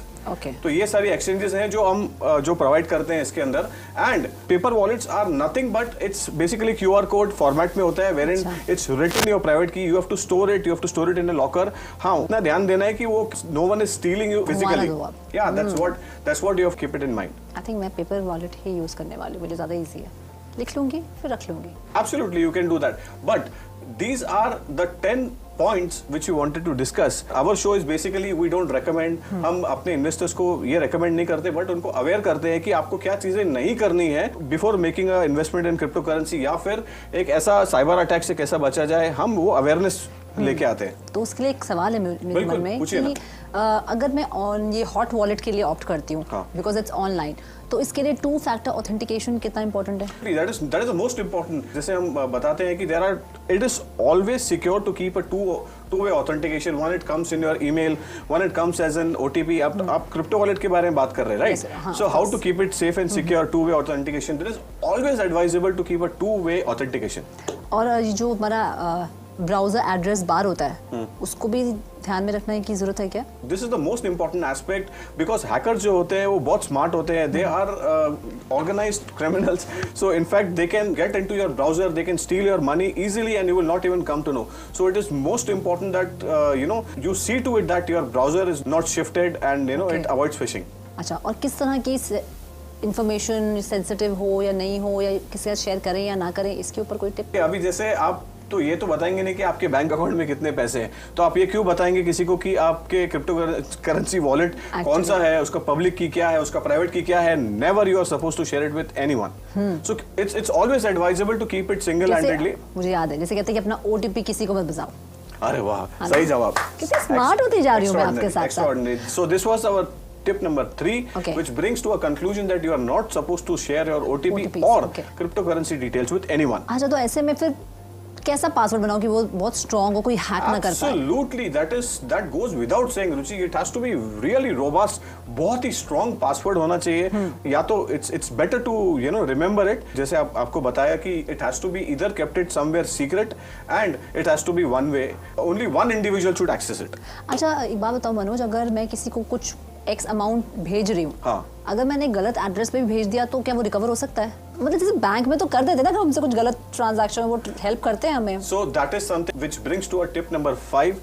This once you have sent it to the wrong address, that means it's sent, done and delivered. It will not come back to you. अच्छा ऐसा भी है. So you have to be very careful before make any transactions, anything. You have to be double sure before making any investment bets. अच्छा मैं तो बहुत ज़्यादा तुम्हें पता है बात होनी हूँ, कितनी बातें करती हूँ, तो मैं तो अक्सर अपने फ्रेंड्स को बता देती हूँ मैंने ये इन्वेस्ट किया है, ये मेरा डिटेल्स है, थोड़ा शेयर कर सकते हैं फ्रेंड्स का, तो शेयर कर सकते हैं. हाँ कर सकते हैं ना, और वो आपके पैसे भी लेके जा सकते हैं. Are you comfortable with that? नहीं मेरी कार मुझे दिख रही है. वो बोलते हैं धंधा दोस्ती होती है. So in fact your investment is your investments और the time with friends are the time with friends. So you have to keep them separate.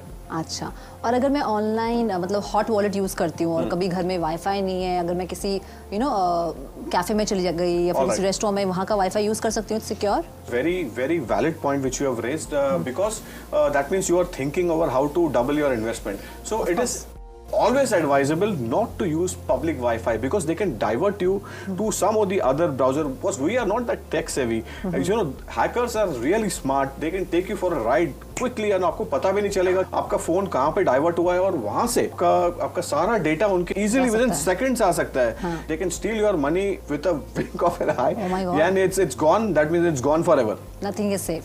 लेकिन मेरी अपनी डिवाइस तो सेफ है ना, अगर मैं अपने फोन से ये सारी ट्रांजैक्शंस करती हूँ, that is safe? Of course, if you do a transaction from your phone, but you have to be double sure that you don't give access to your phone to someone. No one links, download a link on your mobile. That means it's your phone is your phone. No one should access it rather. या उसमें कुछ security में apps डाल सकती हूँ? Yeah, of course there are safety measures such as these. You can do it and get your phone secured and can avoid such attacks or cybercrime attacks, or maybe some hackers, they are really smart. As we have always telling the hacker का एक बहुत बड़ा हम तो usually these are the retail clients, but there are many institutions also जिनका अभी जैसे DeFi के frauds बढ़ गए हैं, decentralized finance में लगभग 600% से ज़्यादा उनका cyber crime बढ़ गया है. That means they have stolen roughly around $10.5 billion worth.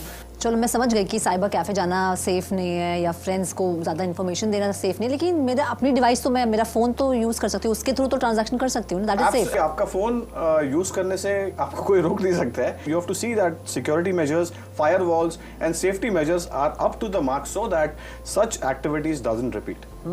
तो देखना है कि आपका अगर फोन सिक्योर्ड, आपका investment is routing via your mobile, that means you have to be double sure before making any investment. But हम हमेशा बोलते आ रहे हैं बात. तो मतलब मुझे बहुत सोच समझ के बोलना पड़ेगा किसी इवेंट में, किसी गैदरिंग में, किसी शादी ब्याह में जाके, मौसी जी सुनिए मैंने ये इन्वेस्टमेंट किया, ये मुझे थोड़ा सा स्पीकर लेके बोलते मत फिरना आप कि आपने कौन से इस पे किया. But of course you are not here to disclose anything in the social gathering. That is something that's a basic hygiene level which we maintain. If you are partying also, then definitely you have to ensure that you don't reveal your secrets, just like you are not supposed to reveal your cryptocurrencies. हाँ बिल्कुल absolutely.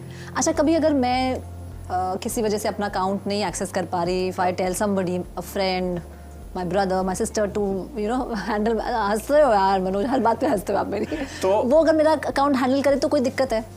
तो जैसे हम बोल रहे हैं कि two way authentication का जरूरत है, वो आपको 2-वे से टाटा बाय करेंगे और आपका पैसा लेके भी ऐसे ही भाग जाएंगे वो. तो सिर्फ मैं ही अपना अकाउंट हमेशा. Of course, this is the last tip for the day which we are giving, last and the 10th tip for the day. You should never insist anyone to access your account on your behalf. Okay. That is something which you have to understand. Thank you so much, आपने मुझे इतनी सारी information दी, और अब I am sure मैं wallet बनाने वाली, एक गुच्ची का वॉलेट नहीं होगा, ये एक पेपर वॉलेट होगा. Of course, that is something which you have. I mean, choices is yours, but definitely you have to take a really good advice from a financial advisor before making your investments, before making your bets. And all the viewers of Crypto TV, you should understand that cryptocurrency investments are really risky, really volatile, and subjected to market risk. But you should always make an informed choice and consult your advisors before making any decisions. That's it. Thank you so much from me, Manoj Dara, and Ruchi Sharma. Thank you.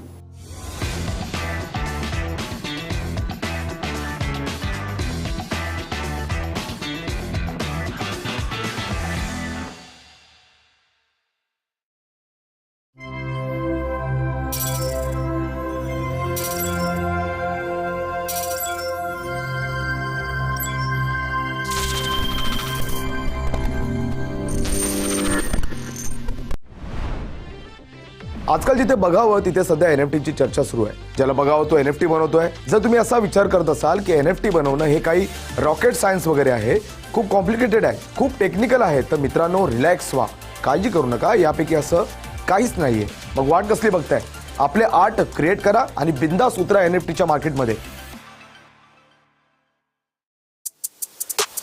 Hello and welcome back to Crazy Coins with Kunal. Today's coin is Axie Infinity Stars, known as AXS. If you are a pet lover and a gamer, I'm assuming you probably have heard of this already. If not, allow me to enlighten you, because this game pays you to be in love. The highlight is it has gone up 11,000% last year. Playing this game is collecting, breeding, raising, battling, trading token-based animals known as Axies. These Axies are NFTs and their crypto token is AXS. So you can play the game and get paid for it. Money, money, money, money, money. The more you play, the more money you make. And this money then can be staked. You can make more by voting for it. These are NFTs and tradable. And every time you go out and you vote for it, it's actually governance token, which means you decide how the game develops further. The game is already in Web 3.0, which is in the metaverse. Are you ready for the metaverse? But if you see the game, it isn't as advanced as you want it to be for the Web 3.0. But the real question is, are people playing this only for making money, or would the real purpose of the game stay and attract the right audience to keep paying you what you do love? Until then, stay tuned till I bring you more Crazy Coins with Kunal.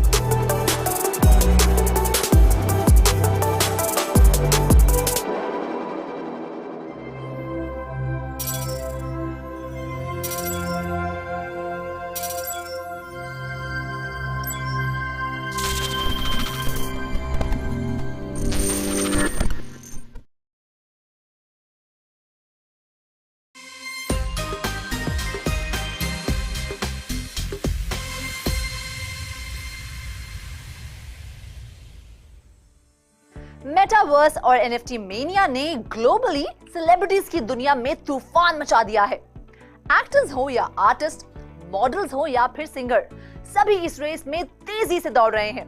ऐसे में Indian singers भला कैसे पीछे रहते? कुमार सानू, सोनू निगम, कैलाश खेर से लेकर SP Balasubrahmanyam तक से जुड़ी एनएफटीज सुर्खियां बटोर रही हैं. तो वहीं दिलेर मेहंदी ने सीधे मेटावर्स पर कब्जा जमा लिया है. वहां लैंड खरीदकर दिलेर जबरदस्त खलबली मचा रहे हैं. चुरा के दिल सभी का चले ये चले. जी हाँ, 90s में इनकी आवाज ने सभी को क्रेजी कर दिया था. तब शायद ही कोई रोमांटिक सॉन्ग हो जिसमें इनकी आवाज का जादू ना घुला हो. जी हाँ, मैं बात कर रही हूँ म्यूजिक इंडस्ट्री के king of romance Kumar Sanu की, जिनकी रुमानी आवाज ने ना जाने कितने दिलों को पहले प्यार का एहसास कराया. पॉपुलर मेलोडी किंग इस बार अपनी एनएफटी कलेक्शन के चलते सुर्खियों में है. हाल ही में उन्होंने कुछ एक्सक्लूसिव वीडियो, अनरिलीज सॉन्ग के ऑडियो और कुछ क्लिप्स के अलावा अपने फर्स्ट ऑडिशन और ऑटोग्राफ्ड डिजिटल मेमोरेबलिया की एनएफटी सीरीज लॉन्च की है. कुमार सानू की इस एनएफटी कलेक्शन में उनके कुछ पॉपुलर सॉन्ग्स के साथ साथ उनके घर के अंदर की खास झलक भी दिखेगी. ये NFT exclusively flamingo NFT platform पर अवेलेबल है. इसकी खास बात है, इससे होने वाली कलेक्शन का 5% एनजीओ को डोनेट किया जाएगा. एनएफटीज यूनिक एसेट होते हैं और इसीलिए अब ट्रिब्यूट के तौर पर भी इस्तेमाल किए जा रहे हैं. तेलुगु, तमिल, कन्नड़ा, हिंदी और मलयालम फिल्म्स में 40,000 से ज्यादा गानों को अपनी आवाज से सजाने वाले legendary playback singer SP Balasubrahmanyam के गुजरने के 6 महीने बाद उनके अनरिलीज सॉन्ग को बतौर एनएफटी उनके फैंस के लिए लॉन्च किया गया. उनका ये आखिरी सॉन्ग डिजी नूर नाम की leading entertainment non fungible token marketplace पर ऑक्शन किया गया. विश्वरूपा दारी सनम नाम की इस एल्बम को leading music label symphony records के साथ रिकॉर्ड किया गया है. इस एनएफटी से जुड़ी खास बात है कि इसके बायर को कॉपीराइट का 51% मिलेगा. साथ ही उनके पास इस सॉन्ग को अडेप्ट और अपने मुताबिक रिप्रोड्यूस करने के राइट्स भी होंगे. तो वहीं इन सब के बीच मेटावर्स की दुनिया में धूम मचाने वाले इंडियन म्यूजिक इंडस्ट्री के पहले पॉप स्टार दलेर मेहंदी ने मेटावर्स में लैंड खरीदा है, जिसे उन्होंने नाम दिया है बल्ले बल्ले लैंड। सुनने में आ रहा है कि इस लैंड की एंट्री पर उनका एक जाइगैंटिक गोल्डन स्टैच्यू होगा, जिसके इर्द गिर्द बाकी पॉप स्टार और आर्टिस्ट अपने कॉन्सर्ट्स होस्ट कर पाएंगे। दलेर इस प्लेटफॉर्म के जरिए नए टैलेंट के साथ साथ पंजाब की म्यूजिक कम्युनिटी, सूफी, पॉप म्यूजिक और बॉलीवुड को बढ़ावा देना चाहते हैं। दरअसल दलेर ने कुछ महीनों पहले पार्टी नाइट पर एक कॉन्सर्ट किया था। अपनी इस परफॉर्मेंस को उन्होंने इतना एंजॉय किया कि उसकी मौजूदगी हमेशा बनाए रखने के लिए पार्टी नाइट के साथ मिलकर बल्ले बल्ले लैंड क्रिएट कर दिया दलेर ने। दलेर इतने पर ही नहीं रुके, उनके इस बल्ले बल्ले लैंड पर स्टोर्स भी होंगे जहां फैंस स्पेशल मर्चेंडाइज की एनएफटी खरीद पाएंगे। एनएफटी फ्रेंजी में शामिल बड़े बड़े नामों में से एक है पॉपुलर सिंगर सोनू निगम का नाम, जो इंडियन म्यूजिक इंडस्ट्री में एनएफटी सीरीज लॉन्च करने वाले पहले सेलिब्रिटी सिंगर हैं। सोनू ने इस एनएफटी कलेक्शन को लंदन में लॉन्च किया था। उसमें उनकी जर्नी और गानों के अलावा उनके लिखे हुए लिरिक्स और उनकी सिंगल हॉल ऑफ फेम की एनएफटी भी शामिल है। सोनू ने न्यू एज डिजिटल एंटरटेनमेंट और टेक्नोलॉजी कंपनी जेट सिंथेसिस के साथ मिलकर ये एनएफटी कलेक्शन लॉन्च की थी। और अब बात एक ऐसे आर्टिस्ट की जिनकी प्लेबैक, पॉप और रीजनल सॉन्ग्स की फैन फॉलोइंग देश में नहीं विदेशों में भी फैली हुई है, लेकिन खास तौर पर सूफी सॉन्ग्स के मामले में उन्हें कोई टक्कर नहीं दे सकता। इंडियन सूफी किंग कहे जाने वाले कैलाश खेर ने अपनी एनएफटी कलेक्शन के लिए पॉपुलर एनएफटी मार्केटप्लेस ओपनसी को चुना।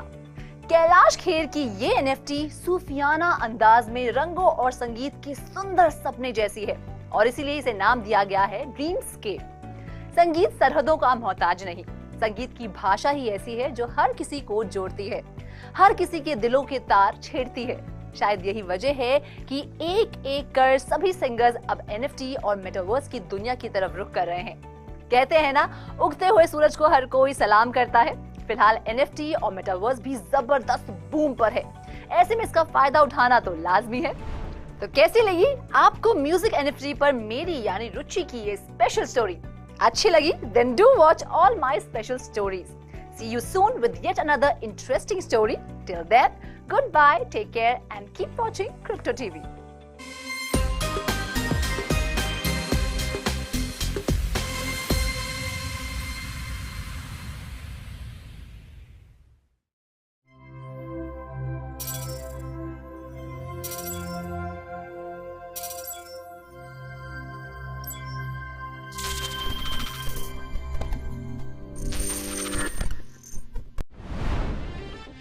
आजकाल जिथे बघावं तिथे सध्या एनएफटीची चर्चा सुरू आहे। ज्याला बघावं तो एनएफटी बनवतोय। जर तुम्ही असा विचार करत असाल की एनएफटी बनवणं हे काही रॉकेट सायन्स वगैरे आहे, खूप कॉम्प्लिकेटेड आहे, खूप टेक्निकल आहे, तर मित्रांनो रिलॅक्स व्हा, काळजी करू नका, यापैकी असं काहीच नाहीये। मग वाट कसली बघताय? आपले आर्ट क्रिएट करा आणि बिंदास उतरा एनएफटीच्या मार्केटमध्ये। Welcome to Crypto TV, world's first 24/7 streaming channel focusing on blockchain technology and cryptocurrencies. Download the CryptoWire app and subscribe to our YouTube channel Crypto TV to stay updated with latest trends in global crypto market, NFTs, metaverse, in-depth market analysis and cutting edge of blockchain technology. Stay tuned.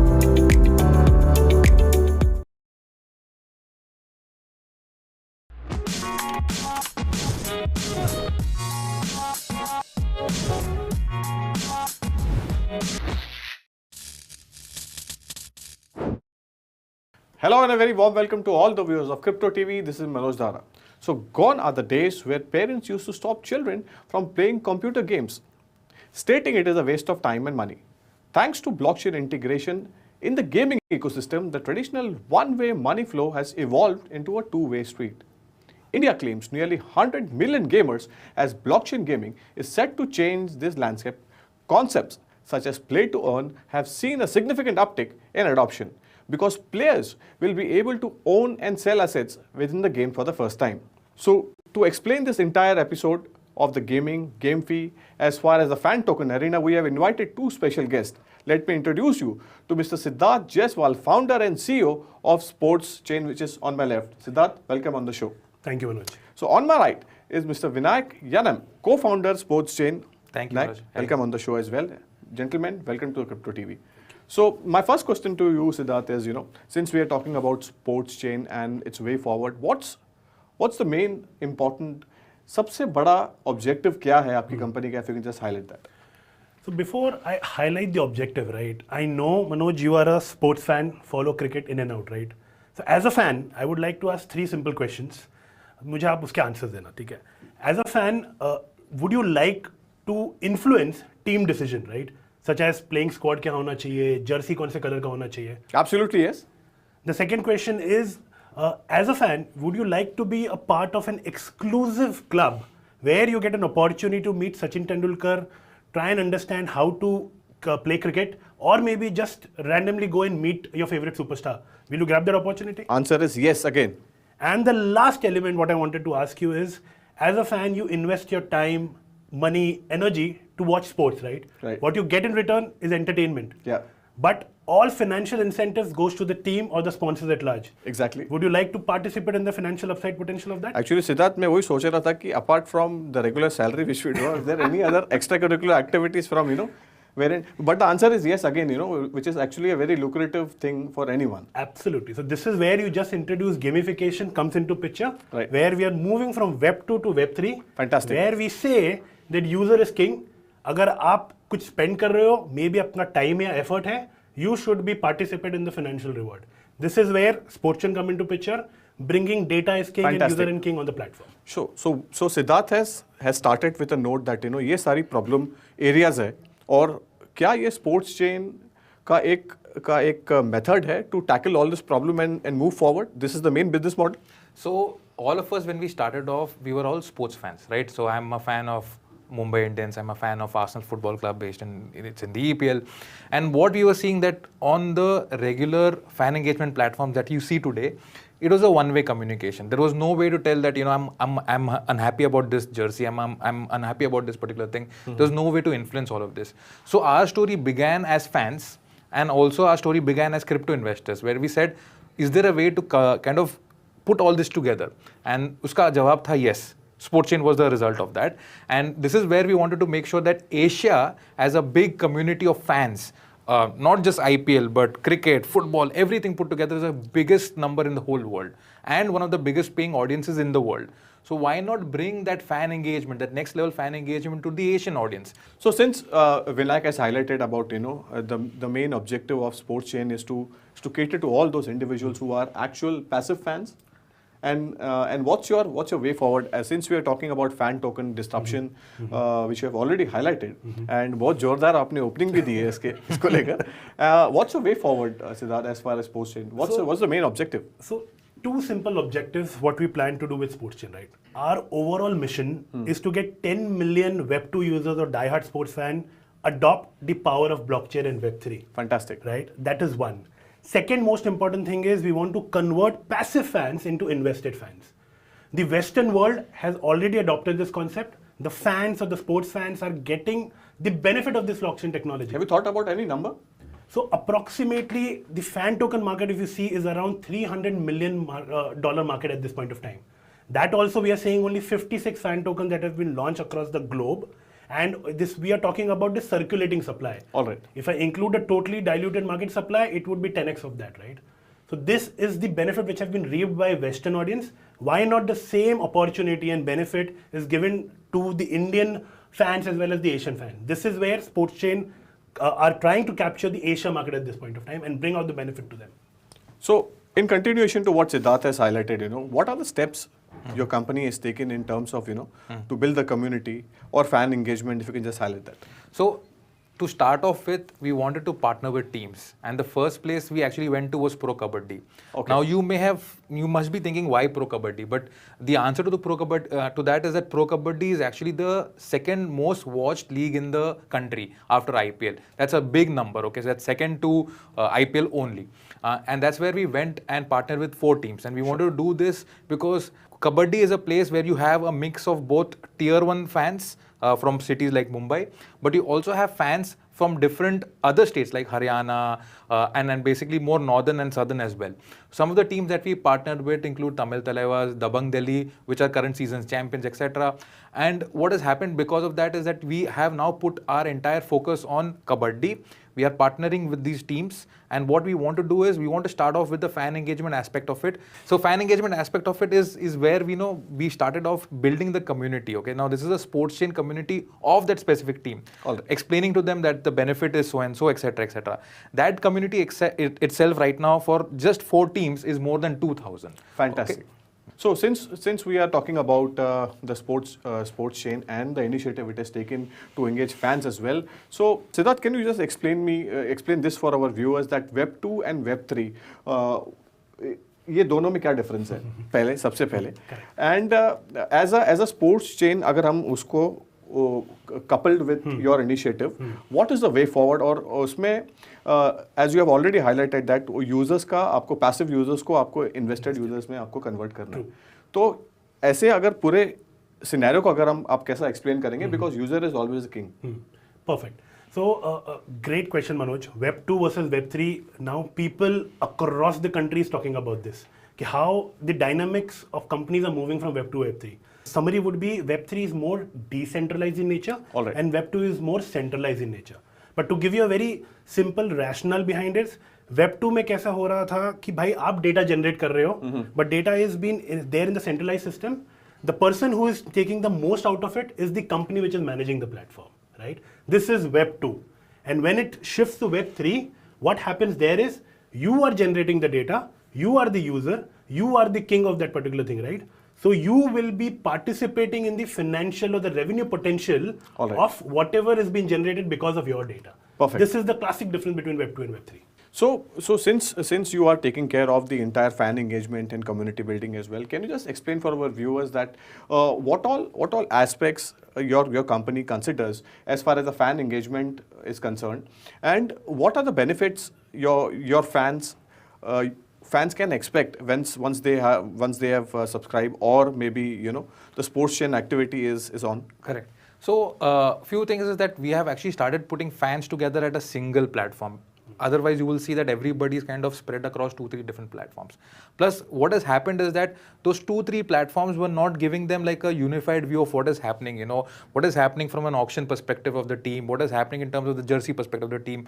We have put that all together. Now, what is going to happen for people who sign up for our specific fan tokens is that we are rolling out a lot of benefits. So, early access to the fan token when it comes to the pricing will be of benefit for them. Multiple other benefits will include that now, when the season is supposed to start, some of the exclusive fans will get something that they have never experienced before. So things like going back to the auction table when they start bidding for the players. How would you like to be there with the team making those decisions, right? And also, in terms of helping figure out, how the squad will look like. The fans would like to know.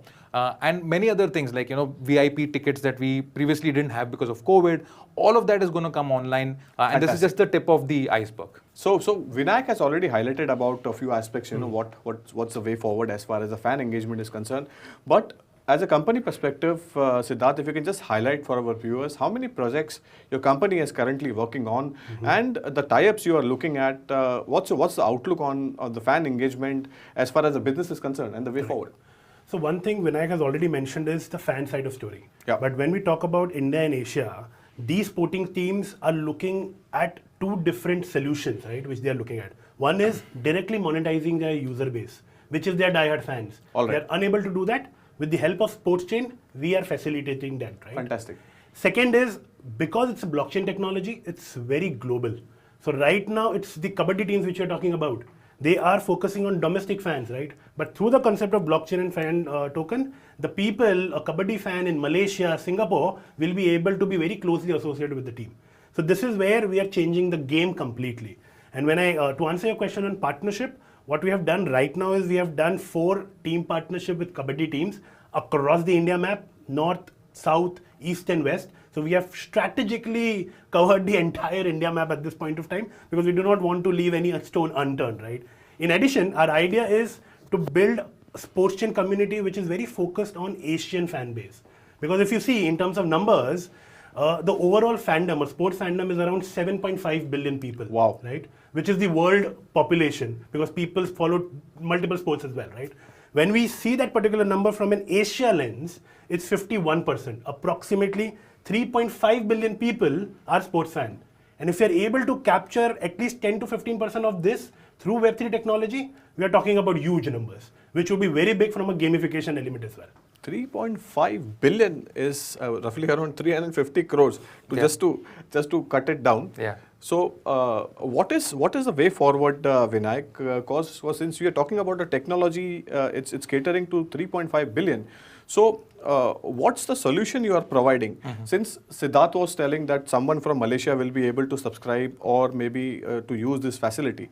So what are the on-ramp solutions you are providing, so that the big concern as far as this community is concerned is fiat to crypto and the reverse. So what is the solution you are working on, if you can just highlight that? Sure. So what you may have seen that there's a big audience, right? 3.5 billion is a big audience, but a lot of people usme say are still Web 2.0. We understand that, we know that, but these fans already have a lot of fan group, which we are directly working with them. What we want to do is, when we work with the fan group, put them together and say, boss, this is how we can actually do many things by buying fan tokens. And when you work with a fan group, that influences a wider audience as well. Helps them figure out, yeah, maybe I can do this. It's not as complicated as it looks. It's all about buying a token, which is a simple process, buying a fiat currency and going from there. So that's what we want to do as step one. And like I said, we've actually put them together in one place right now, which is a Telegram group that's easy for people to communicate and converse. So you're talking about community building, but what's the solution you are providing for this, if you can just highlight? So right now at SportsChain, what we're trying to do here is we are building a digital world for fans. You, me, all understand that blockchain technology or cryptocurrency is at a very nascent stage, specifically when we talk about Indian audience, right? Considering we see a large amount of hue and cry because of the regulation, whatever is happening at that point of time. So our mission is completely simple. We want to create a platform which is as simple as Amazon.com. The fan token would be a product where you go, sign up. You do not have to worry whether you have to open a MetaMask wallet. Everything will happen at the back end of SportsChain, right? You go, sign up, automatically a wallet would be created. And through that wallet, you can, through an on-ramp and off-ramp solution, obviously we'll be integrating, because we know that we want to capture 10 million fans, and obviously crypto audience is not that big at this point of time. We're talking about Web2 users. Web2 users do not have a ERC20 wallet. The adoption is very low at this point of time. So on-ramp solution would be very critical, where people with the help of their Visa and MasterCard come on our platform, buy our native currency, which is SPN, and with the help of SPN, which is an in-game token or assets, you can buy any fan token or do multiple engagement on our platform. And to top it up, what we're gonna do is digital world for fan. It's not only buying tokens and converting at a higher dollar amount. This is not our objective at all. All right. What we are doing here is we are tokenizing the membership. We are saying traditional membership में आप 3,000 रुपए देते हो, आपको discount मिलता है, VIP greet and meet मिलता है, but after 1 year it expired, right? And your 3,000 rupees goes to zero. But here we are bringing that particular concept on chain, where we are tokenizing the membership. Fantastic. You're getting all the traditional membership, whatever you want, but over and above, because of demand and supply, the game theory dynamics, the price will go up or down. At least you will have something in return, and it's an infinite period membership, right? Because you hold an on-chain data which is completely decentralized and it can be transferred. Right now you have utilized the VIP ticket. You want your friend to utilize, just transfer that fan token to them. He will pay you back whatever the money it is or trading amount would be, and he'll be able to participate in the fan engagement activity. All right, so this is transferable, that's what you're saying. Absolutely. So but which platform you're using, Siddha? So right now, the main or the layer one is Ethereum. All right. And why Ethereum we all know, because this is the one biggest platform on blockchain, a layer one standpoint. So this is what we are using. But unfortunately, you also know that gas fee issue is too big in Ethereum at this point of time. So what we have done is we have connected Layer with two. Polygon. Yes. So we are entering into layer 2, wherein our platform, our tokens would be on ERC20, but our overall platform will work on Polygon. We have already received a grant from Polygon. So we are building a web app on Polygon, so that a user, a tier 2 or tier 3 audience who is a very die-hard Tamil Thalaiva fan, want to buy $5 tokens, they can buy it with a very minuscule gas fee. Fantastic. This is where we want to change the game. Rather than paying $20 on Ethereum for buying $5 worth of tokens. So since we are talking about layer 1 and layer 2 solution, I just wanted to ask you, Ethereum is undergoing the merge process, and there are market participants who are expecting that once this merge is complete from proof of work to proof of stake, it's going to solve a couple of things such as the high transaction fees which you guys are facing as of now. And the other is the environmental concerns. That's a separate thing. Correct. But sports chain, is it prepared when this merge will happen? It's going to solve the problem? You will not require layer 2 as of now? Absolutely.